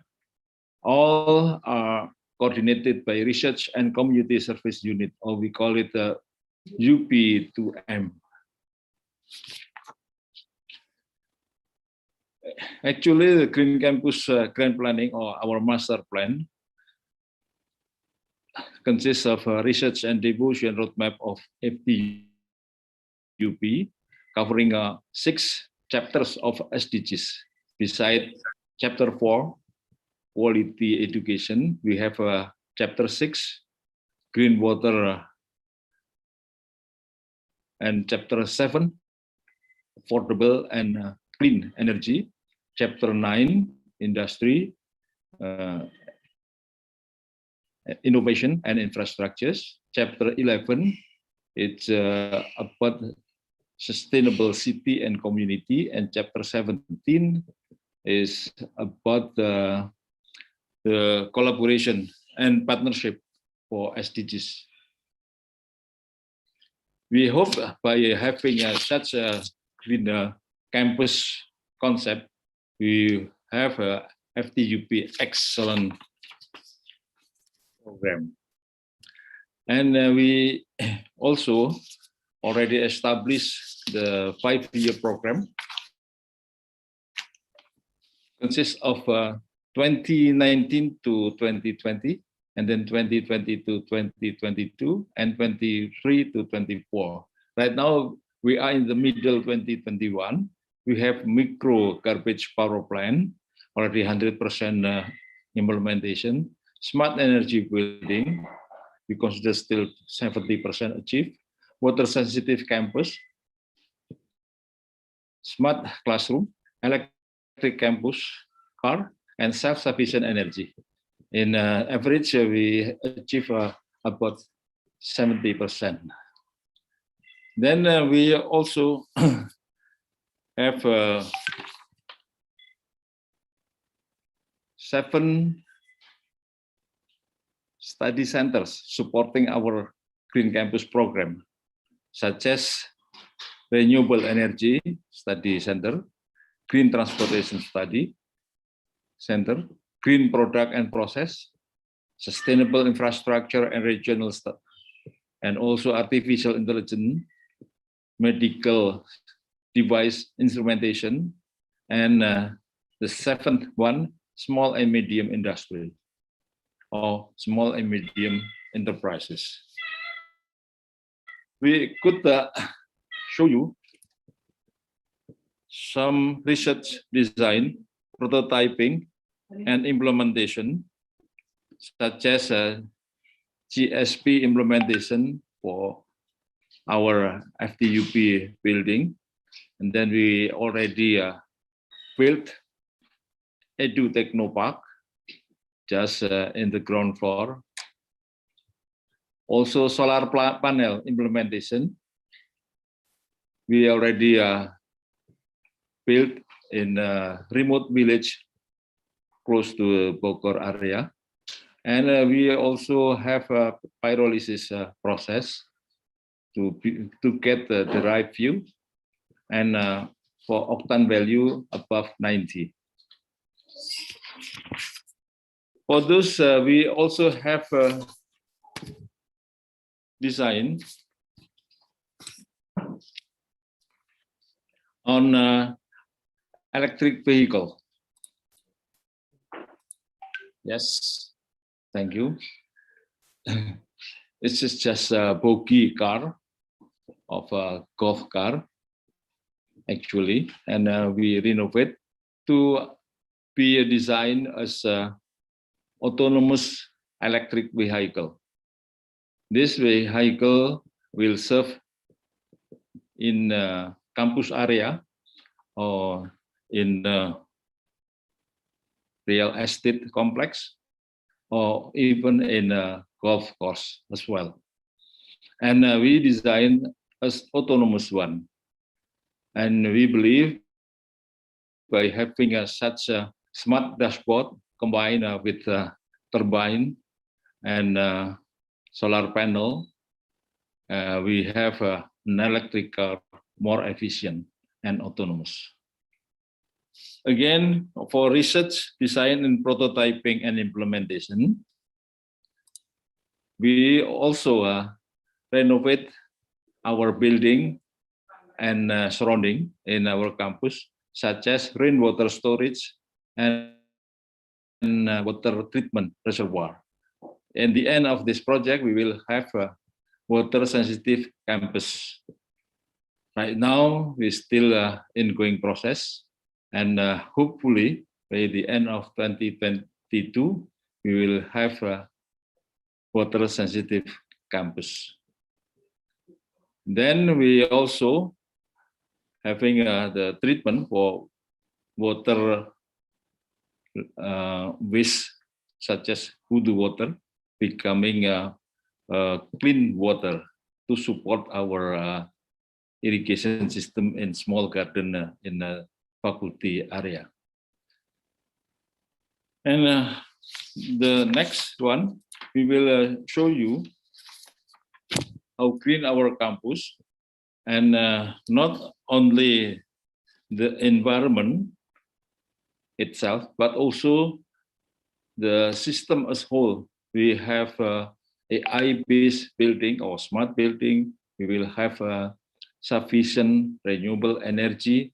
We will have a water-sensitive campus, but also the plants, flowers, trees are combined together to maintain our friendly environment in our campus.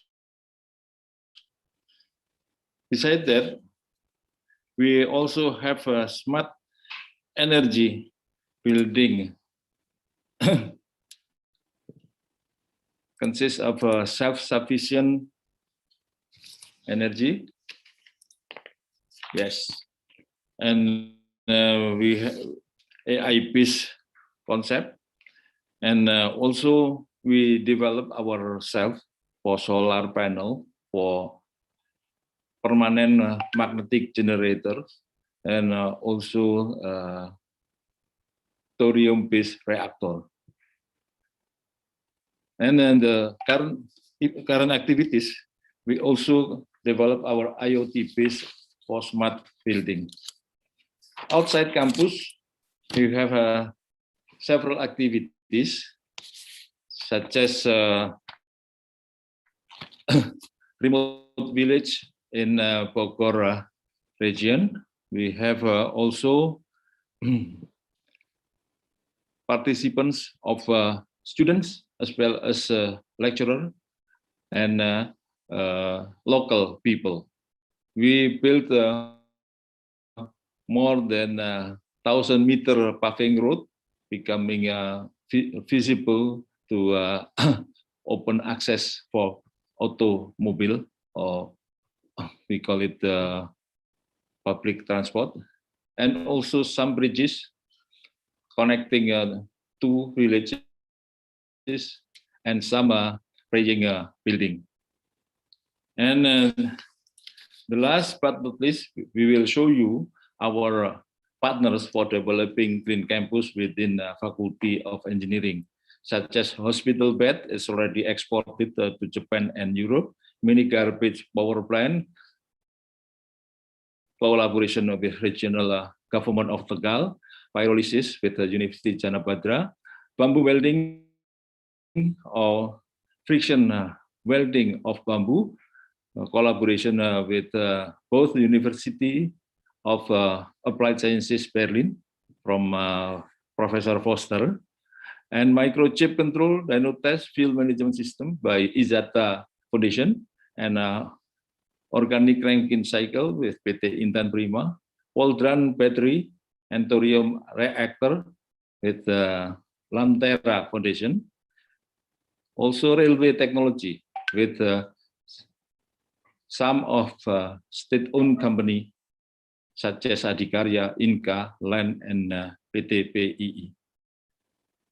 Now, before we continue to next videos, I would like to share with you our partners from Izata Foundation. Please, the next video. Eco-driving is a driving technique so that the exhaust gases of motor vehicles are environmentally friendly. Not all drivers have eco-driving techniques, and eco-driving is not a method of weakening power performance in motor vehicle engines. So it takes a system that is planted into a motor vehicle to get exhaust gases that are environmentally friendly and do not reduce the power performance in motor vehicle engines.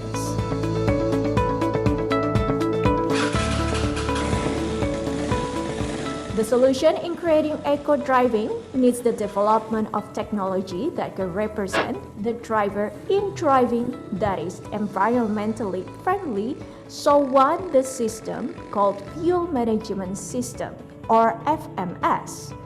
FMS is a system based on a microchip system where the driver's character in driving is implanted into the microchip so as to form an environmentally friendly eco-driving technique. One of the components of the microchip is a microprocessor that can be programmed as needed. To operate FMS, use the Android-based apps configuration, FMS application with Bluetooth communication to get data limiter, acceleration, throttle position calibration with high, timing injector, pulse width, threshold machine performance. Fuel management system based on microchip has the ability of technology to regulate fuel intake into a vehicle so that the process of burning fuel in the engine room become efficient. This avoids exhaust gases not mixing with unburned fuel. Fuel management system in its development also follows the need for drivers. FMS provide 3 choices or modes in driving, namely eco driving, normal, and sport. Of these 3 modes still pays attention to fuel consumption efficiency.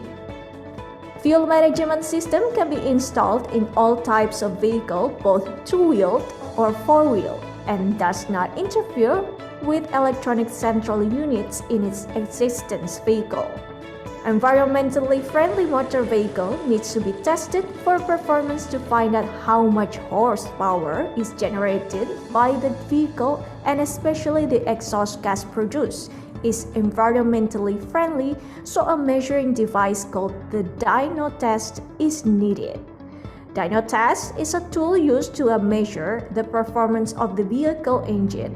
What the parameters measured are horsepower, rotation per minute or RPM, and exhaust gases or CO, CO2, NO, and HC.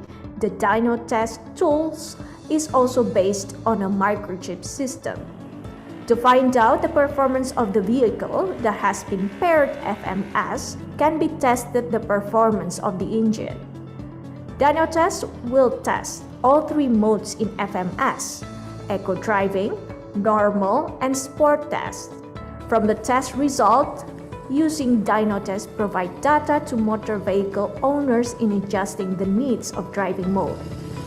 Faculty of Engineering, Pancasila University, with Nurul Syamsi Foundation SMK Izata Depok, partnered in developing and producing dyno test, a fuel management system based on microchip as a contribution to the nation and state in maintaining the environment.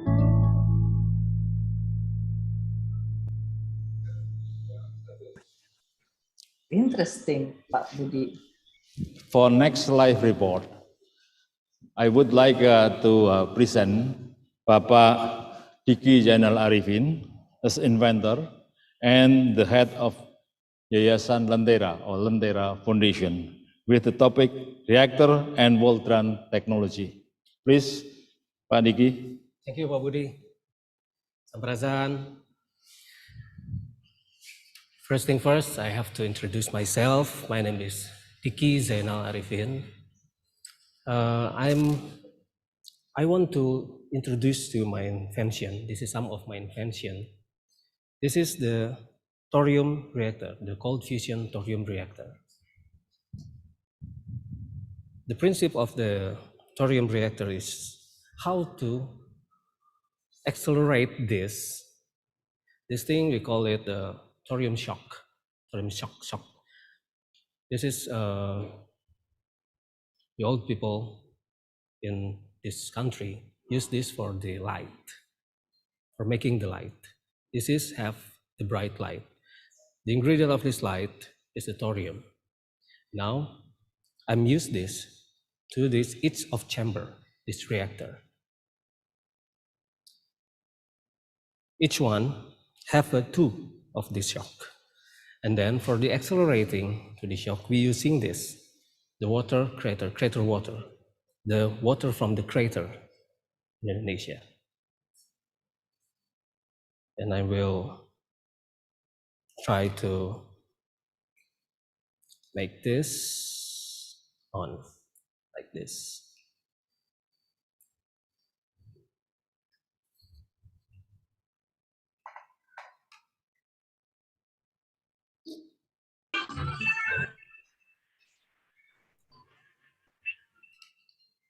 Wait.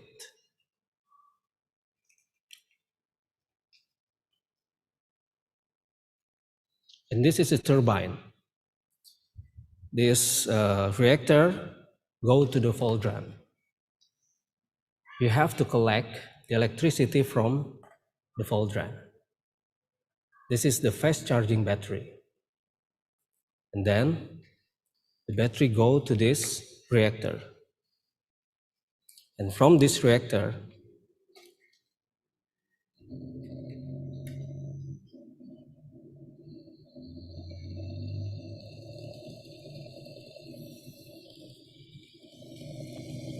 turbine already running like this. The electricity from this reactor and the cauldron go to this turbine, and the electricity will increase, will upscale, and then we have to collect the electricity to the battery like this. This is the battery, the ordinary battery, the deep cycle battery. And then after collect the electricity from the battery, we can use this inverter, and we instantly can use the electricity like this.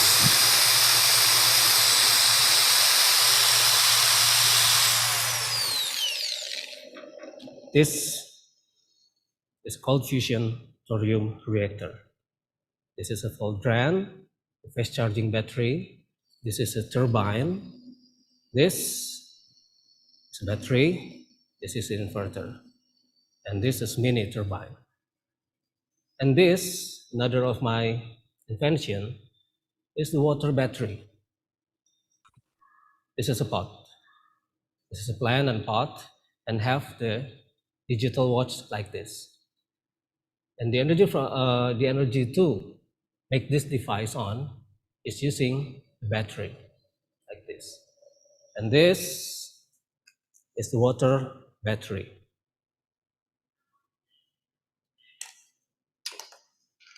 We can use this cradle water, then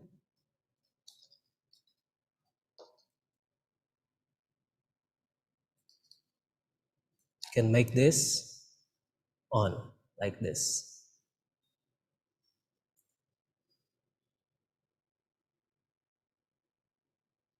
All of this, some of my invention. Thanks for watching and thanks for attention. Samprazan.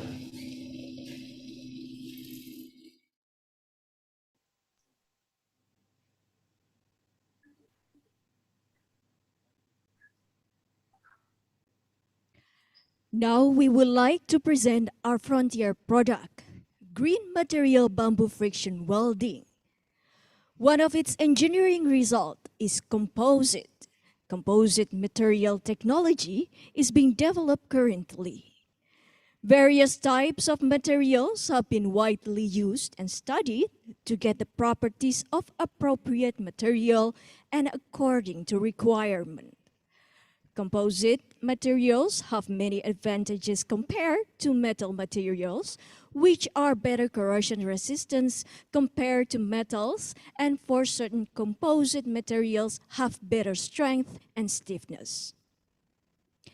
The development of composite material is not only based on synthetic fibers, but natural fibers can be used as a substitute for synthetic composites and make it a renewable natural composite.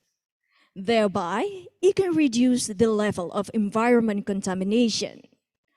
One of the natural fibers is bamboo. Bamboo is a material from nature that can be engineered as biomaterial.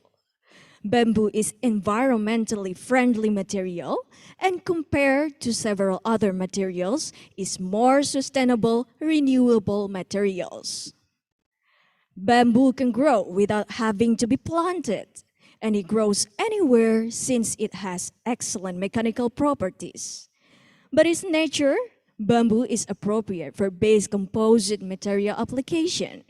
The bamboo price is cheaper than the price of other natural materials.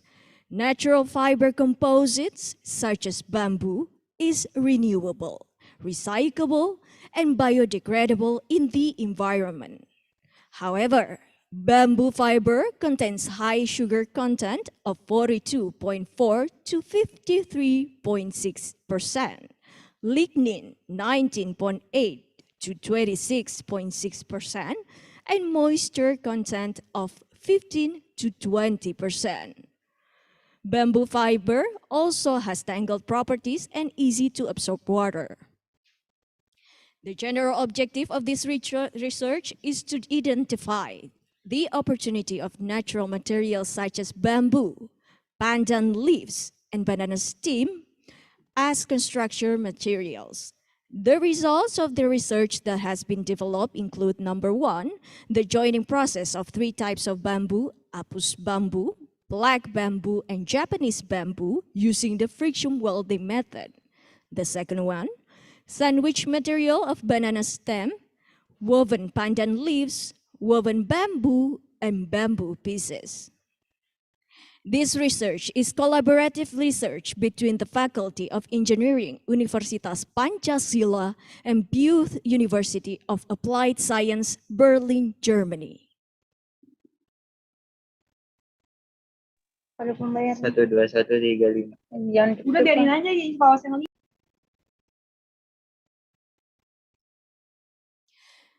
And for the next product is electric vehicles. In support of Green Campus based on Sustainable Development Goals, SDGs, the Faculty of Engineering of Pancasila University has launched a roadmap for the development of electric vehicles. The Faculty of Engineering of Pancasila University has launched a roadmap for the development of electric vehicles supporting the Green Campus based on Sustainable Development Goals, SDGs.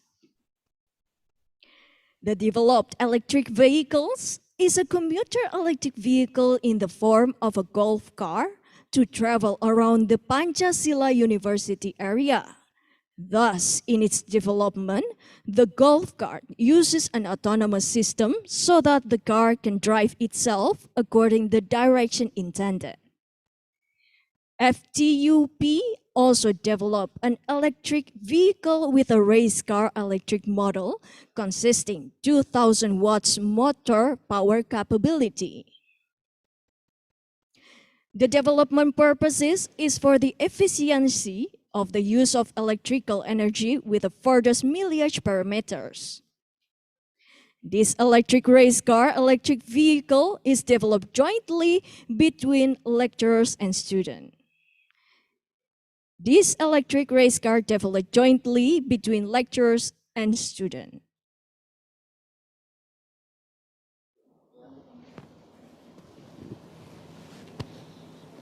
Distinguished speakers, ladies and gentlemen, let me conclude our presentation that FTUP and the entire academic communities are committed to making Universitas Pancasila as a green campus and supporting government initiative on SDGs with sound policies, strategies, research roadmaps, and the support of study centers and reliable partners. Thank you very much for your attention. Wassalamualaikum warahmatullahi wabarakatuh. Waalaikumsalam warahmatullahi wabarakatuh, Dr. Budi. Very interesting presentation. So thank you very much for all the videos and also the materials. Now I would like to invite our next speaker, Professor Forster. Please excuse me, Bu Anna. Okay. I would like to present a certificate to our honorable speakers, Mr. Diki Zainal Arifin, Please. directly by hand. Please. Terima kasih. Thank you very much, Pak. Congratulations, Pak Diki. Okay. Thank you. Thank you very much. Thank you much. Thank you, Pak Dr. Budi. Okay. Now can we start to our next speaker? How do you do, Prof. Forster? Yes, I am fine. My best greetings from Berlin to Jakarta. I hope all of you are well and you have a lot of fun and we can cooperate together also on the distance, the big distance in the Corona times. Right, right. And I will try to tell you something about our latest research results in the field of green engineering for house building and for using renewable materials. And I will start soon, and I will share my screen. Yes, please stop Yes, the yes, screen yes. from Pak Budi, and then we can share Prof. Rafor's screen. The operator, please stop Pak Budi. Yeah. Yeah.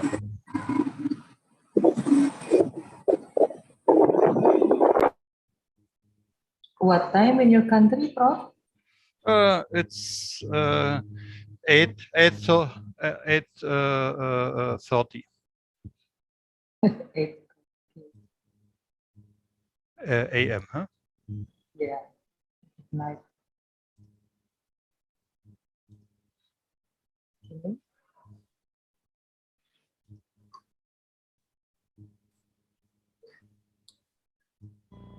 Please facilitate the Yes, share it screen does. Prof.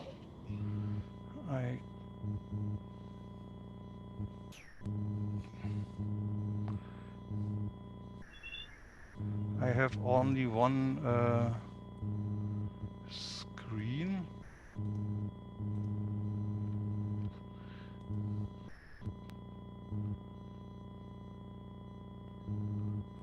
Now I hope can you see. can see the screen. Yes, I can. Yes, I can. Okay, that's great. Okay, thank you very much. I will talk a little bit about the infrastructure industry done Innovatie, and I will tell you something about our latest research about connection methods with renewable materials. As you know, our main research project are renewable materials, the application of this, the new connection opportunities, especially for the production of central materials as a main material in the house building industry. And this opportunity for CO2 reduction. Yes, I will show you some research results and some new applications, and I will give you a short conclusion and an outlook.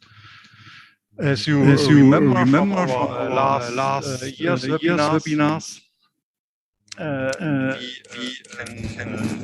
we have a fast-growing population in Asia, especially Africa, because common aim is the protection of nature and environment. Everybody all over the world likes to increase the living standards, reduce pollution, and so on. And we are searching new materials, compound materials, reusable materials, and so on, materials which have the opportunity for binding CO2. And we try to understand the action of this materials and how we can use this in a worldwide intelligent way of using. So there is Europe, especially there is a very important material for construction, house building furnitures, and easy to use, well known, especially in Asia is very traditional material. Bamboo is established in many areas, as you know this much more better than me. With very interesting materials, but the main problem is key technology for use. To find key technology for use bamboo joining technologies. I guess you know also bamboo, the structure of wood and bamboo is similar. The content of both materials is similar, but one different bamboo is a member of the family. This is hard on the outside and soft in the inside. Tier resistance, fiber strands arranged externally. Most of bamboo kinds are divided by nodes. We have different tensile strengths, and we have very interesting behavior of bamboo. It grows on 5 continents and grows very quickly, so that we have the very big advantage of high CO2 binding rate with bamboo. Can use this material in more industrial applications. We will get a higher efficiency of our constructions. Excuse me. There are many varieties of bamboos with different heights, with different diameters, and different behaviors, different properties, and we try to find out the best for our goals and for our applications. Here are some traditional systems of bamboo. Here are the Professor Foster. traditional connections with ropes, some woven materials, and also some modern connection types with steel adapters. As you know, on the last meeting in November 2020 in Jakarta, I showed you the joining technology of friction welding of bamboos. We are free of chemical glue. This is sustainable. We have no hazard waste, and it's very reproducible. As some different joining techniques with welding, so ultrasonic welding, computational friction welding. This is what I have shown last year, and we have also vibration friction welding. One is called angel welding, the other one is linear welding, and I showed you some results of our research that we have the opportunity to join wood and bamboo to this joining technology.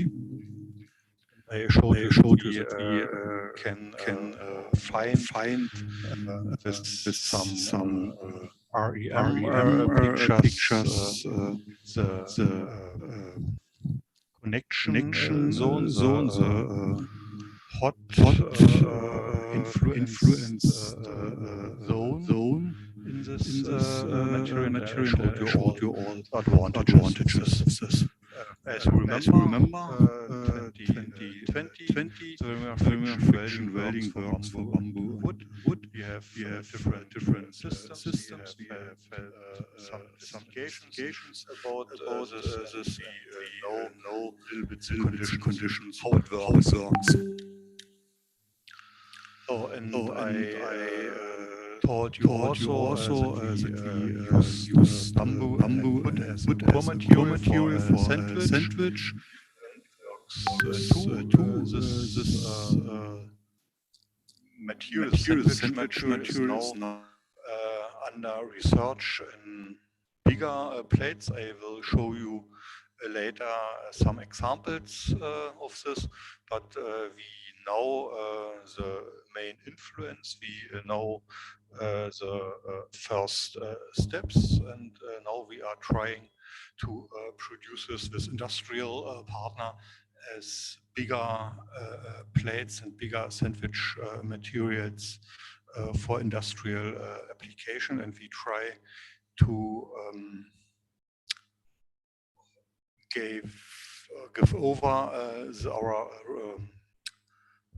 research results and the results of our test to industrial partners. Here, this is such an big plate. It's a huge sandwich plate. It is a CNC milling.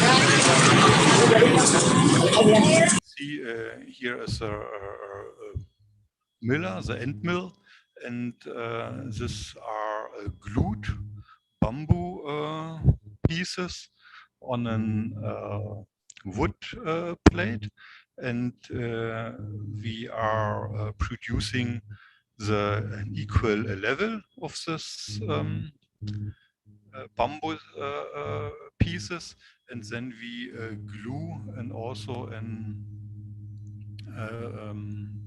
wood plate on the top, so that we have a lightweight, very stable bamboo wood compound sandwich material. Here are some other examples of this bamboo wood connections. The length of this plate is in the range of 2 meters, and the width is in the range of 60 centimeters, also 0.6 meters. This depends on the machining equipment at our industrial partners. But we can make the first tests, 4-point and 3-point bending tests, and so on, so that we can, well, we hope we will get the qualification of this material for industrial using for constructions, house buildings, and so on. Here are some impressions of the 4-point bending test of this very huge bamboo sandwich plate. Here the 1, 2, 3, 4 force points, and the main force coming from this device. In the last year, researched a problem, what's about the skin? If we want to produce flexible and more adapted materials with round forms, with ball forms, and so on, we need a flexible skin, and we need the opportunity how we can connect the skin. The idea is also to use natural fibers, and the main problem is how we can connect this and how we can get a stable skin on the surface. Traditional methods of fiber connection are weaving, knitting, or sewing. I guess everybody of you know those basic techniques. The main problem is if we are using the natural fibers, we don't have such an equal diameter. We have different properties of this material, and also a different behavior of this material. So other traditional methods are braid. So that's a little bit similar like night, but we need a huge machine equipment, and we need also very, very long fibers. And this is an behavior, property which is not so easy to find at natural fibers. Other connection method is wrapping of materials. This is, and we need there also a huge machine equipment. We need also very long fibers with homogeneous properties and so on. And this is not easy to handle, and it needs also a huge machine equipment. So what have we done? We tried to, or we are trying, it's not finished, to use ultrasonic welding for the connection of our natural fibers. This is our equipment at the lab in our university. We have an ultrasonic converter, a booster, the sonotrode. The sonotrode is given the ultrasonic energy to our material by ultrasonic vibrations. We have a special system that we can heat the material up to 200 degrees. And we can change the amplitude, the frequency, and so on. We can try to find some parameters which are working in our natural fibers. As I showed, we got good results with a friction welding process, as with a linear friction welding process, and also with a rotational friction welding process, so that we thought we can try a similar process with ultrasonic welding. You know, also ultrasonic welding is a part of a friction welding process. So how works this process? We have the sonotrode. We are lowering the sonotrode to our workpiece. We get adjustable force to the material. Then we switch on the vibrations, and then in the connection zone, in the touch zone, the material is molten. We switch the oscillation, the frequency off. Then we are pressing a little bit, and the material becomes a solid phase. We lift off our sonotrode, and then we have a stable process. This process is used very, very often in the semiconductor industry, in the plastic industry. A lot of foods which are produced in the industrial style is be wrapped, or the wrapping is connected by such an ultrasonic process, and all our chips at the semiconductor industry is also connected. The thin gold wires from the inside of our SMD, as a surface mounted device, to the outside system. It's a standard process in plastic industry and semiconductor industry, and so that we thought we can try this also for the small natural fibers. So here are some results. We started this investigations 6 months ago. We have temperatures up to 100 to 200 degrees. We have an energy of 8,500 joule. The welding time was 20 seconds. We have a power between 2.7 and 3.5 watts. And we have a pressure time, the force pressure time of 15 seconds. And here are the first results of bamboo fibers.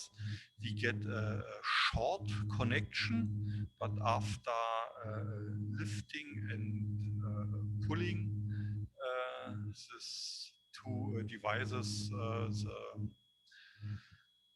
bamboo fibers don't get any connections. It was also a very, very small touch.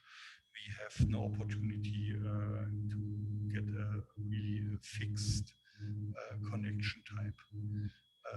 Different adjustments, but same results as we got with palm fibers. We make a lot of tests. We got such results, and for some minutes we thought, oh, it's fixed, and we have had a lot of success, but this was only a very short connection with low forces. Also with banana fibers, we don't get this our adjustments, or first tried adjustments, or first parameters, we don't get a stable connection. So what we have done too, we use the linear friction welding system. This is an hand-guided machine with frequency between 18,000 and 22,000 vibrations per second, and we built up a special adapter, and we tried to connect the same with a friction welding process.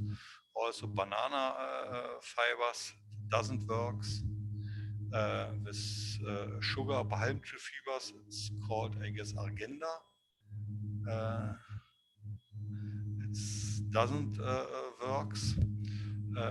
With palm tree fibers, we get a connection with a wood, with a layer in the underground, but not between our two palm trees.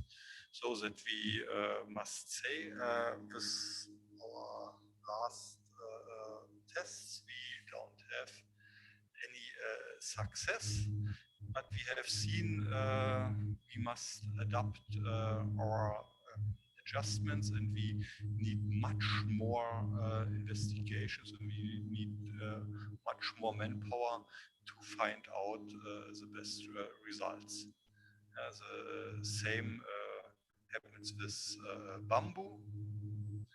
We have here also some connections between the wood plate and the bamboo fibers, but we don't get any stable connection between the two bamboo fibers. So, what's the conclusion? What are the results? We don't find out any working connections. We are needing much more and different welding parameters. We have to investigate the influence of the welding pressure, the temperature, the welding time, the humidity of the materials, the frequency. That means first steps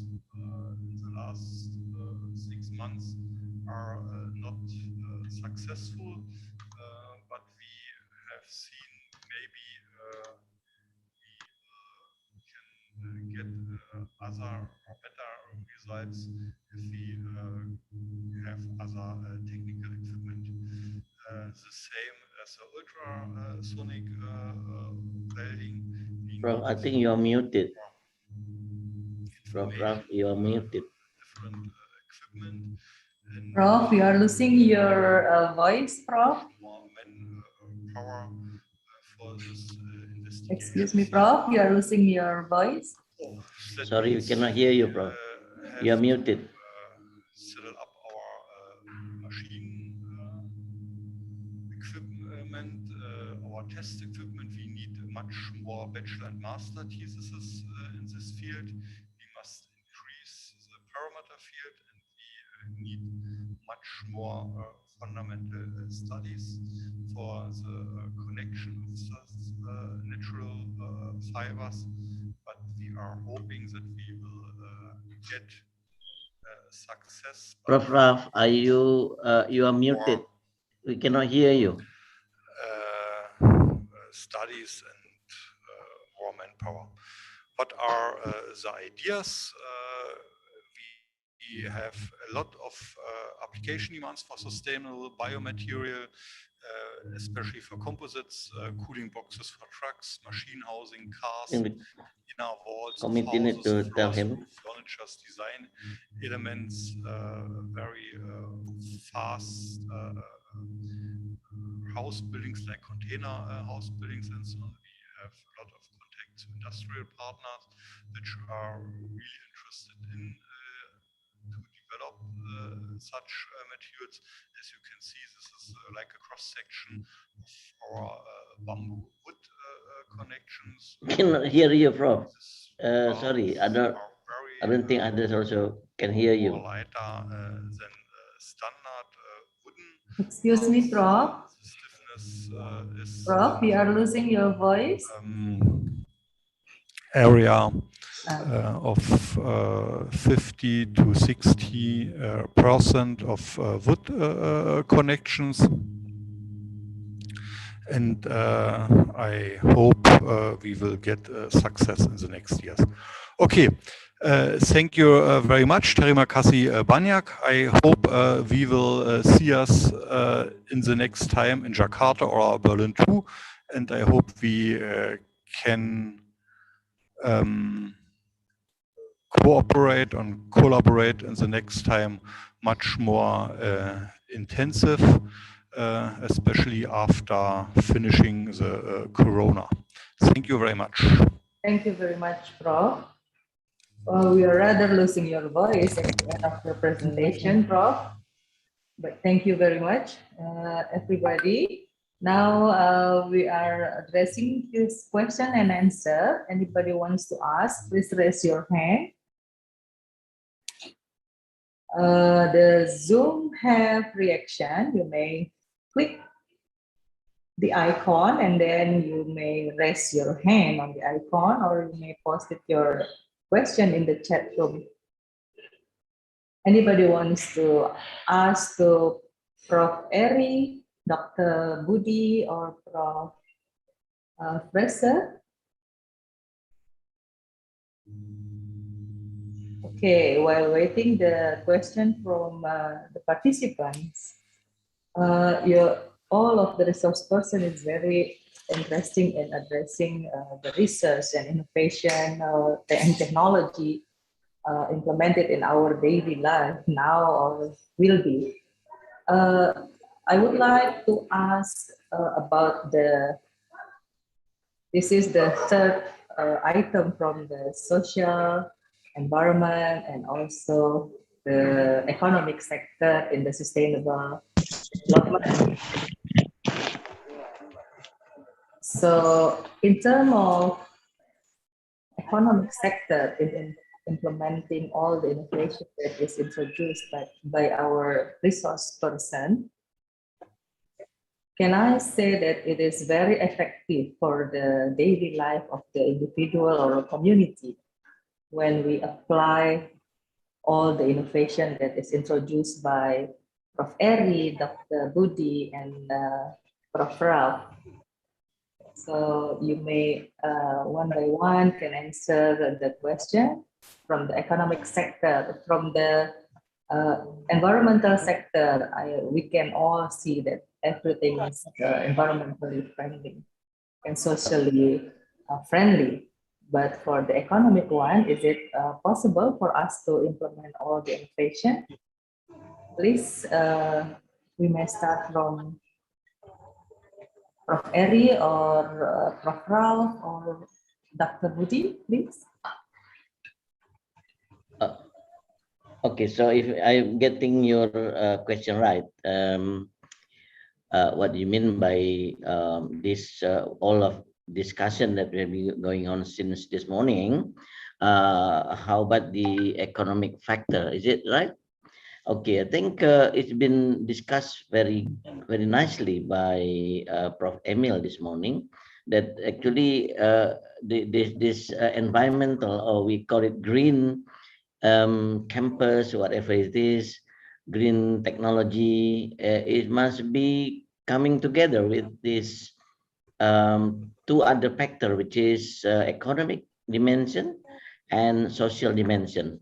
It's equally important to me after listening to Prof. Emil lecture this morning. He gave an example that if you ignore one, it will cause the other two suffer. So it means that if you say, for instance, ignore the social dimension, then it will cause two other dimensions also not optimum. What he gave an example is like the Gini coefficient just now. His observation since 1996 to 2017, there is an increase in Gini index. So for big cities in Indonesia, so it's a little bit concerned. It will affect the other two, the stunting effect and everything. So not to mention about green, it is we actually put ourselves in the red already. So therefore, I think we must come together. If we may say that these three factors, not scholars, factors, have the magnitude and have direction. It must go along together to give a best resultant. Otherwise, we will pull out from first quadrant to the third quadrant, while the X negative, Y negative. So my opinion, I support very well, it must come along way together, the social dimension and economic dimension together, which have all this cascaded down until each person contribution. Where we are in the university, have to focus on what is our competency. I think that's my what is it called opinion, Dr. Anna. Thank you very much. Thank you, Prof. Eri. Okay, 1%. Okay, Dr. Budi, would you mind to address? Okay, thank you very much, Bu Anna.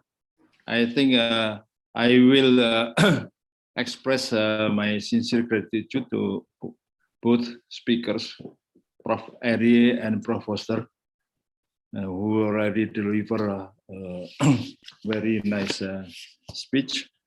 And according to the question that you raised about the economic dimension of economic factor, after pandemic COVID-19, we will have a could be endemic era and becoming a new normal life.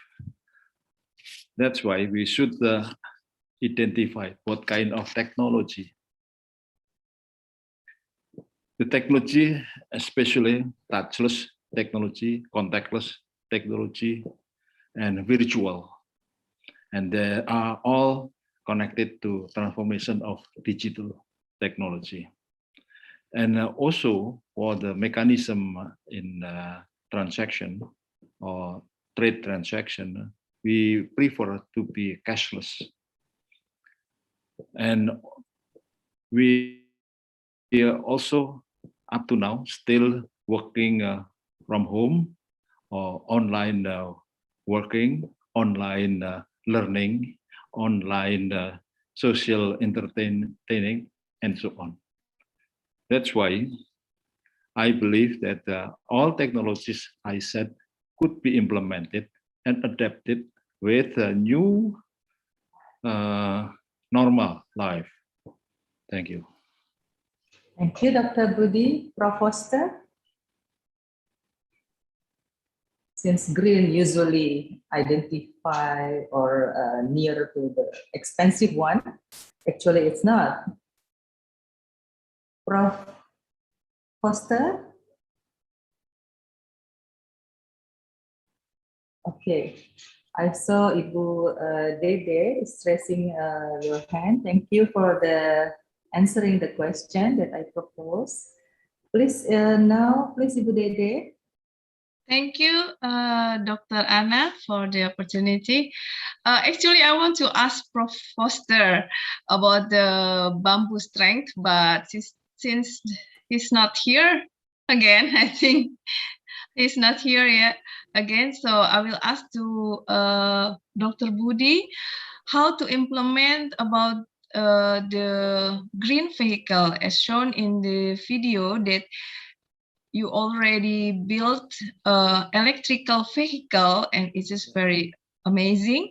One of is a golf cart, and how you implement this strategy to develop electrical vehicle in Universitas Pancasila.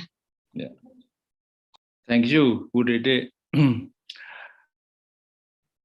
I have a team to design what kind of electric vehicle, but with considering all challenge and also all limitation, we should have determined that the electric vehicle is designed for limited area purposes such as campus, real estate, golf course, without any license or type certificate necessity. Because here in Indonesia, to get license or to get type certificate, its ages could be 3 years, could be 4 years. But we realize our design to be implemented, such as in campus surfing or limited area such as housing and golf course. We don't need any formalities because it is in limited area. We just prove that our design is eligible for driving safely. Our electric vehicle basically need the energy, renewable energy, not fossil fuel anymore. We need a solar panel, just small or solar panel will be collected in collector or capacitor before we need to start our engine, motor turbine. By having motor turbine, we amplify our energy resources. We just need, for example, 3 kilowatt for our small vehicle. If we need more speed, more capacity, we could raise until, for example, 40 or 80 kilowatt. And by having such resources of renewable energy, we combine with smart dashboard. We develop our microchip. It is very important. We no need to import such microchip because we will cut off the dependency to export item. And by having such microchip, and we develop with our partners, we could have autonomous electric vehicle. Means we don't need the driver. So the term of safety and security still manageable within the campus or within the housing or within the golf course or limited area. Thank you. Okay, thank you, Dr. Budi.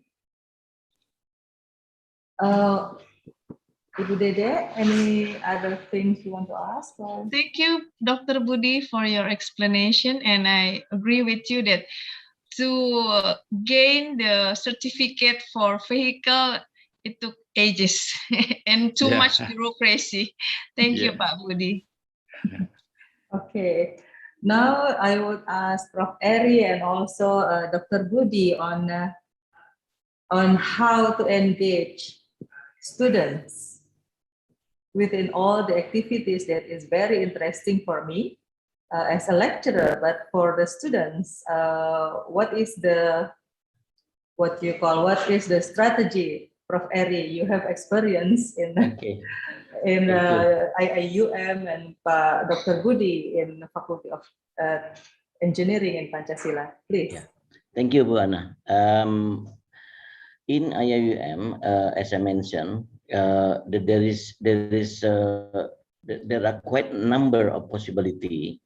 Number one is to bring these issues to a formal program, which is the FYP, or we call it Skripsi here.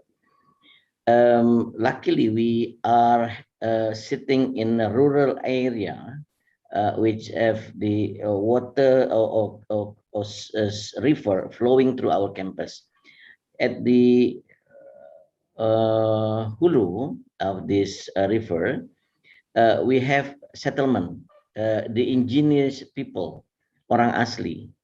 These orang asli occupied the close to the river bank. So then they traditionally, making their waste through whatever they feel good. They sometimes threw it into the river, and then we send students there to do community service, and then try to give them a possibility to get the electricity through this panel and whatever. And then we engage them to educate them, engage them also to clean the river. And that's number one. Number two, we come out with a strategy to actually regularly building up what the necessity of daily life, like the electricity, number one, and then send students to teach them, and so on and so forth. So at beginning, it is very difficult, but no, regularly they enjoy the benefit of that. In the meantime, students also can think what is appropriate technology that can help them. So by that thing, I think the students have exposed themselves to the requirement of applied technology, number one. Number two, they also will be benefit for the future of this community. It means that we are also engaging the surrounding community of that. I think the different story if you are in an urban campus. Urban campus, you will have a different neighborhood. You have a mall, like Pancasila, right?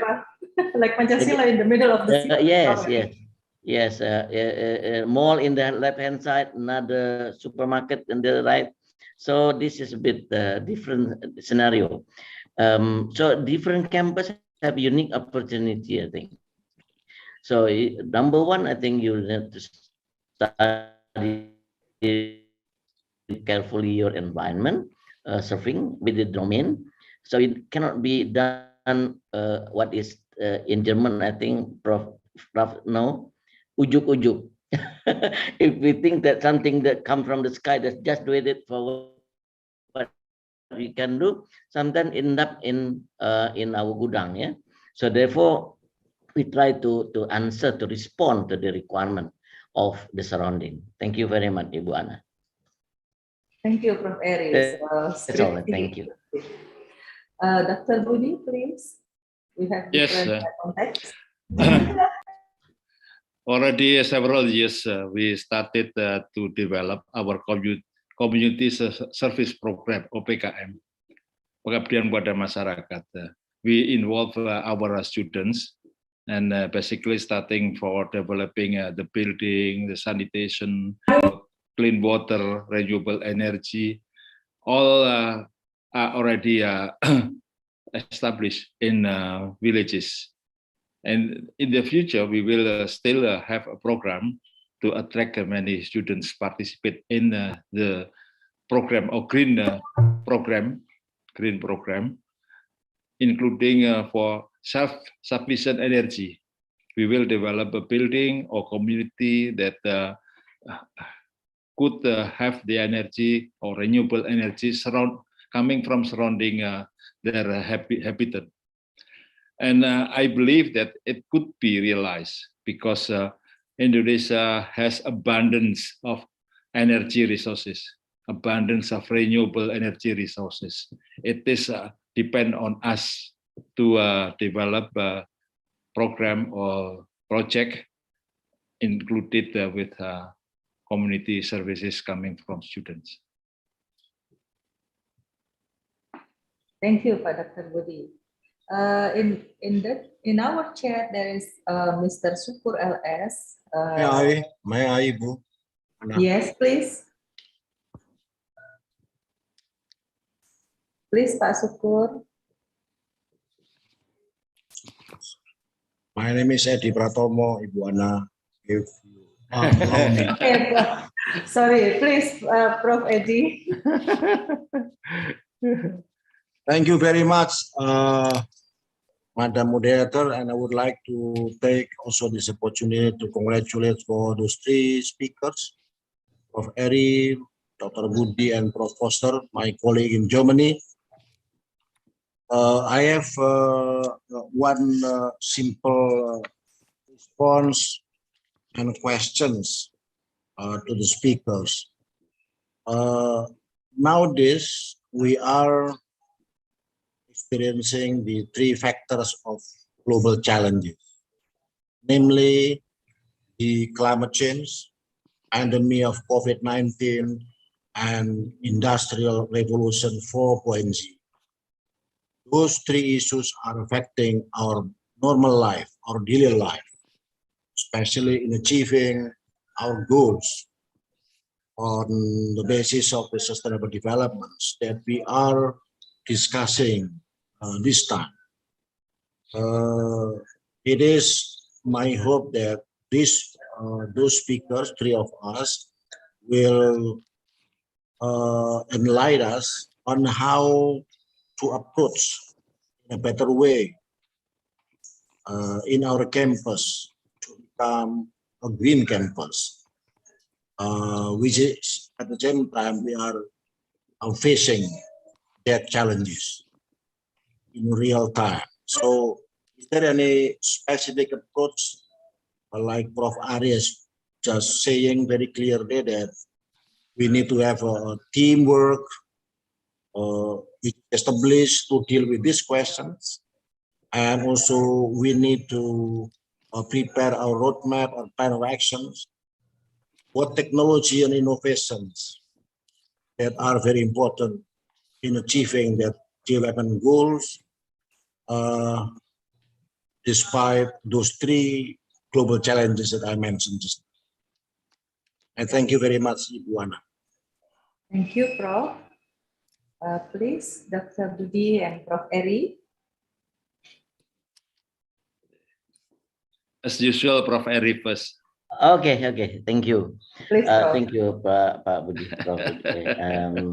Thank you, Prof. Edi. Very challenging question, by the way. Okay, I think if I can break down the three items that you mentioned, number one, climate change, number two, COVID-19, and the last one is IR 4.0.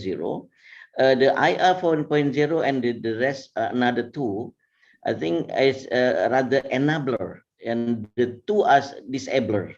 Yeah, so if I may say, the climate change is a result of a series of more action from, I don't know, maybe many years ago. It's not built up becoming greenhouse effect, global warming and everything, you know. This causing after the building up, then the nature, and then come COVID-19, everything halt, everything stands still. so that it give breathe, give opportunity for the nature to take a breath, relax, from burning the fuel, from making this this never-ending production facility produce many things in the world, many things. So they're actually coming together. I don't believe the coincidence, but I think the nature respond to this as a disabler to, hey, look, you cannot stop this, and then I send this little creature for you to stop, to force you to stop. On the other hand, we have this IR 4.0. 4.0 is an enabler that maybe can continue to society 5.0 that Japanese said. If you carefully look into and zoom in into this IR 4.0, our level of understanding and our level of accepting this IR from 4.0 will be different. I think IR 4.0 for us and IR 4.0 for Prof. Foster in Germany will be quite different. We cannot force because it's not fit to us. So we start to what is our immediate problem. Once we getting to know and then form the optional solution for this immediate problem, then we start to address that problem. So for me, IR 4.0 is a jargon only.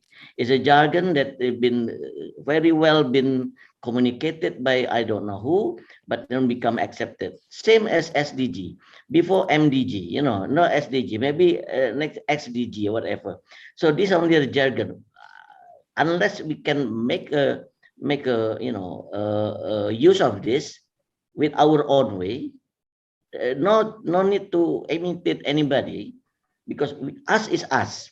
Indonesia is Indonesia. So we solve with our own problem. So for me, whatever people are saying, their clothes do not fit us.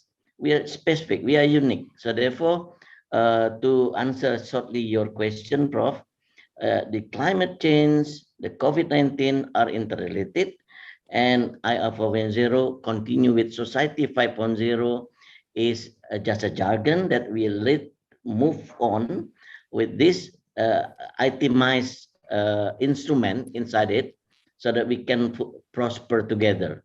Our country can prosper together. But of course, we need somebody outside the country to help us. But we cannot rely 100% to their help.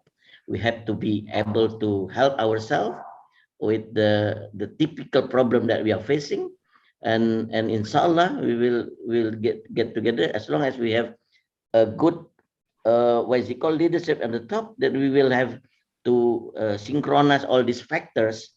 So you're not like tangent, going to that direction, the other one going to that direction. Like people put an asphalt in front of my house. Somebody put a nice asphalt on. The next day, somebody dig it out, because of put the water pipe there and then leave it like that. And quite not long time after that, the road becoming bad again. Thank you very much. Assalamualaikum. Thank you, Prof. Eri. And Dr. Budi? Okay, thank you. Thank you very much, Prof. Edi Pratomo. I would like to share with all participants to answer the good question or remarkable question, I think. 3 factors. Maybe we should make it into a rows.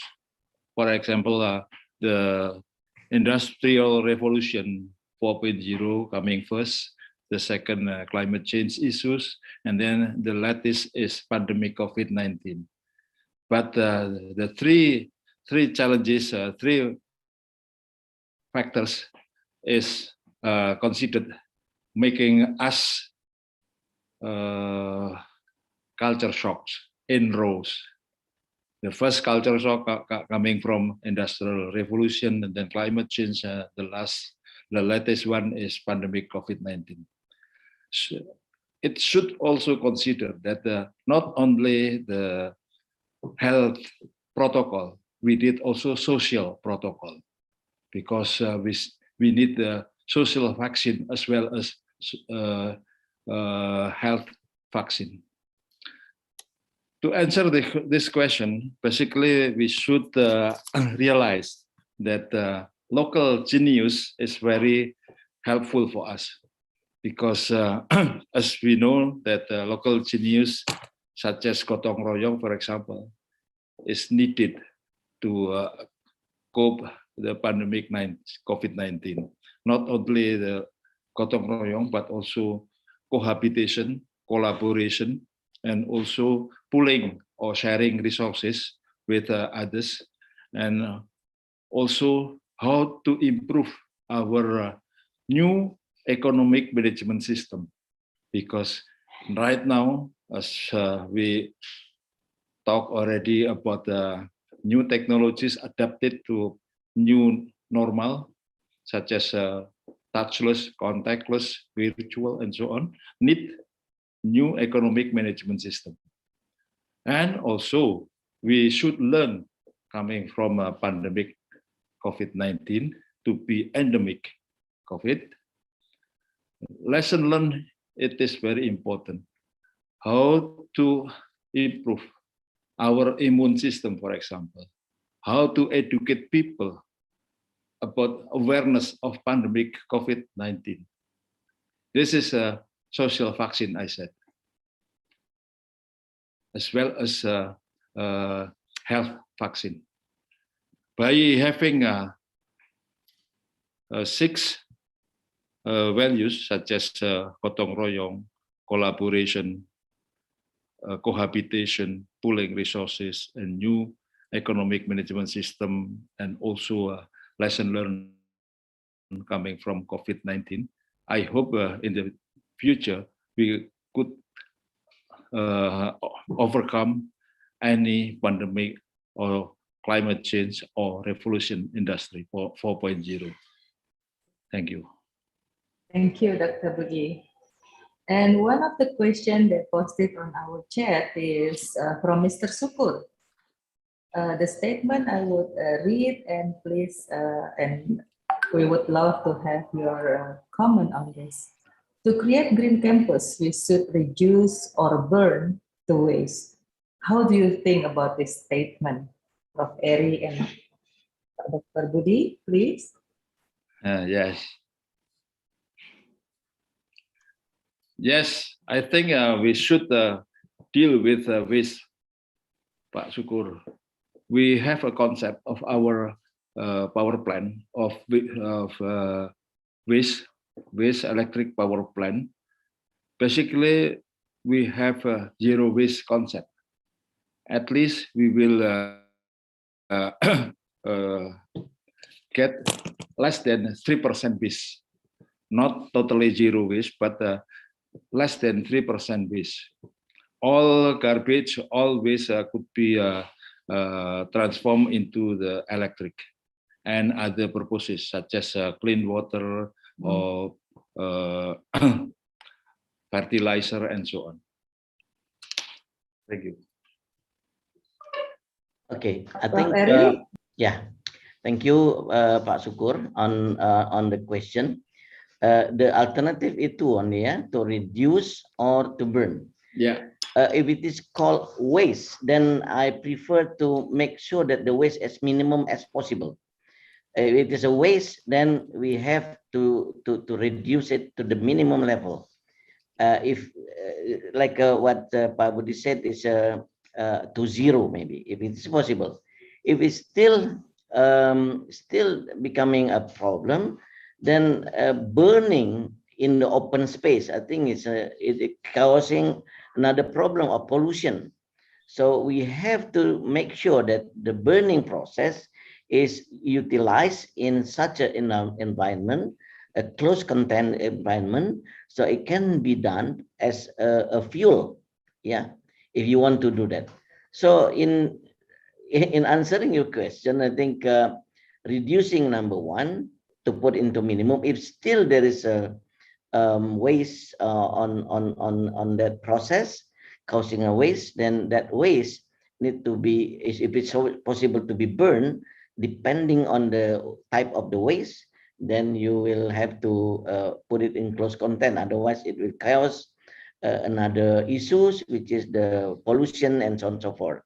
So in the future, I think since you take this statement from somewhere, maybe in the future, I think we have to get a body or a set of SOP that to be accepted or to be delivered to the society, which one to be burned, which one to be, because so far we know that the battery, for instance, and there is a SOP to deal with the battery. Yeah?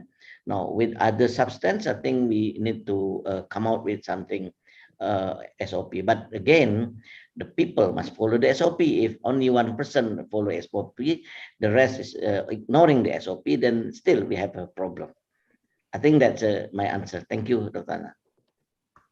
Thank you, Prof. And there is another question. It's from Zubair Mahmoud in Pakistan, but unfortunately it is direct to me, so I just want to read. He asked, what about the goal toward plastic waste roads? What about the idea of plastic waste roads? What do you think, Prof. Eri and Pak Dr. Budi? It's from Dr. Zubair Mahmoud from Pakistan. Okay, I will go first. Okay, the plastic waste can be classified into two, I think. Number one is the thermoplastic and thermosetting. If it is thermoplastic, if I'm not mistaken, it can be recycled. But if it is thermosetting, then I think you have to deal with that, making it a source of fuel. I don't think it will be good because I don't know the toxicity for the burning things like this. But I think chemical engineering people can actually answer that. The type of dealing with such a thermosetting quite different, but I'm not in that area. So what can be done is to separate the two, which is quite tedious job to do, because you cannot tell ordinary people this is thermosetting, this is thermoplastic, unless it is written or it is there is a classified from material, like material for drinking water, for instance, put it into one box, and the other will be put in another box. I think that's not socializing or educating people about the type of plastic we deal with. Thank you. Yeah. Thank you, Prof. Eri. Dr. Budi, plastic for the road. Yeah. Thank you very much for the question of Mr. Zubair. We develop our pyrolysis instrument or devices that allow us to not burn plastic directly, but giving a heating chamber up to 800 centigrade, and the plastic will deteriorate and becoming dry fuel. We could collect the dry fuel up to 90 octane. But the other technology we will develop is plasma technology.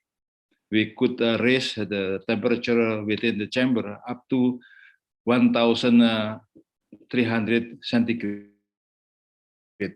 And we believe that any metal could be liquefied above 1,400 degrees centigrade. That's why not only plastic, but also the metal as well. Thank you. Thank you very much, Dr. Budi. So that is the answer for Dr. Zubair in Pakistan. Hopefully it will enhance our knowledge.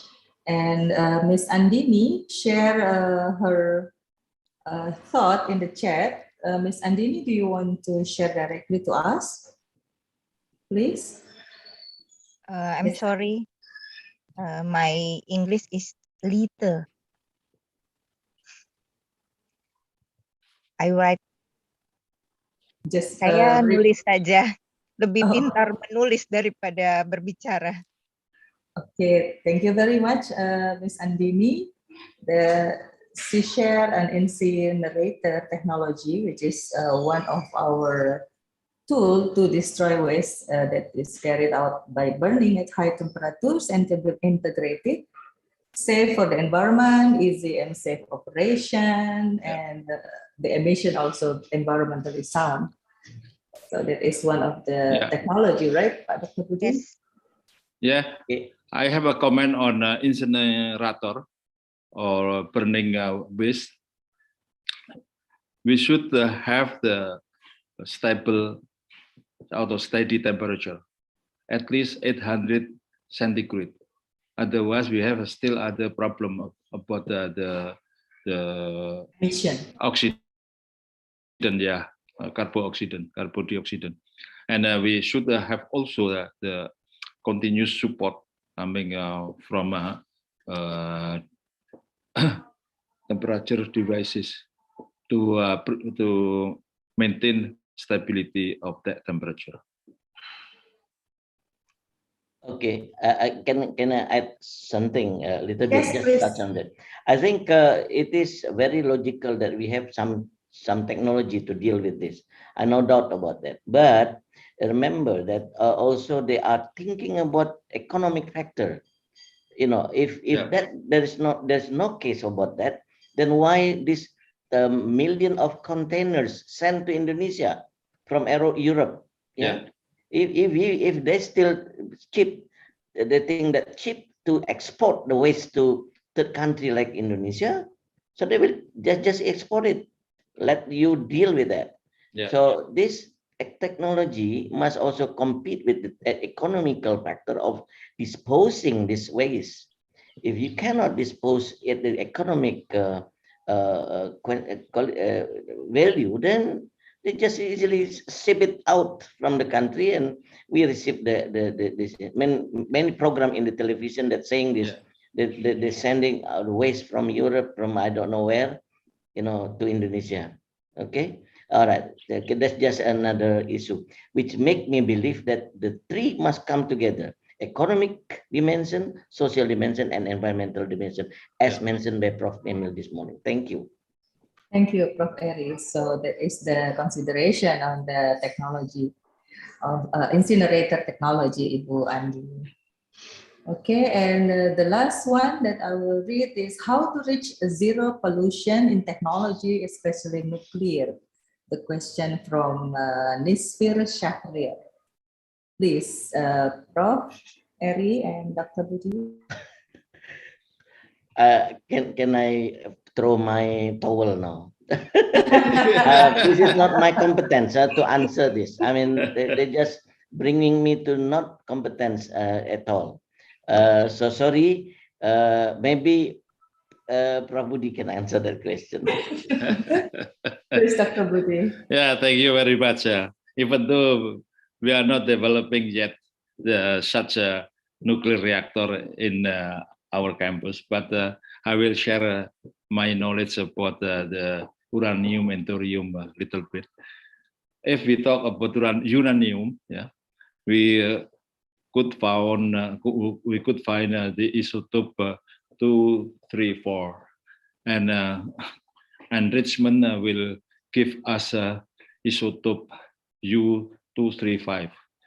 It is very dangerous because U235 could be considered as one step before the nuclear bomb, because this isotope U235 is plutonium. It could be one of atomic nuclear bomb substance. And we talk about another nuclear element such as thorium. Uranium is considered less radioactive because only alpha and beta rays emitted, not gamma rays.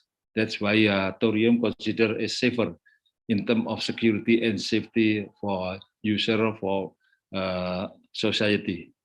But not many countries develop such a nuclear power plant of thorium. We could say India, China, and Australia. All three already developed. Yet India already have developed since 1964. But still the problem how to get such power plant efficiently and effectively, considering the level of safety and level of security. That's why this is a big question for us right now. If we have a political will, the right choice for developing such a nuclear plant is based on thorium, not uranium. Thorium is much more safer. And we have a lot of thorium resources, such as monazite of tin in Bangka Belitung, and also in Freeport, in Newmont, etc. Because if we have gold mining and uranium mining, it's close to thorium. That's why it's time that the government should establish political will by revising our law on nuclear. That's law number 10, the year of 1997, should be revised, and should have determination to build such electrical nuclear power based on thorium. Thank you. Thank you, Dr. Budi. Now it comes to an end. Thank you very much for your questions from Prof. Edi, Dr. Dede, Mr. Sukur, Ms. Andini, Dr. Zubair in Pakistan, and also Mr. Niswir Sahrir. And also thank you for the resource person, Prof. Eri and Dr. Budi, for your answer.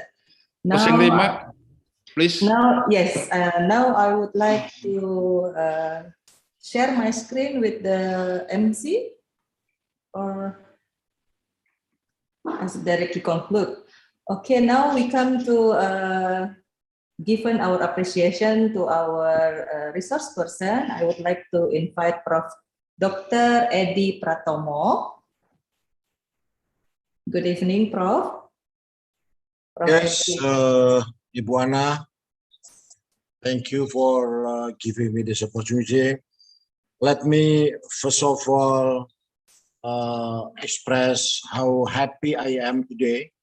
I have been given a privilege to be entrusted to deliver the concluding remarks in this very important topic of our international webinar initiated by the Faculty of Engineering, Universitas Pancasila. This topic is of our concerns, and it is being discussed everywhere, not only at our university. At this very special occasion, I would also like to take this opportunity to express our deep appreciation and gratitude to Bapak Dr. Budi Suyetno, the Dean of Faculty of Engineering, for the initiations and the organization of this very important topic of the international webinar. The wide-ranging participation in the international webinar that we are conducting is a firm commitment of all stakeholders, and especially the Universitas of Pancasila, which has great importance. The topic on the technology and innovation, on how to deal with the relevant issues, on how to achieve sustainable development goals, and at the same time, we need also to initiate our green campus in the very near future that have been expressed and put forward by Professor Eri, Professor Foster, and Dr. Budi. My special gratitude goes to the very distinguished speakers today and all the listeners, audience from around the world. We witnessed the question from Pakistan just now and from different part of the world. this international webinar, I think, is also carries a very special meanings to us, especially to the campus of University of Pancasila, since this webinar is part of a series of events to commemorate the 55th anniversary of Pancasila University that Pak Dr. Budies just mentioned in the beginning of his speech. I have listened very attentively to the views expressed by several speakers that SDGs is of our common concerns. It's an international call for all nations, including academia, to initiate an extra efforts on how to achieve the goals that have been marked by the Sustainable Development Goals. It is therefore our view that academia and campus, including university, are having a very crucial role, especially in dealing with the questions under this agenda. So this is one of the beginnings, and we would like to continue this in the very near future with the additional speakers, of course, in order to enrich our knowledge, especially how to achieve green campus on the basis of sustainable development. And thank you very much once again, Bu Moderator, Pak Budi, all speakers, and good luck. Congratulations for the seminar. This session, our room is very much substantial and having a very kurang good upload session. itu ya, ya tanggal Thank you 7. very much. Thank you very much, Prof. Eddie. And now we come to an end. E-certificate assignment and photo session. Please, the committee. I will share my screen to MC, please. Okay, thank you, Mrs. Ana Agustina. Ladies and gentlemen, now is the e-certificate assignment that will be given by Professor Dr. Edi Pratomo to all the keynote speaker, to all the speakers. First to Mr. Eri Yulian Triblas Adesta, PhD. Tanggal 7 kosong soalnya. Gua malu, di gua nggak ada kertas. Coba dicek. So thank you, Prof. Eri, for the speech today. Terima and we will kasih, Pak. try to give you, Pak Eri, the Terima certificate as a token of contribution. And Terima this kasih is the banyak. memorable certificate to all Terima kasih, speakers. Pak. Terima kasih, Prof. Terima kasih, Pak. Second to Dr. Insinyur Budi M. Suyitno, IPM. Please, Pak Budi, we provide you with a professional certificate to Pak Dr. Budi, the original initiator of our webinar today. Thank you once again, Pak Budi. Congratulations for the successful efforts in achieving the Green Campus Pancasila. Thank you once again, Matur Suwun. The third is Professor Ralph Forster. Yes, Prof. Ralph Foster. Nice meeting you again at this forum. We are very glad that you have been given your insights on a very important topic. We are quite happy that you are here, and thank you once again. Looking forward to meeting you again in Indonesia at this university. Thank you once again, Prof. Foster. Prof. Edi, Prof. Ralph Foster have a problem with his connection. Oh yeah. Okay. Sorry. And the last is to Mrs. Ana Agustina, PhD. Bu Ana, thank you once again for your wonderful chairmanship as a moderator under this session it was quite great to have Ibu Ana as our moderator. Very professional, intelligent, and smart moderator. Please accept Ibu Ana this certificate of appreciation. Thank you once again. It is my honor, Prof. Dr. Edi Pratomo. Thank you very much for the opportunity, and hopefully everybody will have a good session today. Thank you very much. Thank you. Thank you, Professor Edi and Mrs. Ana Agustina. And now we are going to the photo session. So to all the participants, please activate the camera whenever possible during the photo session. Thank you. And to the admin, please take the picture.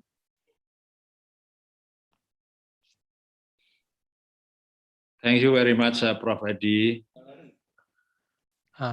Okay. Thank you, Bu Ana. Yeah.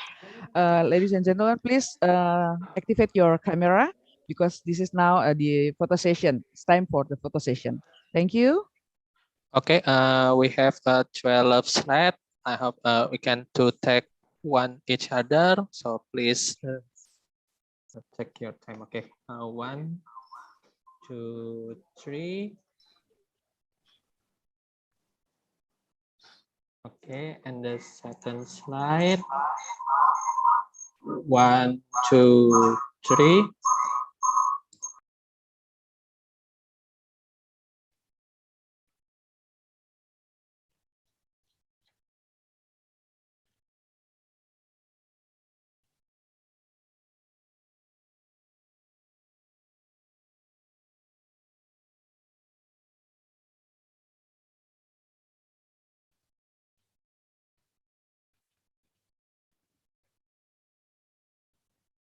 Okay, Mr. Erlanda, have you finished?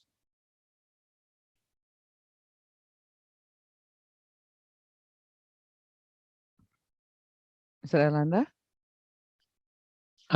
Sorry, for the 6 slide and the next 7 slides.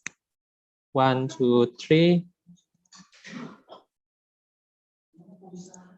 And the 8 slide. 1, 2, 3. And the 9 slide. 1, 2, 3.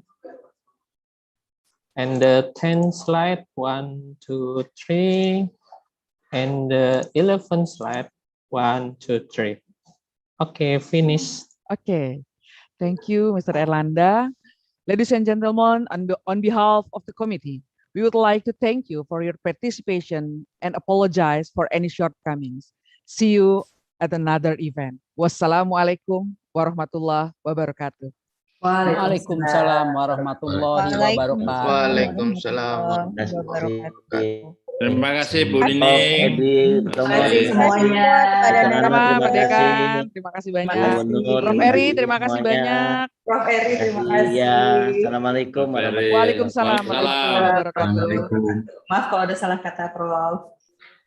Maaf lahir batin semuanya. Bu Ana, thank you, good job. Selamat Pak Dekan. Terima Selamat Pak kasih. Dekan, selamat Terima Pak kasih Prof. Dekan. Damir. Terima kasih. Keren Ya. Pak Budi. Bagus banget. Terima kasih, timnya bagus. Terima kasih. Izin deh Bapak Ibu sekalian. Ya, izin deh Bu Ana, Bu silakan. Nining, Pak Edi, Terima- Pratomo, Pak Damir. Terima kasih, Pak Dekan. Ya. Bu Ana juga keren. Terima kasih Pak.